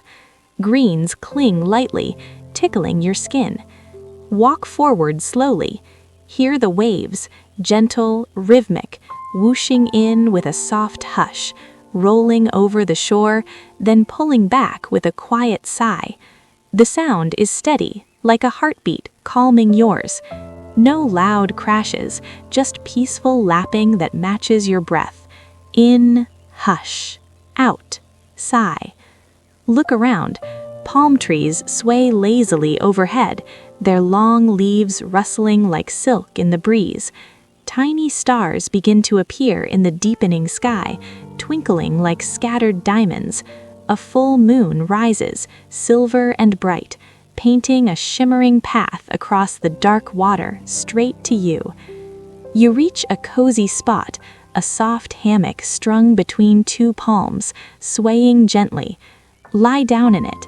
Feel the woven fabric cradle your body, cool at first, then warming to your touch. It rocks you ever so slightly, like a cradle. Pull a light blanket over you, soft cotton, smelling faintly of sun and sea. Your body sinks deeper, legs heavy, arms loose, back supported perfectly. Taste the air, faint salt on your lips, a hint of sweetness from nearby ripe fruit in the trees. Breathe in the clean, moist scent of ocean and green leaves. Feel the breeze again, cool on your cheeks, warm on your arms. A tiny drop of sea mist lands on your skin, refreshing, evaporating slowly. Your worries float out with each exhale, carried away on the waves. They drift, smaller, farther, gone. You are safe here, completely held by the earth, the sea, the sky. Your breath slows to match the waves. In, peace. Out, deeper. Let everything soften. Your eyelids grow heavy. The moonlight touches your forehead like a gentle kiss. Sleep is close, welcoming, kind. Stay as long as you like. Drift, float into sweet, deep rest. If sleep comes now, beautiful. If not, let the scene hold you until it does. Here are 5 gentle ways to make any guided visualization even more immersive for deeper sleep and English practice. First, engage every sense fully.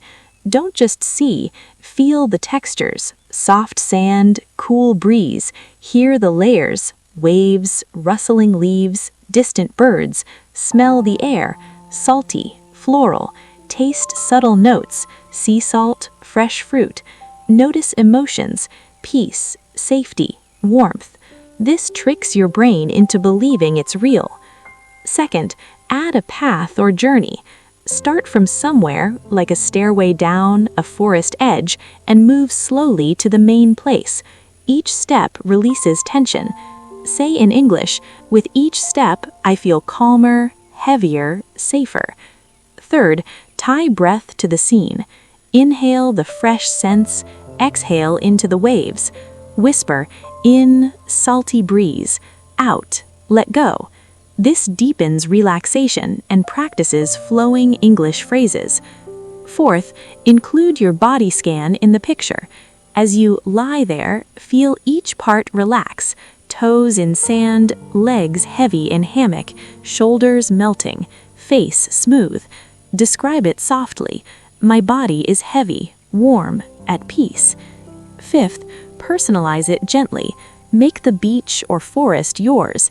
Add Luna sleeping nearby in the hammock, her purr mixing with waves. Or a cozy cabin touch at the edge. Whisper your details in English to make it feel like home. Now, my friend, I want to be very clear. Immersive visualization is not about perfect details or forcing images. It is about kindness to your senses and self. If a sense is faint, that is okay. Focus on what feels strongest. If your mind wanders, gently return to the sand, the breeze, the waves. No scolding. The goal is peace. The goal is deep rest and soft English growth. Let me share one more thought before we finish. Imagine your mind like Luna dreaming, twitching softly, completely safe, lost in gentle worlds. Your immersive visualization is that dream space. It wraps you in senses. It invites profound calm. Night after night, sleep deepens, and your words become richer. So here is my gentle challenge for you tonight. Try this enhanced beach visualization. Lie down, breathe, step into the scene slowly, feeling every sense. Whisper details if you like. Commit for 1 week, 7 peaceful nights. You can do anything for 7 nights. Then come back and tell me, did the senses make it more real? Did sleep feel deeper? Did new soft words stay? Share in the comments. Your story might help someone else create their perfect immersive place. We are all in this together, learning English softly, imagining richly, resting fully in beautiful moments. Remember, you are not just visualizing, you are investing in your calm, in your growth, in yourself. That is magical. That is wise. Your night is happening right now. These vivid waves, this salty breeze, this gentle hammock, they are your time to immerse and heal. Do not let them pass quickly. Close your eyes. Step in.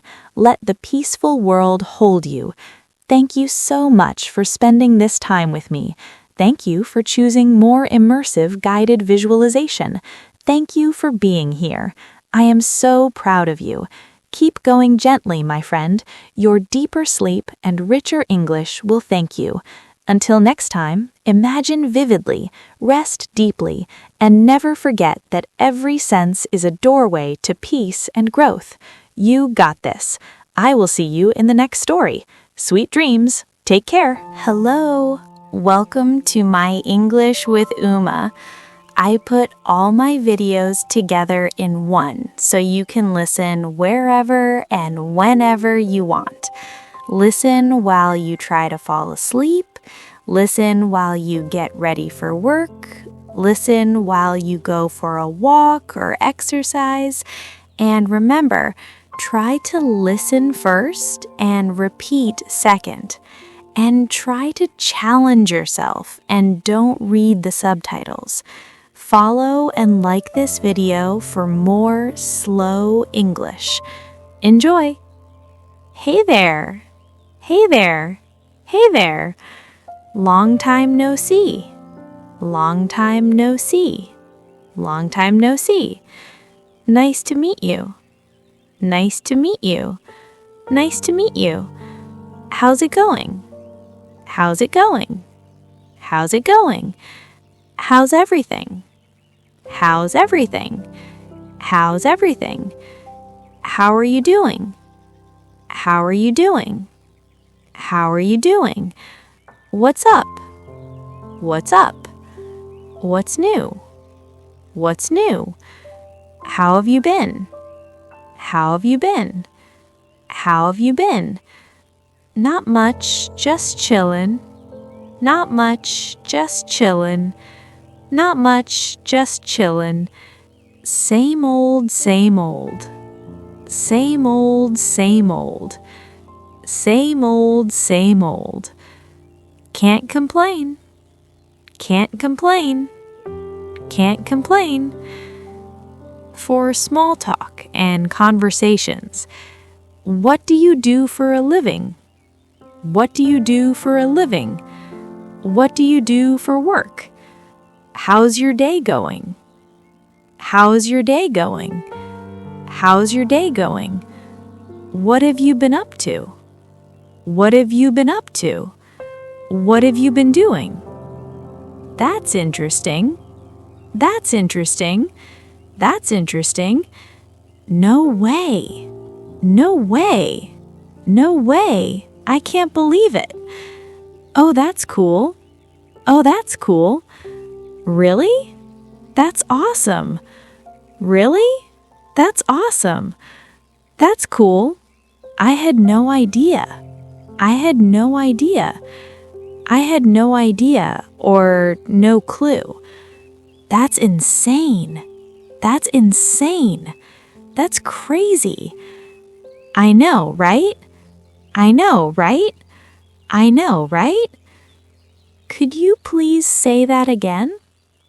Could you please say that again? Could you please say that again? Can you repeat that, please? Can you repeat that, please? Can you speak more slowly, please? Can you speak more slowly, please? What do you mean? What do you mean? I don't get it. I don't get it. I don't get it. How do you say this in English? How do you say this in English? To agree or disagree. I totally agree. I totally agree. I totally agree. That makes sense. That makes sense. That makes sense.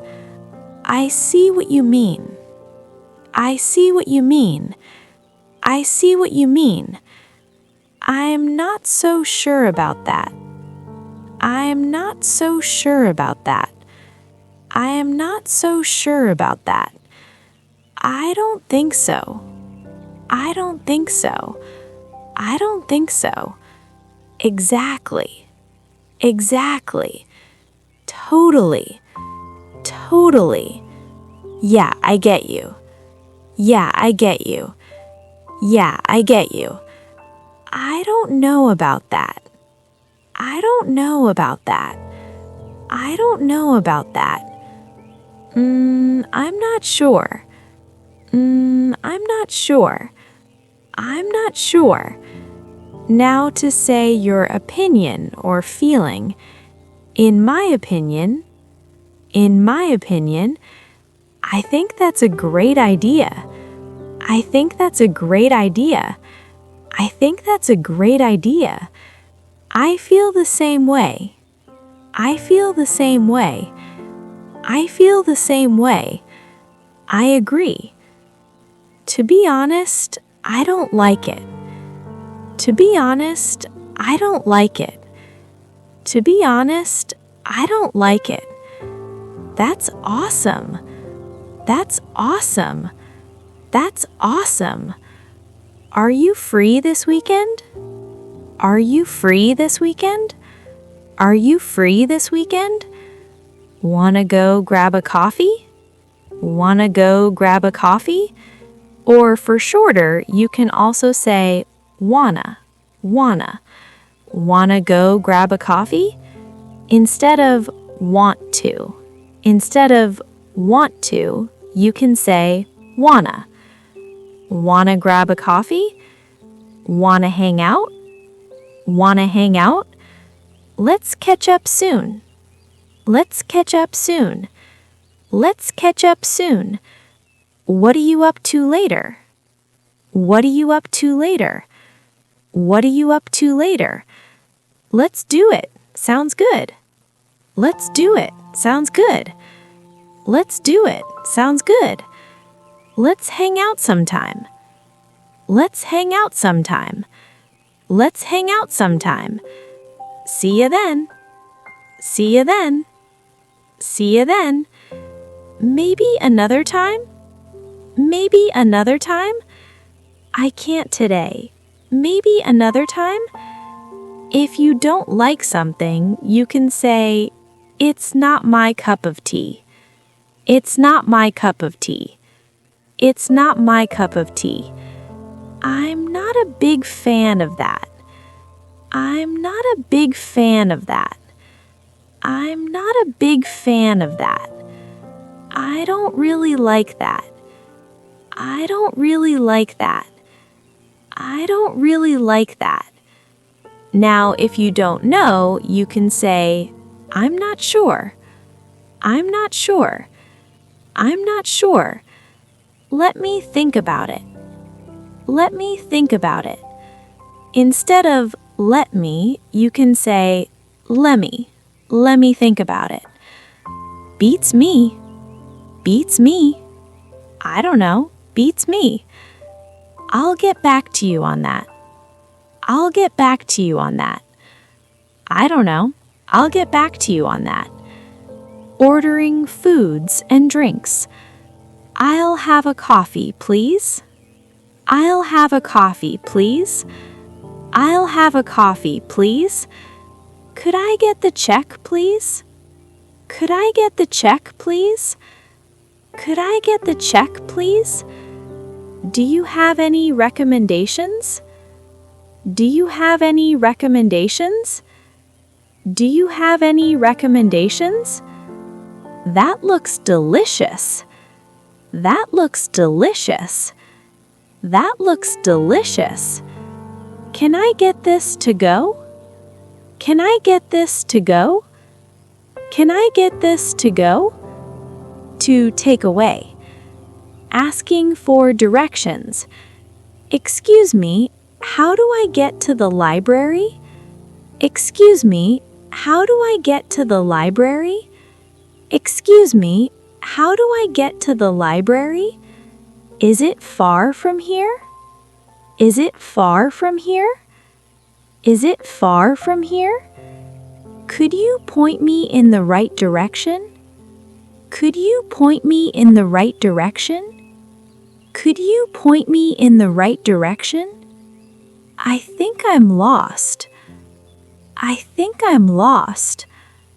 I think I'm lost.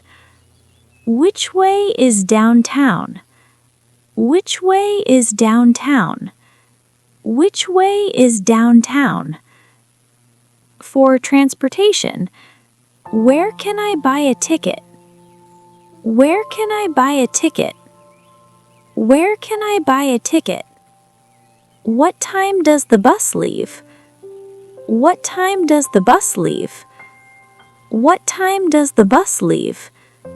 I'd like to check in, please. I'd like to check in, please. I'd like to check in, please. Is there Wi-Fi here? Is there Wi-Fi here? Is there Wi-Fi here?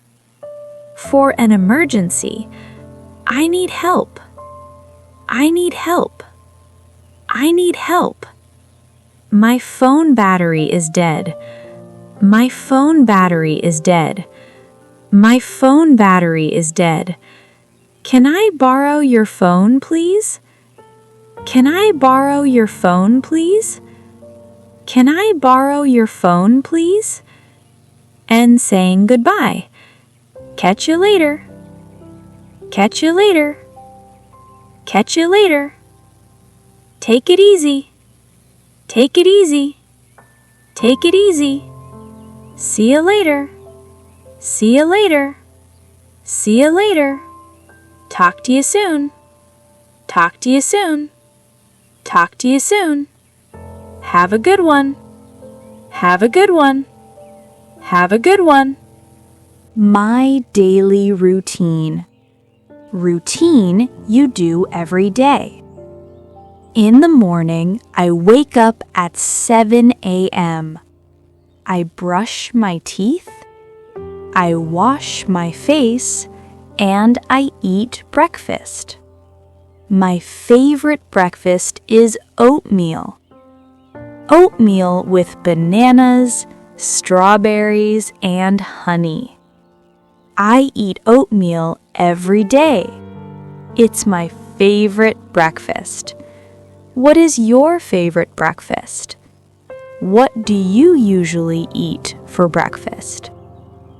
After breakfast, I do yoga. I love yoga. I love stretching every day. Then I get ready for work. I am a teacher. I am an English teacher. I teach students from Ukraine, Mexico, Colombia, Germany, Russia, and more. What is your job? Who do you work with? I work with students. Who do you work with? After teaching, I study. I study Mandarin Chinese. Then I eat lunch. I normally eat a sandwich for lunch. What do you normally eat for lunch? After lunch, I get ready for my salsa dance class. I love dancing. I dance every Tuesday and Thursday. Do you like to dance? What do you like to do in your free time? In my free time, I like to dance. What do you like to do in your free time? In the evening, I relax at home. I watch TV. I read a book. Sometimes I cook dinner. Sometimes I cook Alfredo pasta. I love Alfredo pasta. What is your favorite dinner? Your favorite dinner? At 11 p.m., I go to sleep. I love sleeping. I love feeling cozy and comfy. What about your daily routine? What do you usually do every day? My name is Tiana Ortiz. I am 21 years old. What is your name? How old are you? I am from the United States, specifically Nebraska, and I currently live in Mexico. Where are you from? Where do you currently live now? What I love most about Mexico are the people and the food. My neighbors are very friendly, and the food is delicious. My birthday is November 22nd, and I usually celebrate surrounded by my family and friends. I like surrounding myself with people who love me. When is your birthday? How do you celebrate it? My favorite season is spring, and my favorite color is purple. Purple reminds me of the flowers that bloom in the spring. What is your favorite season? Spring, summer, winter, or fall? What is your favorite color and why? Words we saw today: practice, specifically, currently, neighbors, surrounded, remind, bloom, and the seasons. Today I got a weird phone call, a strange phone call. I was at home drinking a cup of tea and reading a book. Suddenly, my phone rang. I picked up and said, "Hello." A woman with a serious voice answered and said, "I know what you did." I was confused. I answered, "What did I do? Who is this?" She said, "Don't pretend. You stole my dog." Stole her dog? That was crazy. I love dogs, but I would never steal a dog. I said, "I think you have the wrong number. I don't have your dog." She didn't believe me. "I saw you. You took my dog from the park." "The park?" I said. "I didn't even go to the park today." I asked, "What does your dog look like?" She said, "He is small, white, and fluffy." I said, "I'm sorry, but my dog is not small or white." She said, "Oh no, I think I called the wrong person. I'm so sorry." I laughed and said, "I hope you find your dog." I hung up and I sat on my couch. I shook my head. What a weird phone call. What would you do if you got a strange phone call like this? Have you ever had a funny or weird phone call before? Tell me about it. My family is very important to me. I am very close to my family. I have 2 siblings. I have 1 sister and 1 brother. My brother is 15 years old. He loves playing video games. He is much taller than me, but he does not look grown up. He still looks like a kid, a very tall kid. My sister is 23 years old. She studies quantum physics at university. She is also an English teacher. She is also taller than me. She likes to travel. She also likes to play video games. Do you have any siblings? What do they like to do? My mom is 42 years old. She is an English teacher. She teaches students in the United States. My dad is 51 years old. Guess what he does for work? He is also an English teacher. He teaches students in Mexico. What do your parents do for work? Do your parents work in construction, education, management, or healthcare? I have a few friends. I have a few very good friends. When I feel stressed from work or home or life, I can always talk to my friends. If I ever need to vent, I can always talk to my friends. My friends make me smile. When I'm feeling down, my friends make me laugh. I laugh a lot with my friends. We laugh about everything and anything. Who makes you smile? Who makes you laugh when you're feeling down? Sometimes I will go eat with my friends. We like to eat tacos. I always get the longanisa tacos. Those tacos are my favorite. What are your favorite kind of tacos?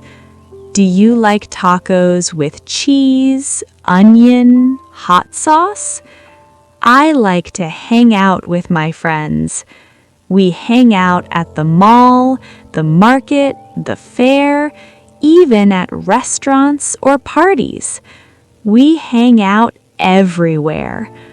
I don't know what I would do without my friends. I have many goals. I have lots of goals for my future. I have short-term goals and long-term goals. This year, I would like to get my Diver Master certificate, my certificate in scuba diving. I love scuba diving. Mexico is one of the best places to do it. I want to travel and see all the most beautiful places, the most beautiful corals and the most beautiful marine species, animal species. I want to help protect the oceans. I want to help protect the precious corals and precious animals in the ocean. When I get my diving certificate, I want to visit Thailand. I would like to visit Egypt, Australia, and Indonesia. What is a goal that you are working on? Another goal of mine is that I want to dance all around the world. I love dancing. Dancing brings me so much joy. When I dance, all my worries go away. I want to take dance classes and learn different dance styles. Do you want to take dance lessons? I want to take dance lessons in Brazil, Colombia, India, or Japan. Do you like dancing? Do you prefer watching people dance or dancing? What type of dance is your favorite? In my opinion, the happiest cultures are the ones with rich dance culture. Where people are dancing, people are smiling. Where people are dancing, people are connecting. Dancing is good for the soul. Dancing is good for the heart. What is something that makes you feel so good? Why does it make you feel so good?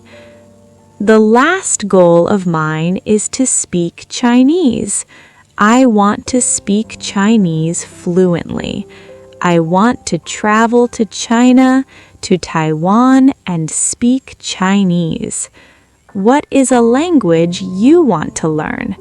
Where do you want to go to speak that language? Languages are very interesting to me. I think languages connect people from all over the world. Languages take time. Languages take time and patience. But the feeling when you finally learn a new language is wonderful. That feeling when you can understand a language is amazing. The feeling of understanding one sentence or one word feels so good. Every language is so different. Every language has its own special identity. Every language has different tones and pronunciation. I personally love learning new languages. I love teaching. I love teaching students to understand new words, to understand phrases, idioms, and eventually use them. What language apart from English do you want to learn? Challenging question. If you could download any language into your brain, would you do it? Or do you enjoy the process of learning? Which would you prefer? My favorite color is purple. Purple reminds me of the sky. It reminds me of the sunset and the purple, blue, orange, and red sky. It also reminds me of my childhood. My childhood bedroom had Tinkerbell bedsheets. I had purple Tinkerbell bed sheets and green Tinkerbell bed sheets, and they were my favorite bed sheets as a kid. I also always had purple clothes when I was younger. I only ever wanted purple clothes. What is your favorite color? What does it remind you of? Maybe a special memory or a special time? Now I use a lot of light-colored clothes.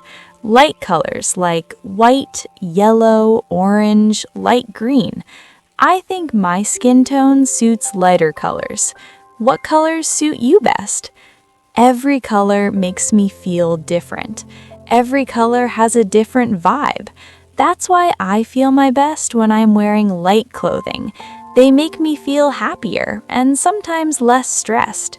Whenever I see someone wearing red clothing, I think to myself, wow, she or he is very confident. Because I think the color red is a very confident color. I don't know what it is about the color red that is so intense and powerful. It makes any person who wears it stand out. They stand out in a crowd and they just seem interesting. That's why I like to wear red, because I want to seem interesting too. What's a color you think stands out? Something that draws the eye in. But I couldn't bear to live with red walls around me. I think it would make me feel overwhelmed and stressed. It is too much red. Blue, however, is a calming color. Blue walls around me make me feel peaceful and calm. Do you agree or disagree? If you disagree, what do you think is a calming color? I personally love the combination of purple with orange. It reminds me of the sunset. Those two colors work together so well. What are two colors you think work together very well? I have always associated the color green with trees, grass, and beautiful landscapes. Landscapes like mountains, rainforests, farms. I love seeing huge landscapes like farms. I like farms because my grandpa has a farm. He has a huge farm in Nebraska. It is green as far as the eye can see. No matter where you turn, you will see green and more green and more green as far as the eye can see. Do you associate the color green with anything? What does the color green remind you of? I can't imagine my life without colors. I need colors in my life. A place I could never live in is England. I could not live in England because it is too gray. It feels colorless. I need the sun. I need that glowing and bright sun. When I was in England, I used to get so sad and I was so tired all the time. I needed the sun. How important is color to you? Could you live in a country that was very gray all the time? My favorite foods. First of all, I always enjoy sweets. Anything from cheesecake to candies to sweet bread. I love it all. But sweets are not very healthy for you. They have a lot of sugar. Sugar makes you fat. But sugar is also very delicious, so I think it's worth it. Some people like salty food more than sweets. What do you like more? Salty foods or sweet foods? I think people who like sweet foods are always very sweet, but people who like salty foods usually are very direct and straightforward. I don't know, that's just my opinion. I live in Mexico. In Mexico, we have lots of yummy foods. Foods that are spicy, sweet, salty, sour, bitter. We have them all. Mexican food is very diverse. But I think my favorite food is Japanese food. I can't resist sushi, rice, anything with soy sauce is delicious for me. I like hot weather. I prefer hot weather over cold weather. What do you prefer, the heat or the cold? I love sunny days. Sunny days are bright and warm. On sunny days, I like to read outside. Do you like sunny days? What do you do on sunny days? I like rainy days. On rainy days, the sky is gray. When it rains, I usually stay inside. I don't like to go outside when it's rainy. What do you prefer? To stay inside or go outside when it's rainy? I stay inside. I like to watch movies or TV series. Movies like Love, Rosie, Inside Out, Spirited Away. Series like Gossip Girl, like you. On rainy days, I also love to read books or draw. I read books or draw inside when it's rainy, not outside. Do you like rainy days? What do you usually do on rainy days? I don't like windy days. On windy days, the wind is so strong. The wind blows everywhere. I prefer to stay inside on windy days. Do you like windy days? What can you do on windy days? I love snowy days. On snowy days, the ground is all white. It shines bright and beautiful. I like to act like a kid in the snow. I like to make snow angels. Do you like snowy days? What can you do on snowy days? My favorite days are sunny days. I love when it's hot. I love the heat. What are your favorite days? What is your favorite weather? In my city, we don't have snowy days. In my city, it doesn't snow. I used to live in Nebraska, United States. In Nebraska, it is snowy. It is very snowy in the winter. Do you have snowy days in your city? In my city, it is also very windy. The wind blows dust everywhere. In my city, it is also very dry. My skin gets so dry, I need lotion.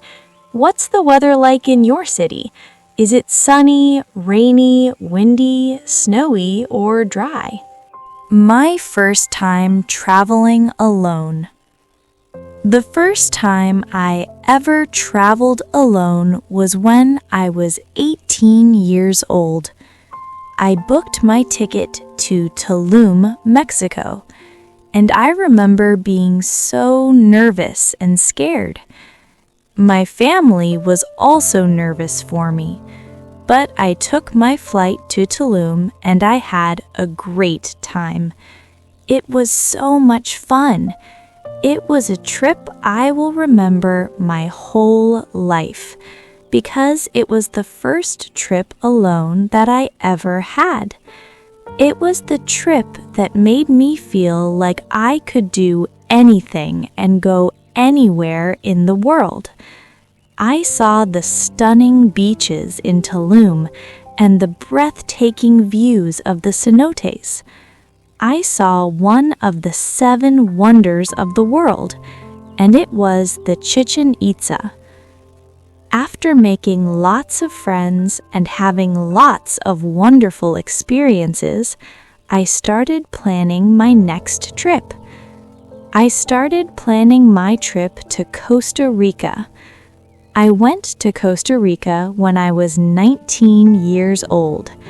I traveled to Tamarindo and I saw the most beautiful sunset I have ever seen, till this day.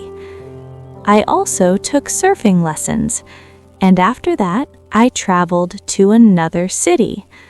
I went to Manuel Antonio, and there I volunteered at a hostel for 1 full month. I like volunteering at places because you can stay in a place near the beach, near monuments, somewhere beautiful, for free. I had to clean the bathrooms and clean the kitchen and keep the rooms tidy. I also worked at reception from time to time. Have you ever volunteered somewhere?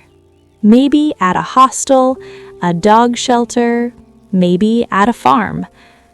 While I was volunteering in Costa Rica, I saw the most beautiful beaches I have ever seen, and I made 2 very good friends. They were a French couple.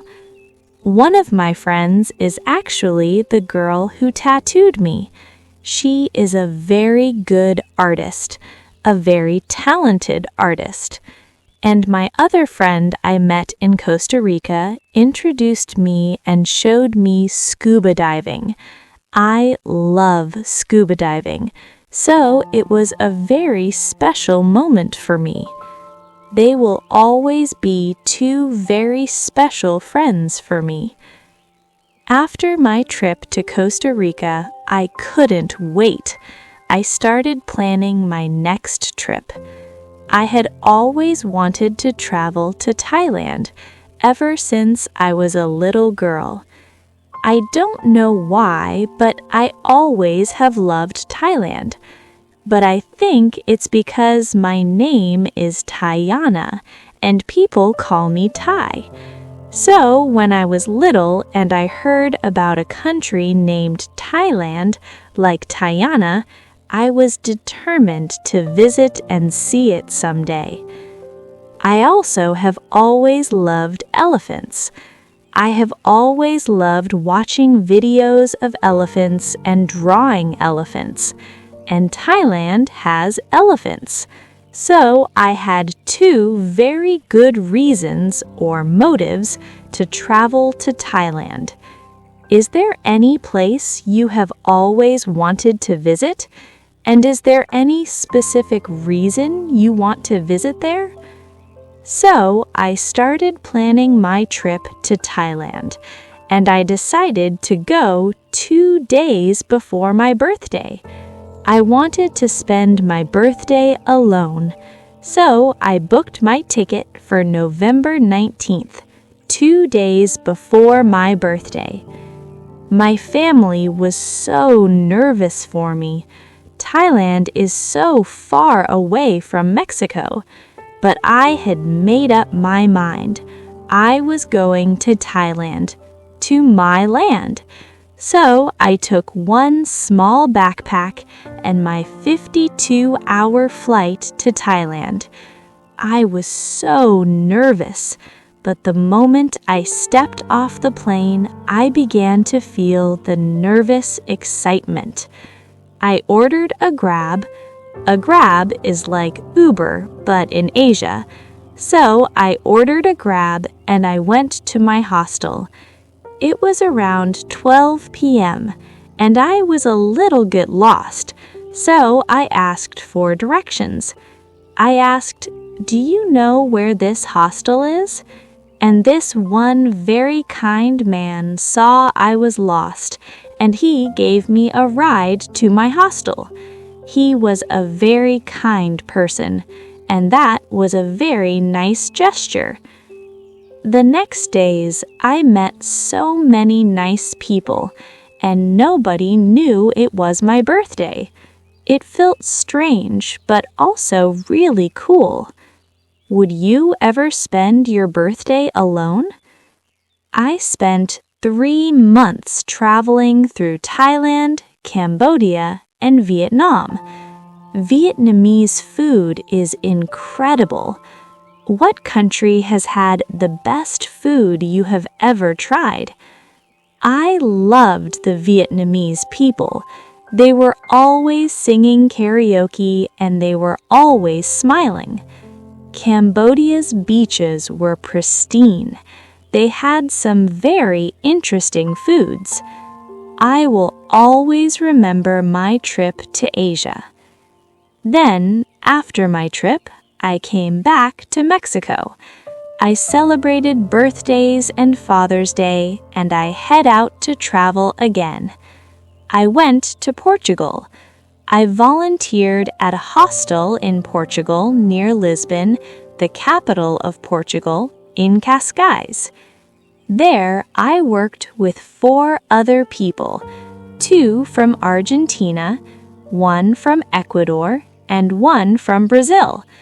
They became some of my closest friends. They were all so kind and special. I had the best time in Portugal. The work, though, was hard, very difficult. I had to work long hours and hard shifts. But the hostel was right next to the beach, so I could swim every day. But Portugal has freezing ocean water. It was the Atlantic Ocean, so the first time I swam in Portugal, I couldn't feel my hands or toes or face. I was freezing cold, but I felt so refreshed. After that, I decided I would go in every single day, and so I did. Even when I was super sick, I had a fever and a cold and a cough, I still would go in the freezing ocean every single day. Do you enjoy swimming in cold water? Or do you prefer to swim in warm water? I had some of my favorite memories in Portugal. Then I went back to Mexico. I stayed home for a while to spend time with my family. Then I started planning my next trip. I took a flight to Cancun in Mexico, specifically to a city or town named Akumal. It is the city of turtles. And guess what I was going to do there? Save the turtles. So I went to volunteer with the turtles.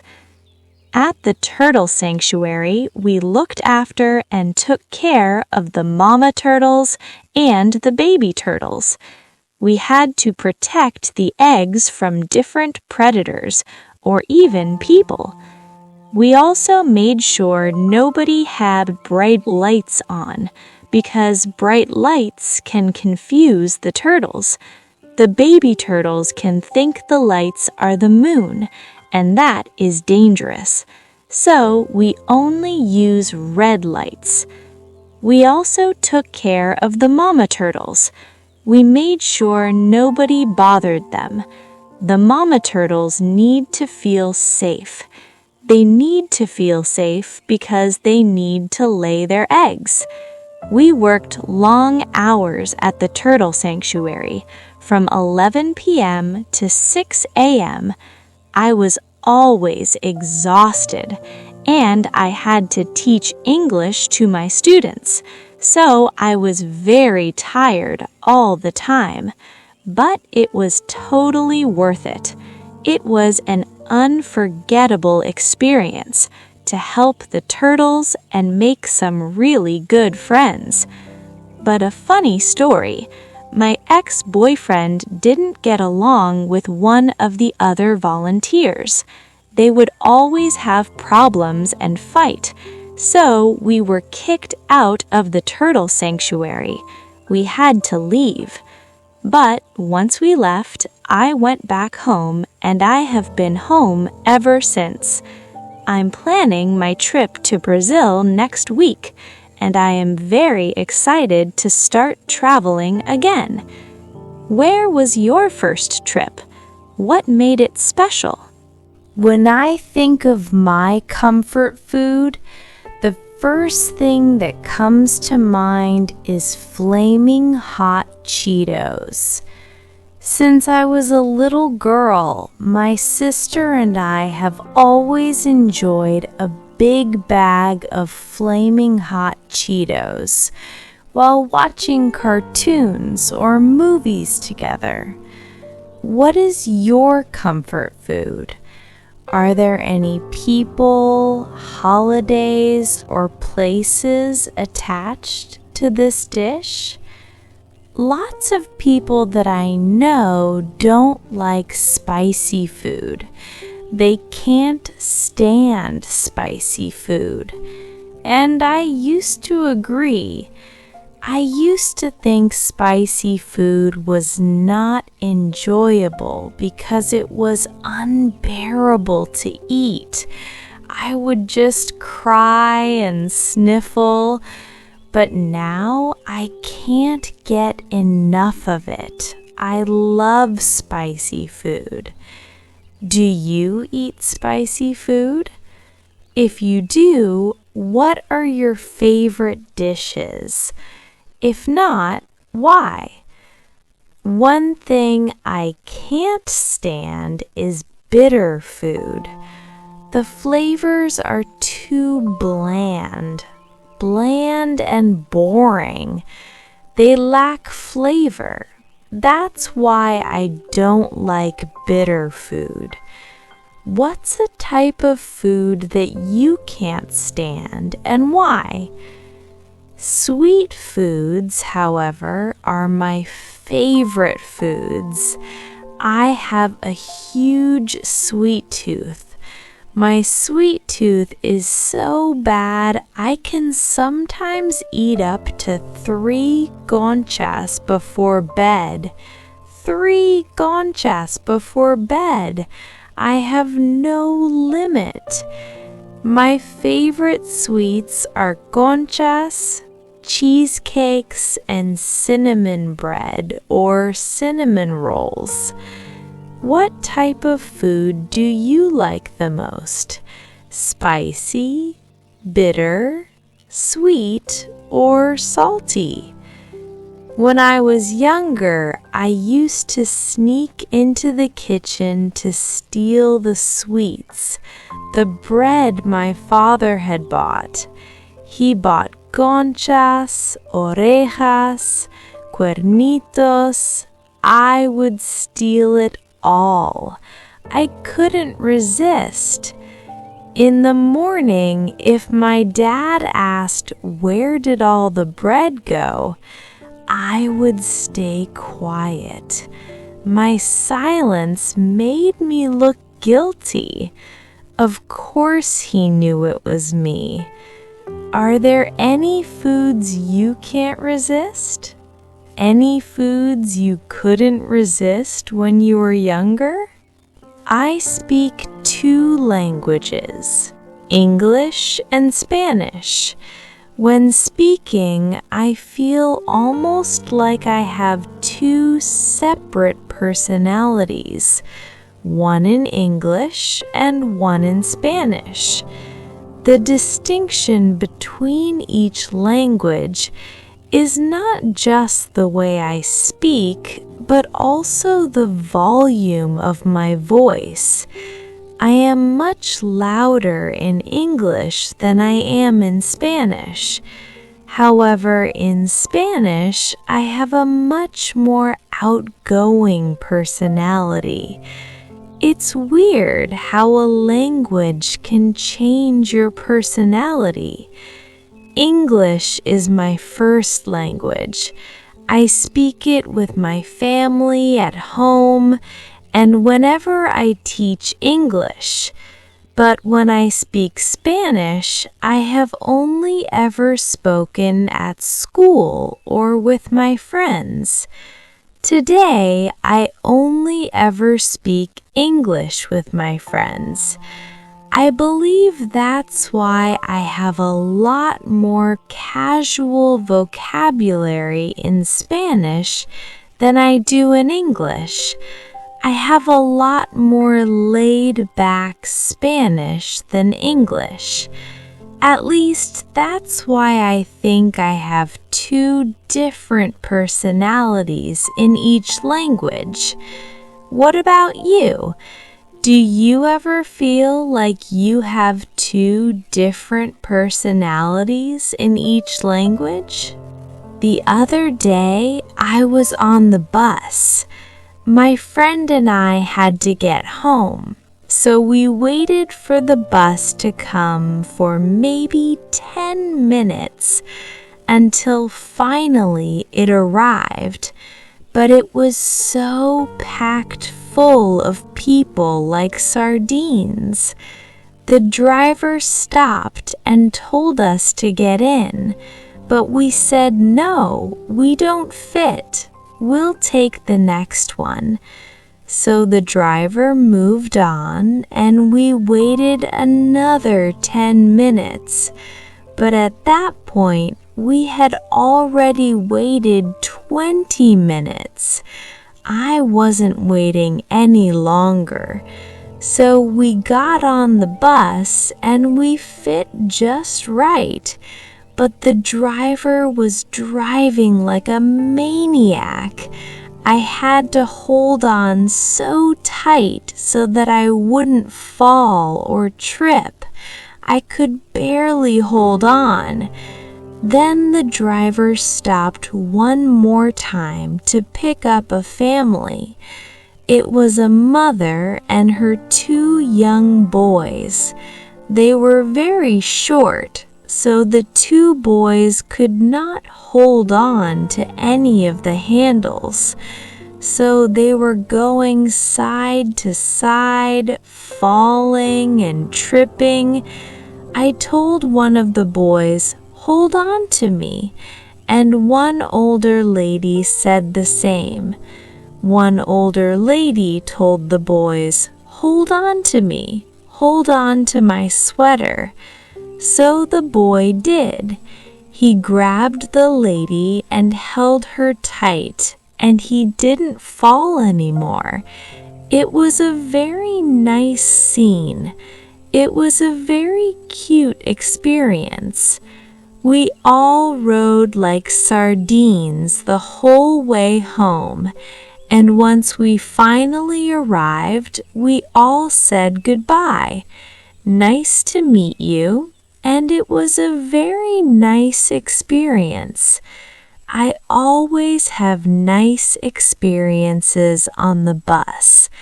I love the beautiful people I can meet every day in my normal day-to-day life.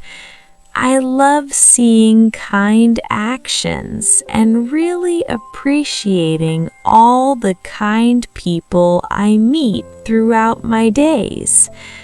I love being in Mexico, where you can see all kinds of nice actions every day, without a doubt. Tell me about a nice experience you've had with complete strangers. Describe how it made you feel and why it was so special, but also so normal. I don't mean dreams as in your life goals and aspirations. When I say dreams, I'm referring to the dreams we have when we sleep, the worlds we create inside our brain. Our subconscious mind creating worlds, creating stories, creating our dreams while we sleep. Those are the dreams that I love talking about. They are so mysterious. I dream almost every night, and I love it.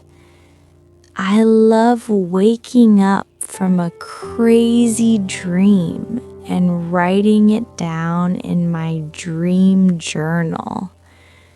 It's a journal where I write down all of my dreams. The moment I wake up from a dream, I immediately start to forget right away. It's really frustrating because I want to remember it. That's why I write them down right away when I wake up.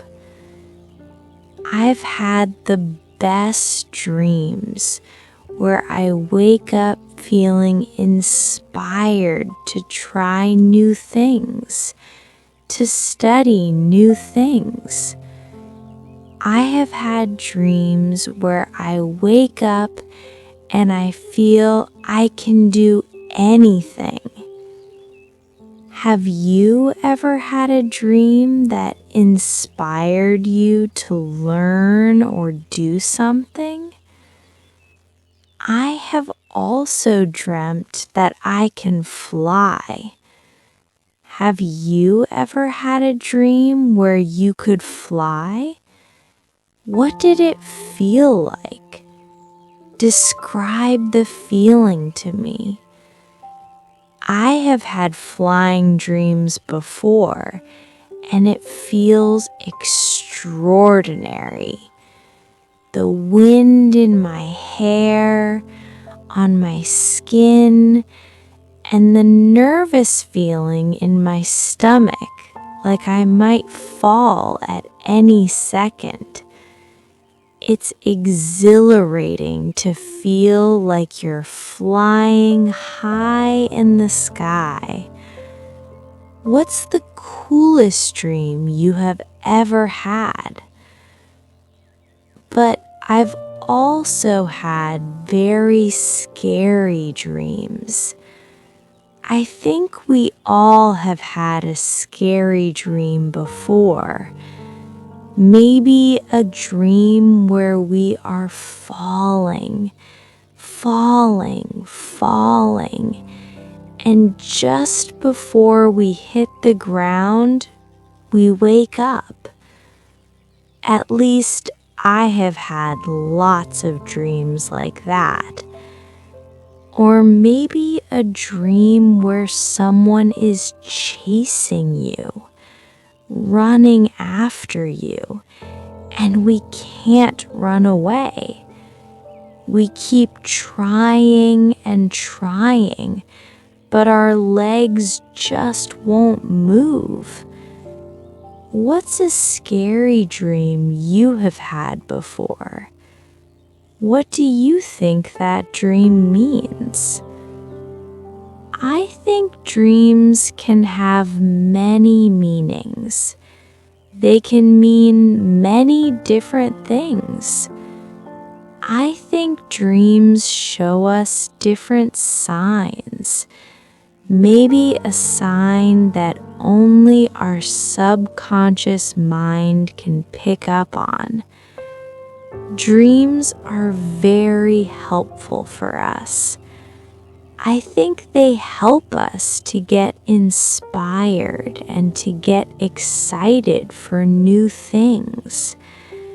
They also show us maybe some scary, maybe some worrying things, but they help us to make the changes necessary for our lives to be the happiest we can possibly be. Sometimes I think our dreams can make us appreciate and be thankful for things we might take for granted in our lives. If you take someone or something for granted, maybe your dream will show you that person and show you you need to appreciate that person more. I think our dreams can sometimes tell us to not take something for granted. Do you agree that dreams have meaning? Let me know your take on it. If you disagree, let me know why.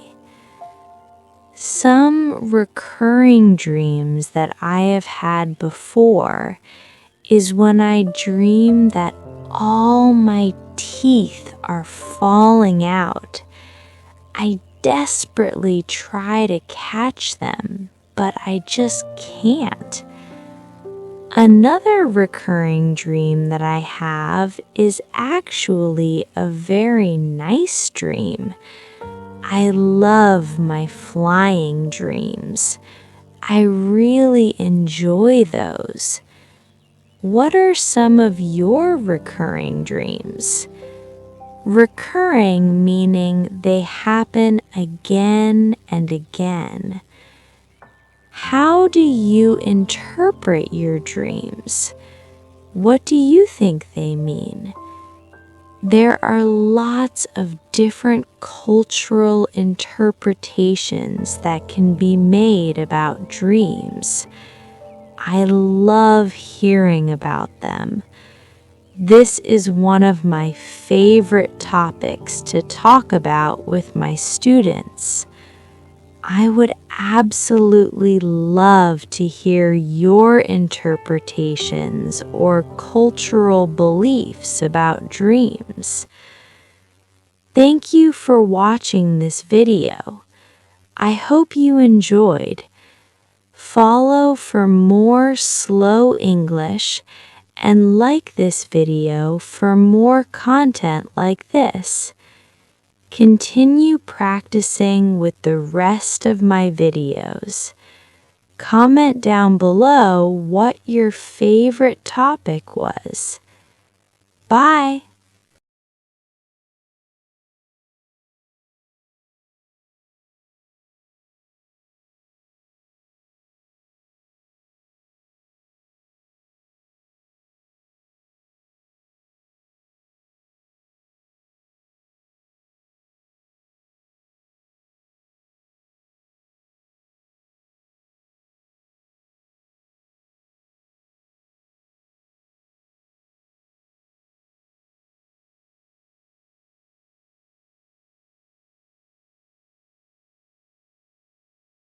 Hello everyone, welcome to English with Uma.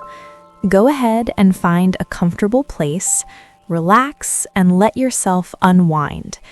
Tonight, we're going to journey to a forgotten coastal village where a magical tale unfolds. You don't need to focus or try to memorize anything. The whole point of this story is to help you relax, feel calm, and maybe drift off into a peaceful sleep. As you listen, you're gently practicing your English. Listening to a story when you're relaxed is like letting the language wash over you like a gentle tide. Your mind can get used to the sounds, rhythm, and patterns without any effort. It's a soft, simple way to learn. So just breathe, let your day go, and let our story begin. If you're enjoying these peaceful stories and would like more, please think about liking this video and subscribing to our channel. It really helps us continue creating this calm content for you. Section 1. The Lonely Lighthouse Keeper. In a forgotten coastal village named Saltwind, where sea mist hung in the air like a soft gray blanket, there stood a tall white lighthouse. It was a lonely tower guarding the edge of the land, its light a single hopeful eye scanning the vast dark water. The keeper of this lighthouse was a man named Elias. Elias was a quiet man, with eyes the color of the sea on a cloudy day. He'd lived in the lighthouse for as long as anyone in Saltwind could remember. His life moved to a simple rhythm, like a clock ticking steadily in a quiet room. He polished the great lens until it shone like a star. He wound the clockwork mechanism that turned the light on its steady circular journey through the night. He painted the lighthouse walls a brilliant white to fight against the sea's salty breath. His only real companion was the sea itself. He knew its many moods, the gentle whisper of the waves on a calm day, and the angry roar of the ocean during a storm. He loved the sea, but it was a silent friend. The village of Saltwind was small, and its people were quiet. They had a long history with the sea, a history filled with loss and fear. The ocean gave them fish, but it also took their ships. So the villagers respected the sea, but they didn't love it. They had forgotten how. Elias felt this distance. He was a part of the village, yet separate from it, like a single boat moored just beyond the harbor. He was a lonely man in his tall white tower, with the quiet village on one side and the vast silent sea on the other. Every night as his light swept across the waves, he felt a deep longing. It felt like the land and the sea were two old friends who didn't speak anymore, and he was living in the silence between them. His heart was like an empty shell on the sand, waiting for a sound to fill it. Section 2. The Discovery.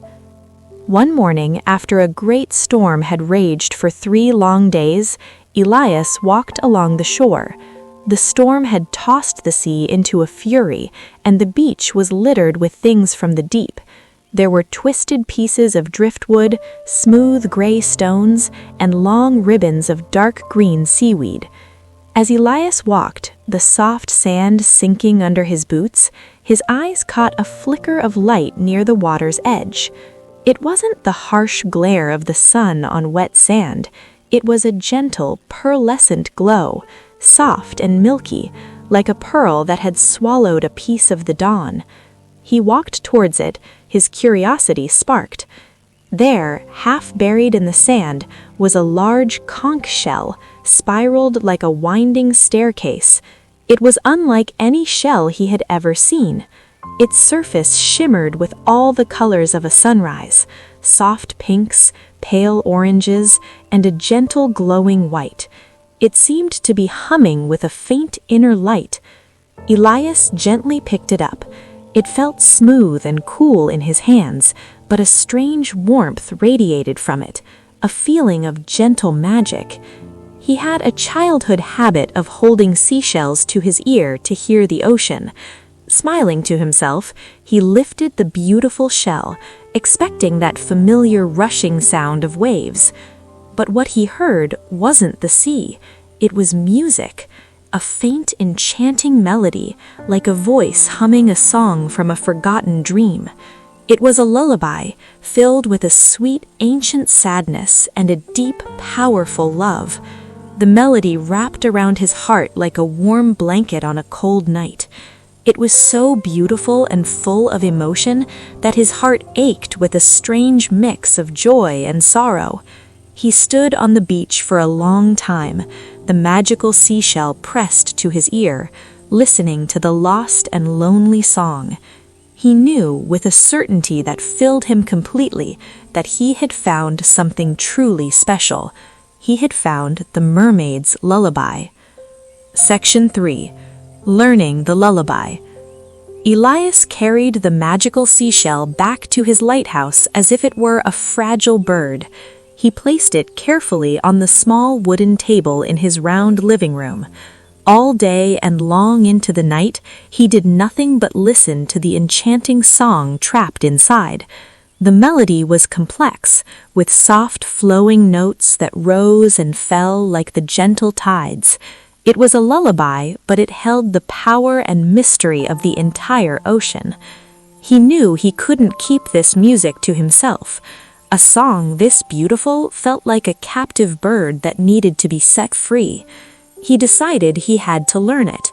He had to learn how to sing the mermaid's lullaby. At first, his voice was rough and unused. As a quiet man who rarely spoke, his voice was like a rusty hinge, stiff and creaky. His first attempts to copy the melody were clumsy. His notes were flat and his voice cracked. But Elias was a patient man. He had learned the rhythms of the sea and the sky. He could learn this song too. Day after day, he let the melody soak into his mind, the way dry sand soaks up the first drops of rain. He would hum along quietly, then try to sing a few notes. He'd sing a single phrase over and over for hours until it felt natural. It was a story without words. It spoke of sunlight dancing on water, of secret caves lined with pearls, of a deep love for the mysterious world beneath the waves. It also held a deep sadness, a longing for something lost. Slowly, his voice began to change. The roughness smoothed away, replaced with a clear, gentle tone. He learned to hold the long, soft notes and to flow from one part of the melody to the next. The mermaid's lullaby was becoming his song. He was no longer just copying the music, he was feeling it. He poured his own loneliness into the song's sadness and his own love for the sea into its beautiful melody. The song was healing something inside him, like a gentle rain bringing a parched garden back to life. The lighthouse was no longer silent. One evening, as the sun began to set, Elias stood at the top of the lighthouse. He had finally learned the entire lullaby. A thick fog was rolling in from the sea, a dense white wall that swallowed the horizon. He knew ships would be struggling to find their way back to the safety of Saltwind's harbor. He took a deep breath and began to sing. He sang the mermaid's lullaby out into the fog and the darkness. His voice, now clear and strong, carried the enchanting melody over the water. As he sang, something magical happened. The great light of the lighthouse, already bright, seemed to grow even brighter. Its beam took on a soft, golden warmth, and it cut through the thick fog like a golden knife through soft butter. But the song itself was the true guide.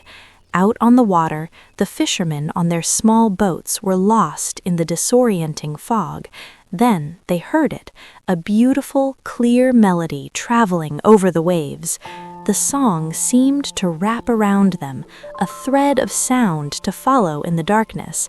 It was a song of safety, a song that promised a calm shore. Following the music, one by one, the fishing boats found their way through the dense fog and into the protected harbor of Saltwind. The lullaby's magic didn't stop at the shore. The melody drifted into the village. In their small houses, the people of Saltwind heard the faint, beautiful music. A sense of peace they hadn't felt in years settled over them, like a soft snowfall quieting a busy street. The song soothed their old fears of the sea. It was a melody of connection, a gentle reminder that the ocean wasn't just a place of danger, but also a place of wonder. That night, everyone in Saltwind slept more soundly than they had in years. The change in Saltwind didn't happen overnight, but it was as steady and sure as the turning of the tide. Every evening, Elias would sing the mermaid's lullaby from his tower, and every evening the song's magic would spread a little further. The fishermen found their nets were fuller. The fish seemed drawn to the shores of Saltwind, as if guided by the enchanting song. The sea itself seemed calmer. The storms that came were less fierce. The long-lost connection between the land and the sea was beginning to heal. The villagers no longer looked at the ocean with fear. Their old anxieties began to dissolve, like sandcastles washed away by a gentle wave. They began to walk along the beach in the evenings, listening for Elias's song. Children started playing by the water's edge. The sea wasn't a threatening neighbor anymore. It was becoming a friend again, its voice no longer a roar of anger, but a gentle hum of welcome. They understood that the lullaby was a gift from the sea, brought to them by Elias. The song was the voice of the ocean's gentle heart, a heart that had been quiet for too long. The mermaid's spirit, carried in her song, was restoring the balance that had been broken. Saltwind was no longer a forgotten, fearful village. It was a place where the land and the sea lived in harmony, speaking to each other through a beautiful melody. Elias, the keeper of the light, was no longer the lonely man in the tower. The villagers, once distant, now saw him as the keeper of their song. They started visiting the lighthouse. A fisherman would leave a basket of the day's best catch at his door. A child would leave a drawing of the tall white lighthouse with musical notes floating from the top. An old woman brought him a warm hand-knitted scarf. Sometimes, in the evenings, a small group of villagers would gather at the base of the lighthouse just to listen. They'd sit on the cool sand and look up at the tower, waiting for Elias to sing.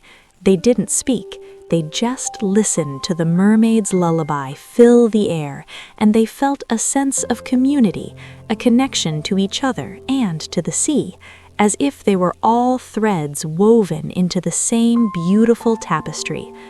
Elias was no longer separate. He was a part of Saltwind in a way he had never been before. His song had built a bridge between his lonely tower and the heart of the village. The lullaby had healed not just the rift between the land and the sea, but also the loneliness inside him. He had found his true purpose. It wasn't just to keep a light shining, but to keep a song alive. By sharing the sea's music, he found his own voice and his own place in the world.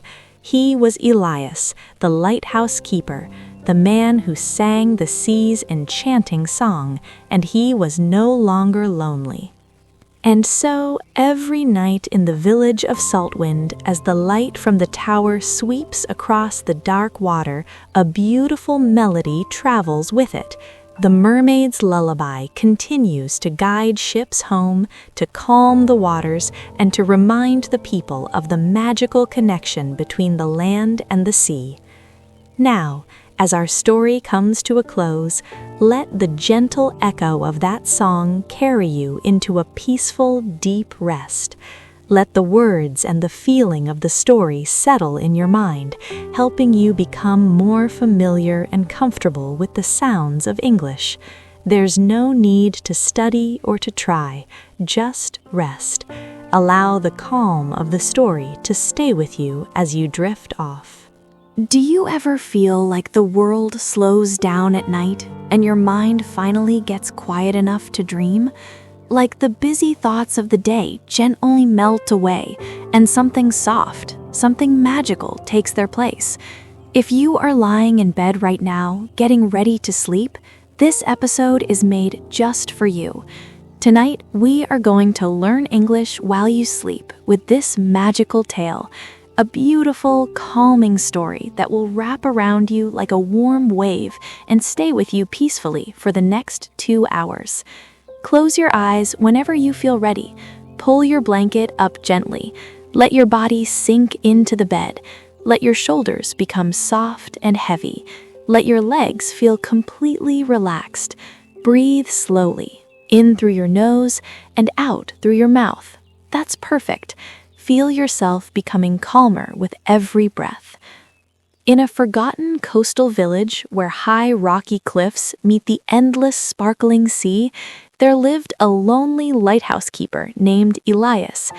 Every evening, as the sun slowly painted the sky in soft shades of orange, pink, purple, and finally deep indigo, Elias climbed the old winding stone stairs of the ancient lighthouse.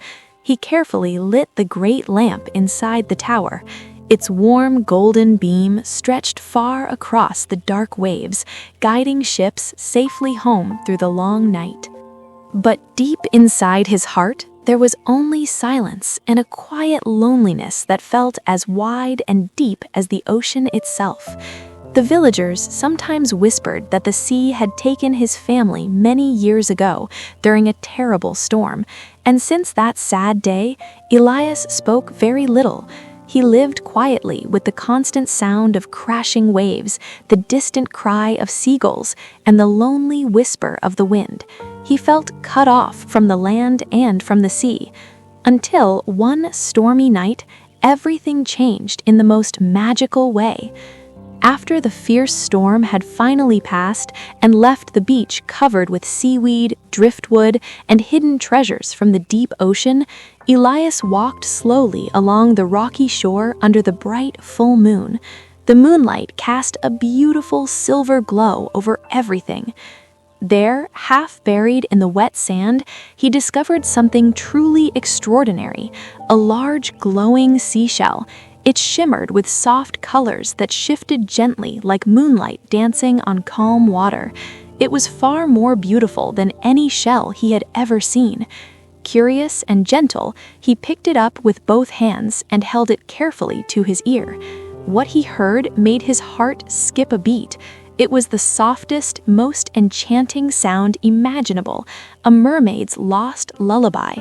The voice inside the seashell sang in clear, beautiful, flowing English. The words were tender, ancient, and full of peaceful magic. They felt like a warm, soft blanket gently wrapping around his tired soul. Sleep, dear one, under the silver moon so bright. Let the gentle waves carry all your worries far, far away. The sea remembers every heart that is kind and true. Rest now and let deep peace fill your quiet night. Elias sat down slowly on the smooth, cool rocks and listened to the lullaby again and again. The melody was simple and flowing, rising and falling like the tide coming in and going out. The English words felt like pure poetry, calm, rhythmic, soothing, and full of quiet emotion.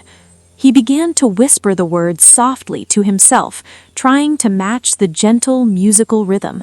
At first, his voice was a little rough and unsure, like a small boat rocking on gentle waves, but something truly magical started to happen. Every time he repeated the lullaby, the words became clearer, smoother, and more natural. The English flowed effortlessly from his lips, just like the tide itself, steady, peaceful, and beautiful. Without even trying, he began learning new, gentle words: lullaby, enchanting, whispers, horizon, gentle, eternal, shimmer, soothe, connection, harmony, moonlight, peaceful, grateful, and many more soft and lovely words. Night after night, Elias returned to the quiet beach, holding the glowing seashell close to his heart. He practiced singing the mermaid's lullaby while the stars twinkled high above like thousands of tiny diamonds scattered across the dark sky. Sometimes he stood at the very top of the lighthouse and let his voice mix softly with the sound of the waves below. As the nights passed, his pronunciation became softer, clearer, and more beautiful. His confidence grew with every verse. He discovered that English could be used not just for everyday speaking, but for creating peace, for healing hearts, and for connecting the land and the sea in the most wonderful way. And then something even more wonderful began to happen in the village. Ships that once struggled and lost their way in the dark, stormy waters now sailed home easily and safely. The lighthouse beams seemed brighter, warmer, and more welcoming than ever. Sailors later shared stories of hearing a heavenly, calming voice carried gently on the night wind, a voice that made the angry sea grow still and guided them like a kind, loving friend through the darkness. The lonely lighthouse keeper was no longer lonely. The magic of the song had touched everything around him. One especially quiet and beautiful evening, as Elias stood at the top of the lighthouse singing the full lullaby with all his heart, he heard a soft splash from the waves far below. There, in the silver moonlight dancing on the water, he saw her, the mermaid. Her eyes were deep, kind, and full of the ancient wisdom of the ocean. Her long hair flowed like seaweed in the gentle current. She looked up at him with a warm, grateful smile. "You found my lost song," she whispered in the same clear, beautiful English he had been practicing every night, "and you gave it back to the world with your kind and gentle voice. Thank you, dear lighthouse keeper. You have healed more than you know." Elias felt warm tears of joy in his eyes. For the first time in many long years, his heart felt light, open, and full of hope. From that magical night onward, the mermaid visited often when the whole village was fast asleep. She taught him many more verses and stanzas of the ancient lullaby. With every new line, every new gentle word, Elias's English became even more fluent, more musical, more confident, and more filled with peaceful feeling.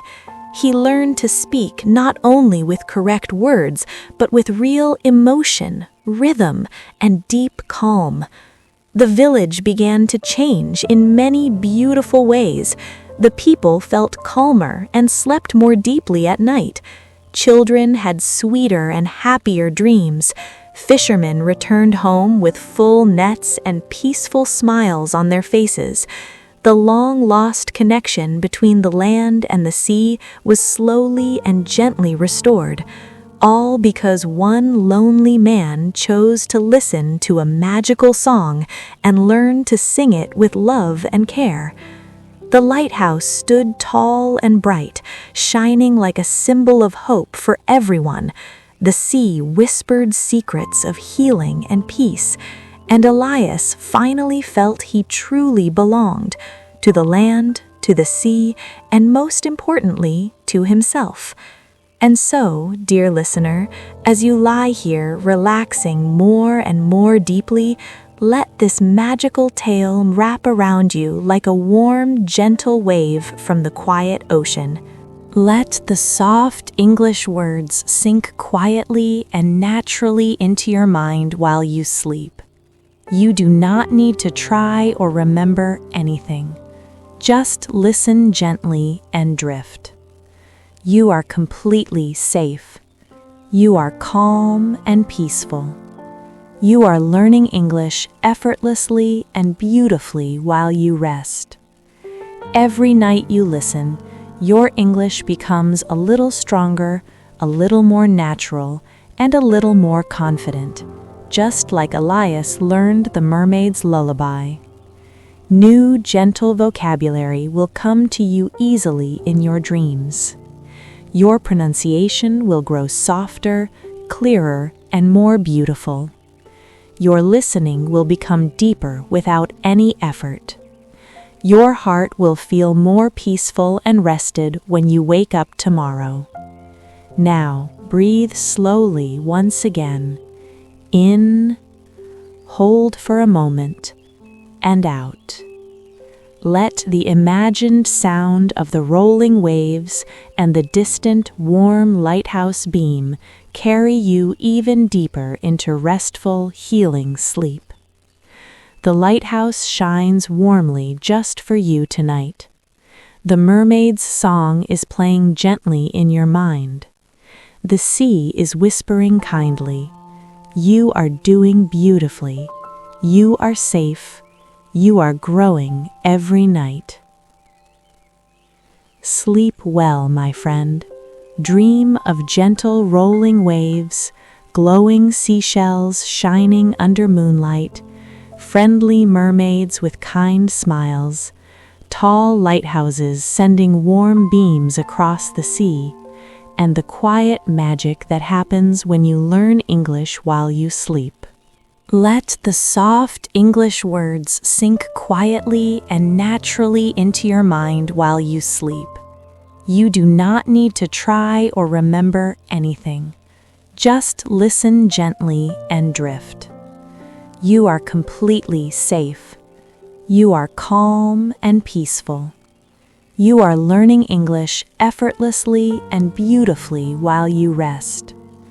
Every night you listen, your English becomes a little stronger, a little more natural, and a little more confident, just like Elias learned the mermaid's lullaby. New, gentle vocabulary will come to you easily in your dreams. Your pronunciation will grow softer, clearer, and more beautiful. Your listening will become deeper without any effort. Your heart will feel more peaceful and rested when you wake up tomorrow. Now, breathe slowly once again. In, hold for a moment, and out. Let the imagined sound of the rolling waves and the distant, warm lighthouse beam carry you even deeper into restful, healing sleep. The lighthouse shines warmly just for you tonight. The mermaid's song is playing gently in your mind. The sea is whispering kindly. You are doing beautifully. You are safe. You are growing every night. Sleep well, my friend. Dream of gentle rolling waves, glowing seashells shining under moonlight, friendly mermaids with kind smiles, tall lighthouses sending warm beams across the sea, and the quiet magic that happens when you learn English while you sleep. Do you ever feel sad at night? Like the whole day passed but nothing really good happened? You lie in bed, staring at the ceiling, feeling a little empty inside, wondering why life feels so heavy sometimes. If you're nodding your head right now, this episode is exactly for you. Today, we are going to do something different, something gentle and beautiful. We are going to learn English while you sleep with this magical tale for the sad girl inside you. My friend, let me be honest with you. It's okay to feel sad sometimes. It's okay to feel tired of everything. Those quiet, heavy feelings don't make you weak. They make you human. And tonight, instead of scrolling or worrying, I want you to close your eyes, breathe slowly, and let this soft story wrap around your heart like a warm blanket. This is not just any story. This is a magical tale written especially for you, the girl who feels a little lost, a little lonely, but still carries so much love and hope inside. As you listen, your English will gently improve without any effort. New words, beautiful sentences, natural pronunciation, they will quietly enter your mind while you rest. Before we begin, find a comfortable position. You can lie down in your bed, turn off the lights, and let your body become completely relaxed. There is nowhere to go, nothing to do. Just listen, just feel. Just heal a little. Now, close your eyes. Once upon a time, in a quiet village surrounded by whispering forests and gentle hills, there lived a girl named Ilara. She had kind eyes and a soft heart, but lately her heart felt heavy. Every evening, when the sun painted the sky in soft orange and pink, Ilara would sit by her window and sigh. She felt invisible, as if the world was moving too fast and she was left behind. One night, when the sadness felt too big, a tiny glowing light appeared outside her window. It was a beautiful firefly, but not an ordinary one. Her name was Lumi, and she carried magic in her wings. Lumi flew closer and spoke in the softest voice. "Dear Ilara, why do you carry such heavy clouds in your heart? Come with me, I want to show you something." Ilara felt a little scared, but something in Lumi's gentle light made her trust. She followed the firefly into the moonlit forest. As they walked, the trees began to glow softly, and the flowers opened their petals as if saying hello. Lumi said, "Sometimes the saddest hearts are the ones that can feel the deepest beauty. Your sadness is not a weakness.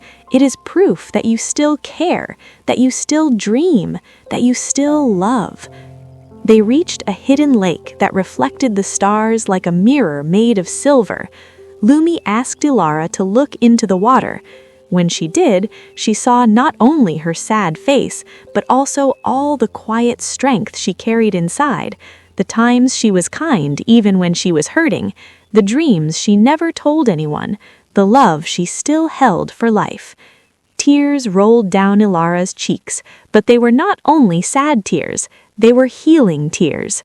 Lumi whispered, "You are not broken, sweet girl. You are becoming. Every gentle night like this, every small breath, every moment you choose hope over giving up, these are the steps that will lead you to your own magic." From that night on, Ilara still felt sad sometimes, but she was never alone. She knew that even in the darkest moments, a little light was always waiting for her.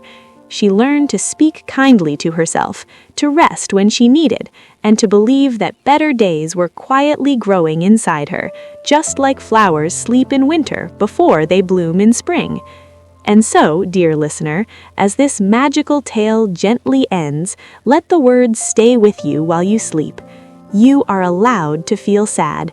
You are allowed to rest. You are stronger than you know. You are more beautiful than you feel right now. And tomorrow, even if just a little, the light will return. Now, breathe slowly. In and out. Let your body become completely relaxed. Let every worry drift away like leaves on a quiet river. Sleep peacefully, my friend. Your English is growing softly while you rest. Your heart is healing softly while you rest. And everything is going to be okay. Good night, sweet girl. You did enough today. You are enough. I will be here again tomorrow with another gentle story. Until then, sleep deeply and dream softly. The Little Lantern in the Rain, Healing and Hope. A sad girl walks alone on a rainy night, feeling lost. She finds a tiny glowing lantern that whispers kind words and leads her through a misty forest to a warm, hidden cottage where she remembers her own inner light. Why it works? Gentle rain sounds plus emotional healing and soft English repetition of comforting phrases. Do you ever feel sad at night, like the whole day felt heavy, and even though you tried your best, your heart still carries a quiet ache? You lie in bed, staring into the darkness, wondering if the loneliness or tiredness will ever feel lighter. If you're nodding your head right now, this episode is exactly for you. Today, we are going to do something soft and healing. We are going to learn English while you sleep with this magical tale for the sad girl inside you. My friend, let me be honest with you. It's okay to feel tired of everything sometimes. It's okay to feel like the rain inside your heart won't stop falling. Those quiet, heavy feelings don't mean you are weak. They mean you have a gentle, caring heart that feels things deeply. And tonight, instead of worrying or scrolling, I want you to close your eyes, breathe slowly, and let this warm story wrap around you like a soft, dry blanket on a rainy night. This is not just any story. This is a magical tale, written especially for you, the girl who feels a little lost or lonely, but still holds so much kindness and quiet hope inside. As you listen, your English will gently improve without any effort. New words, beautiful sentences, natural pronunciation, they will quietly enter your mind while you rest peacefully. Before we begin, find a comfortable position.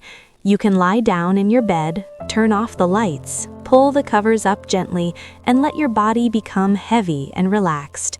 There is nowhere to go, nothing to do right now. Just listen. Just breathe. Just let everything soften. Now, close your eyes. Once upon a time, in a small village touched by soft hills and quiet forests, there lived a girl named Leela. She had warm eyes and a tender heart, but lately her days felt gray, like endless rain clouds had settled inside her. Every evening, when the sky grew dark and the rain began to fall gently on the roof, Leela would sit by her window and sigh. She felt unseen, as if the world was rushing by and she was left standing alone in the storm. One particularly rainy night, when the sadness felt too heavy to carry alone, a tiny glowing light appeared outside her window. It was a little lantern, floating softly in the rain, its warm golden light dancing like a kind friend. The lantern's name was Lumina, and she carried gentle magic in her soft flame. Lumina floated closer and spoke in the kindest, softest voice. "Dear Leela, why do you carry such heavy rain clouds in your heart tonight? Come with me for a little while. I want to show you something beautiful." Leela felt a small flutter of fear, but something in Lumina's steady, warm glow made her trust. She stepped out into the gentle rain and followed the little lantern along a soft forest path. As they walked, the trees seemed to lean in protectively, and the raindrops began to sparkle like tiny diamonds instead of feeling cold. Lumina whispered softly, "Sometimes the heaviest hearts are the ones that can hold the most love and beauty. Your sadness is not a flaw, sweet girl. It is a sign that you still care deeply, that you still dream quietly, and that you still have so much light waiting inside you." They reached a hidden clearing where an old, wise tree stood tall. Beneath its wide branches, the rain could not reach, and the ground was dry and soft with moss.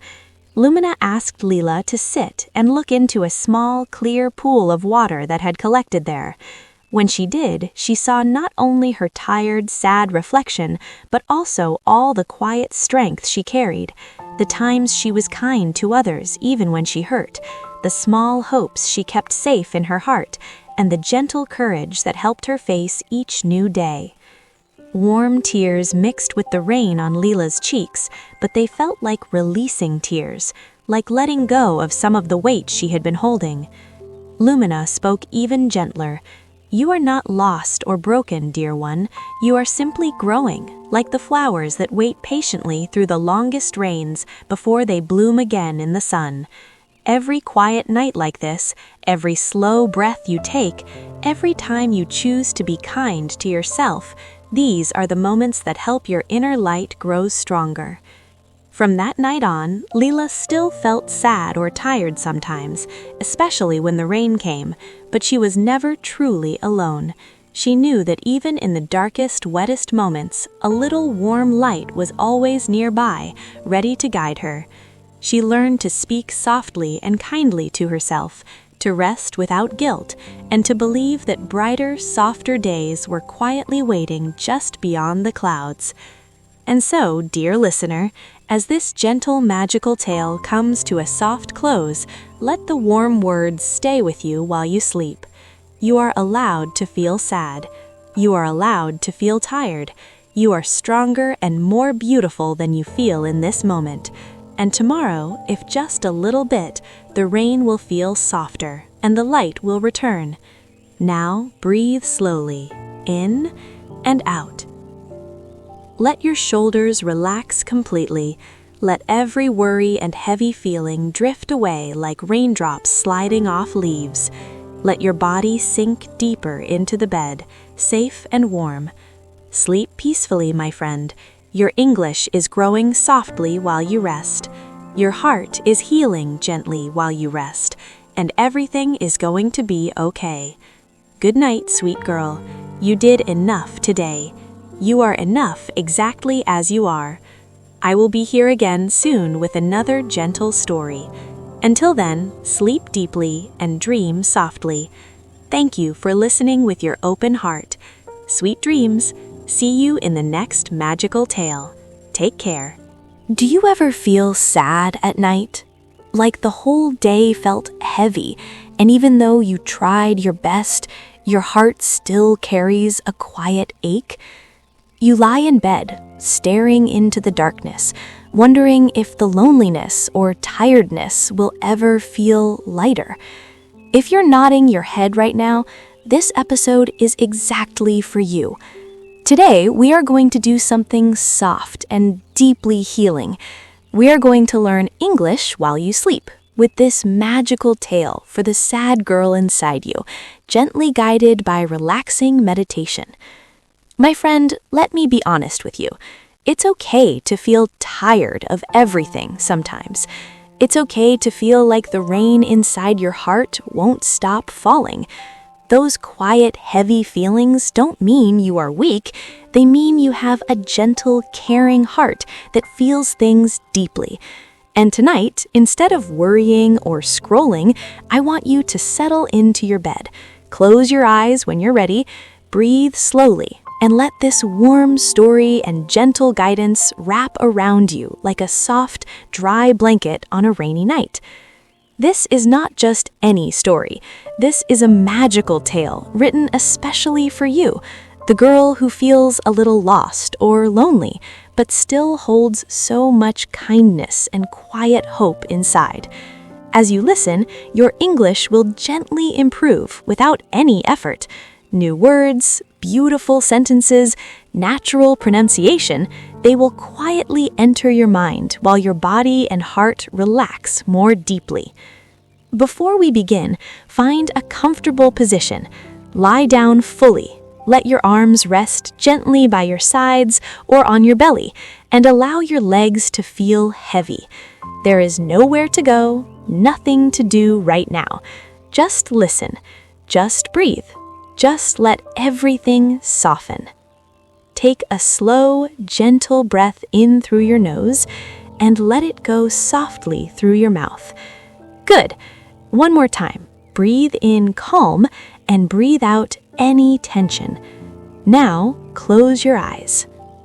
Once upon a time, in a small village touched by soft hills and quiet forests, there lived a girl named Leela. She had warm eyes and a tender heart, but lately her days felt gray, like endless rain clouds had settled inside her. Every evening, when the sky grew dark and the rain began to fall gently on the roof, Leela would sit by her window and sigh. She felt unseen, as if the world was rushing by and she was left standing alone in the storm. One particularly rainy night, when the sadness felt too heavy to carry alone, a tiny glowing light appeared outside her window. It was a little lantern floating softly in the rain, its warm golden light dancing like a kind friend.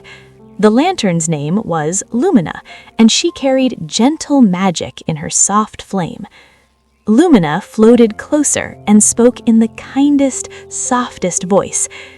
"Dear Leela, why do you carry such heavy rain clouds in your heart tonight? Come with me for a little while. I want to show you something beautiful." Leela felt a small flutter of fear, but something in Lumina's steady, warm glow made her trust. She stepped out into the gentle rain and followed the little lantern along a soft forest path.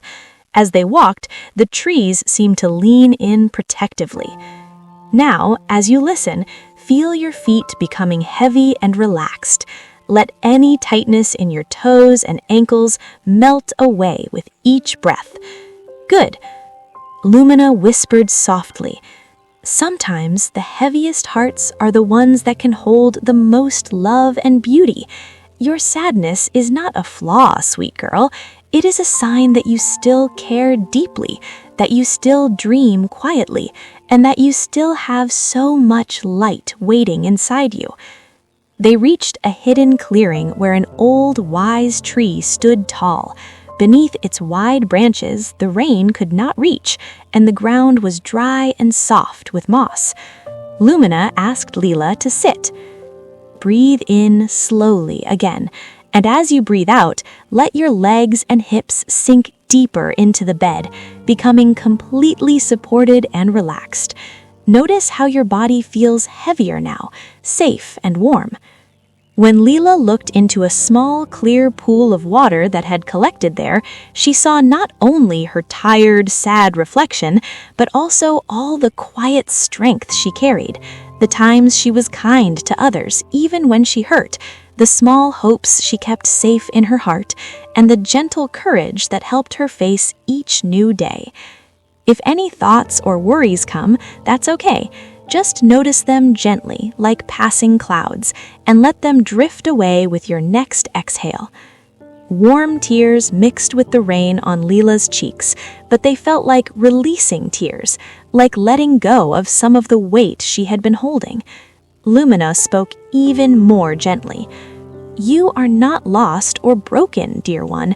You are simply growing, like the flowers that wait patiently through the longest rains before they bloom again in the sun. Every quiet night like this, every slow breath you take, every time you choose to be kind to yourself, these are the moments that help your inner light grow stronger." Feel your shoulders and arms becoming soft and heavy now. Let your hands and fingers relax completely. Let your neck and jaw soften, as if all tension is melting away like raindrops on warm leaves. From that night on, Leela still felt sad or tired sometimes, especially when the rain came, but she was never truly alone. She knew that even in the darkest, wettest moments, a little warm light was always nearby, ready to guide her. She learned to speak softly and kindly to herself, to rest without guilt, and to believe that brighter, softer days were quietly waiting just beyond the clouds. And so, dear listener, as this gentle, magical tale comes to a soft close, let the warm words stay with you while you sleep. You are allowed to feel sad. You are allowed to feel tired.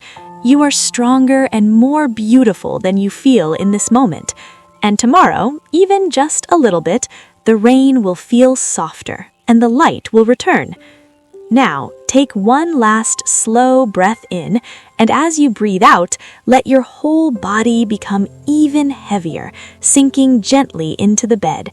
Scan from the top of your head down to your toes. Feel your forehead smooth, your eyes soft, your chest rising and falling peacefully. Everything is safe. Everything is calm. Good night, my friend. Your English is growing softly while you rest. Your heart is healing gently while you rest, and everything is going to be okay. Good night, sweet girl. You did enough today. You are enough exactly as you are. When Lila looked into a small, clear pool of water that had collected there, she saw not only her tired, sad reflection, but also all the quiet strength she carried, the times she was kind to others, even when she hurt, the small hopes she kept safe in her heart, and the gentle courage that helped her face each new day. If any thoughts or worries gently arise, that's perfectly okay. Simply notice them like soft raindrops and let them drift away with your next exhale. No need to hold on. Warm tears mixed with the rain on Lila's cheeks, but they felt like releasing tears, like letting go of some of the weight she had been holding. Lumina spoke even more gently. You are not lost or broken, dear one. You are simply growing, like the flowers that wait patiently through the longest rains before they bloom again in the sun. Every quiet night like this, every slow breath you take, every time you choose to be kind to yourself, these are the moments that help your inner light grow stronger. Feel the relaxation moving softly down now, into your chest and belly, rising and falling peacefully with each breath, then into your back, your hips, and your legs, letting your thighs, knees, calves, and feet become heavy, warm, and completely relaxed. Your whole body is safe, supported, and sinking deeper into rest. From that night on, Lila still felt sad or tired sometimes, especially when the rain came, but she was never truly alone. She knew that even in the darkest, wettest moments, a little warm light was always nearby, ready to guide her. She learned to speak softly and kindly to herself, to rest without guilt, and to believe that brighter, softer days were quietly waiting just beyond the clouds.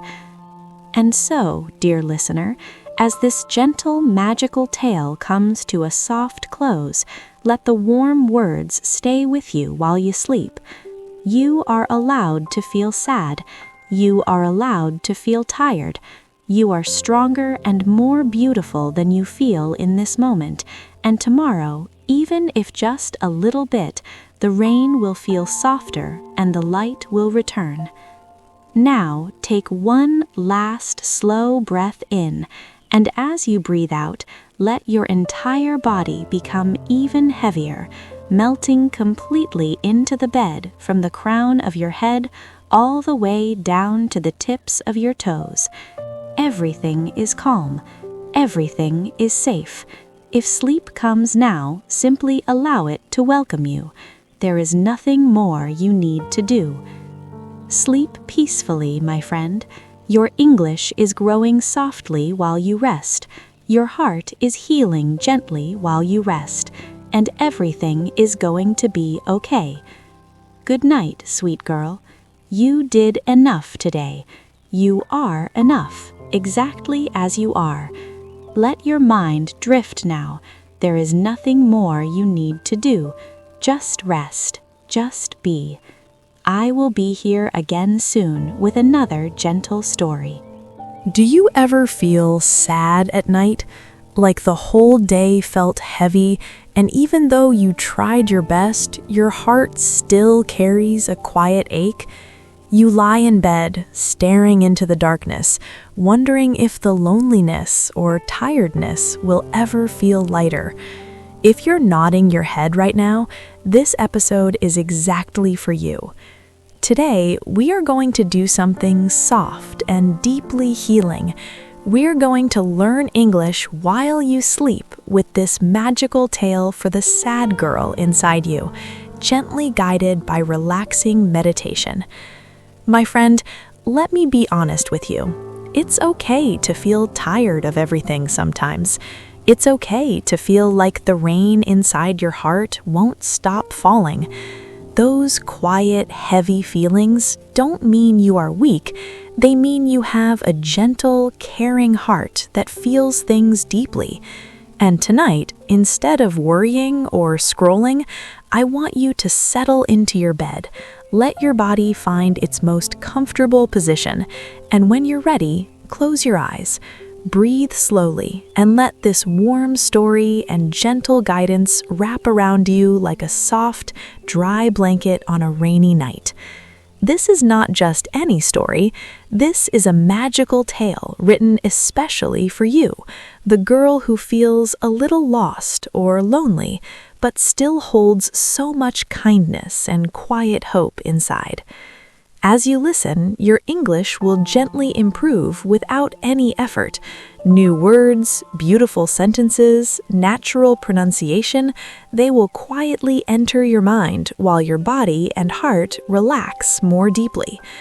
Before we begin, take a slow, full breath in through your nose, feeling your belly rise softly, and let it go gently through your mouth, releasing the day.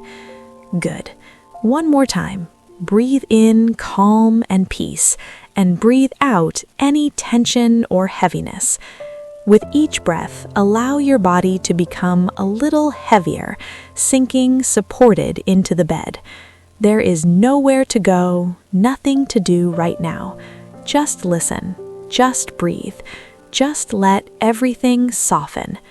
Now close your eyes.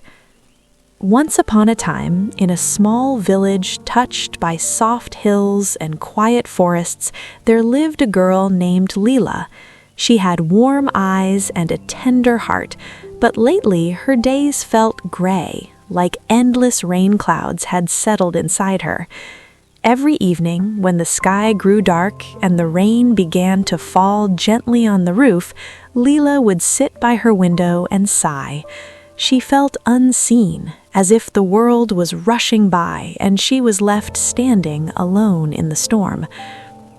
One particularly rainy night, when the sadness felt too heavy to carry alone, a tiny glowing light appeared outside her window.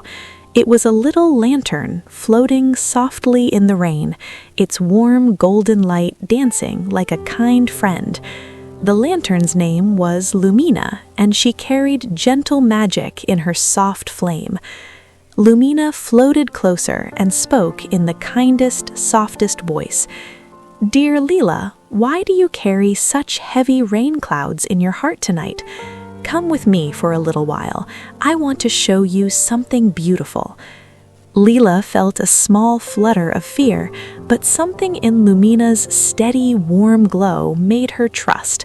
She stepped out into the gentle rain and followed the little lantern along a soft forest path. As they walked, the trees seemed to lean in protectively. Now, as you listen, bring your attention gently to the top of your head. Notice any sensations there. And with your next slow exhale, let your forehead soften, your eyes become heavy and relaxed, your cheeks and jaw release any tightness. Good. Feel that softness spreading. Lumina whispered softly, "Sometimes the heaviest hearts are the ones that can hold the most love and beauty. Your sadness is not a flaw, sweet girl. It is a sign that you still care deeply, that you still dream quietly, and that you still have so much light waiting inside you. They reached a hidden clearing where an old, wise tree stood tall. Beneath its wide branches, the rain could not reach, and the ground was dry and soft with moss. Lumina asked Lila to sit. Continue breathing slowly, in and out.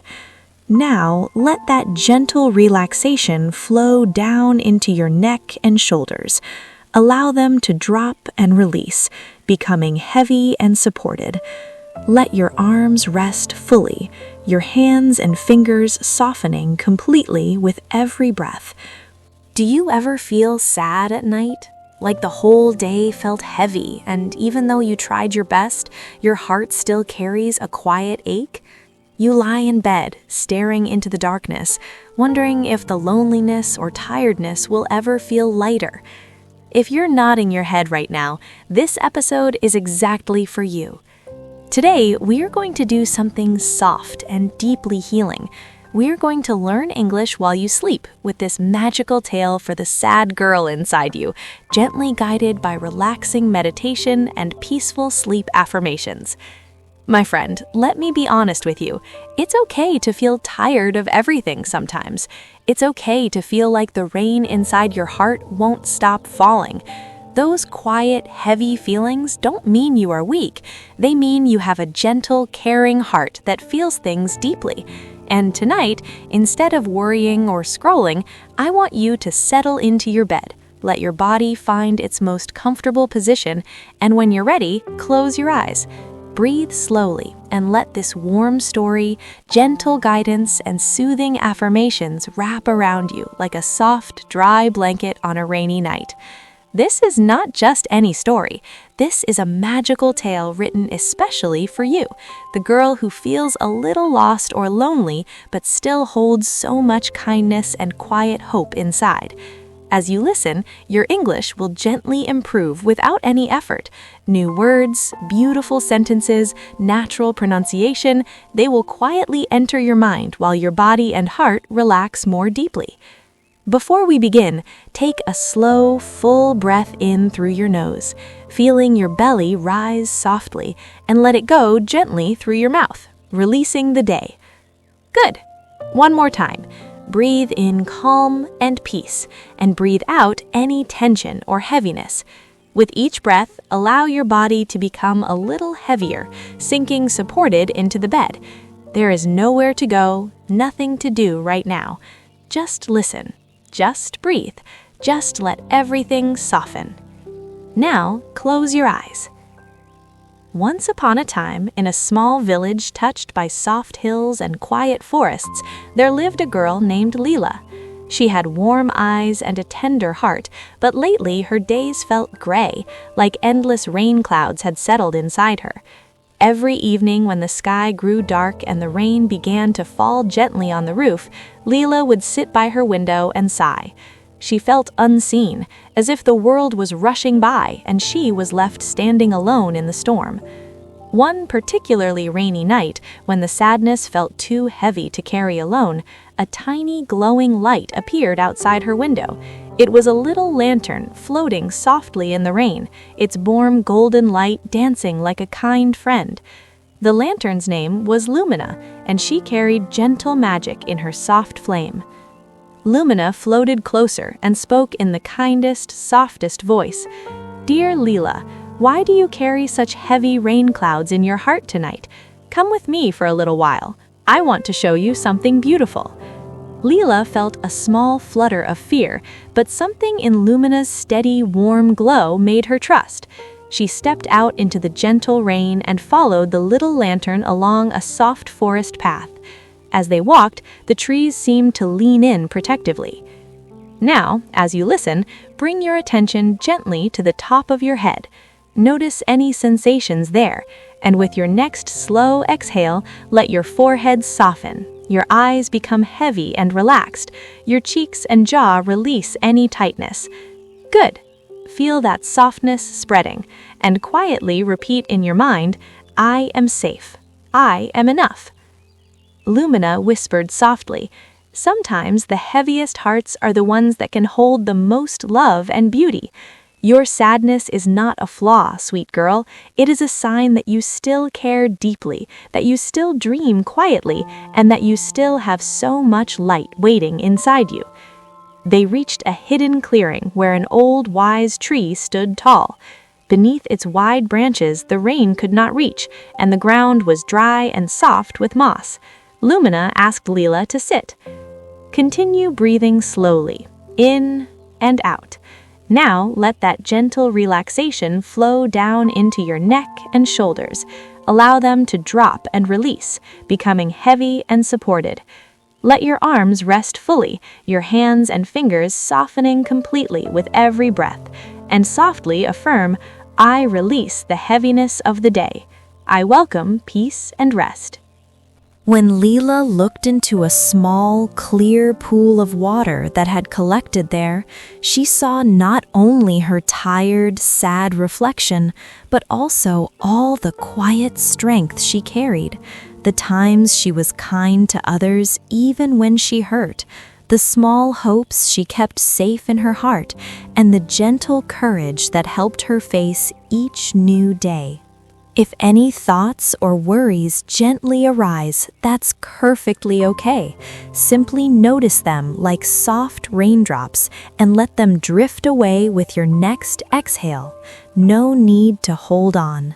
And whisper to yourself, my mind is calm, my heart is healing. Warm tears mixed with the rain on Leela's cheeks, but they felt like releasing tears, like letting go of some of the weight she had been holding. Lumina spoke even more gently. You are not lost or broken, dear one. You are simply growing, like the flowers that wait patiently through the longest rains before they bloom again in the sun. Every quiet night like this, every slow breath you take, every time you choose to be kind to yourself, these are the moments that help your inner light grow stronger. Feel the relaxation moving softly down now into your chest and belly, rising and falling peacefully with each breath, then into your back, your hips and legs, letting your thighs, knees, calves, and feet become heavy, warm, and completely relaxed. Your whole body is safe, supported, and sinking deeper into rest. And gently affirm, I am allowed to rest. I deserve this peace. I am stronger than I feel in this moment. From that night on, Leela still felt sad or tired sometimes, especially when the rain came, but she was never truly alone. She knew that even in the darkest, wettest moments, a little warm light was always nearby, ready to guide her. She learned to speak softly and kindly to herself, to rest without guilt, and to believe that brighter, softer days were quietly waiting just beyond the clouds. And so, dear listener, as this gentle, magical tale comes to a soft close, let the warm words and affirmations stay with you while you sleep. You are allowed to feel sad. You are allowed to feel tired. You are stronger and more beautiful than you feel in this moment. And tomorrow, even if just a little bit, the rain will feel softer and the light will return. Now take one last slow breath in, and as you breathe out, let your entire body become even heavier, melting completely into the bed from the crown of your head all the way down to the tips of your toes. Everything is calm. Everything is safe. Softly repeat these peaceful sleep affirmations with me in your mind. I am enough exactly as I am. I release all worry and welcome deep rest. My body knows how to heal and restore itself while I sleep. I am safe. My heart is gentle and strong. Tomorrow brings softer light and new hope. I give myself the gift of peaceful sleep. If sleep comes now, simply allow it to welcome you. There is nothing more you need to do. Sleep peacefully, my friend. Your English is growing softly while you rest. Your heart is healing gently while you rest. And everything is going to be okay. Good night, sweet girl. You did enough today. You are enough exactly as you are.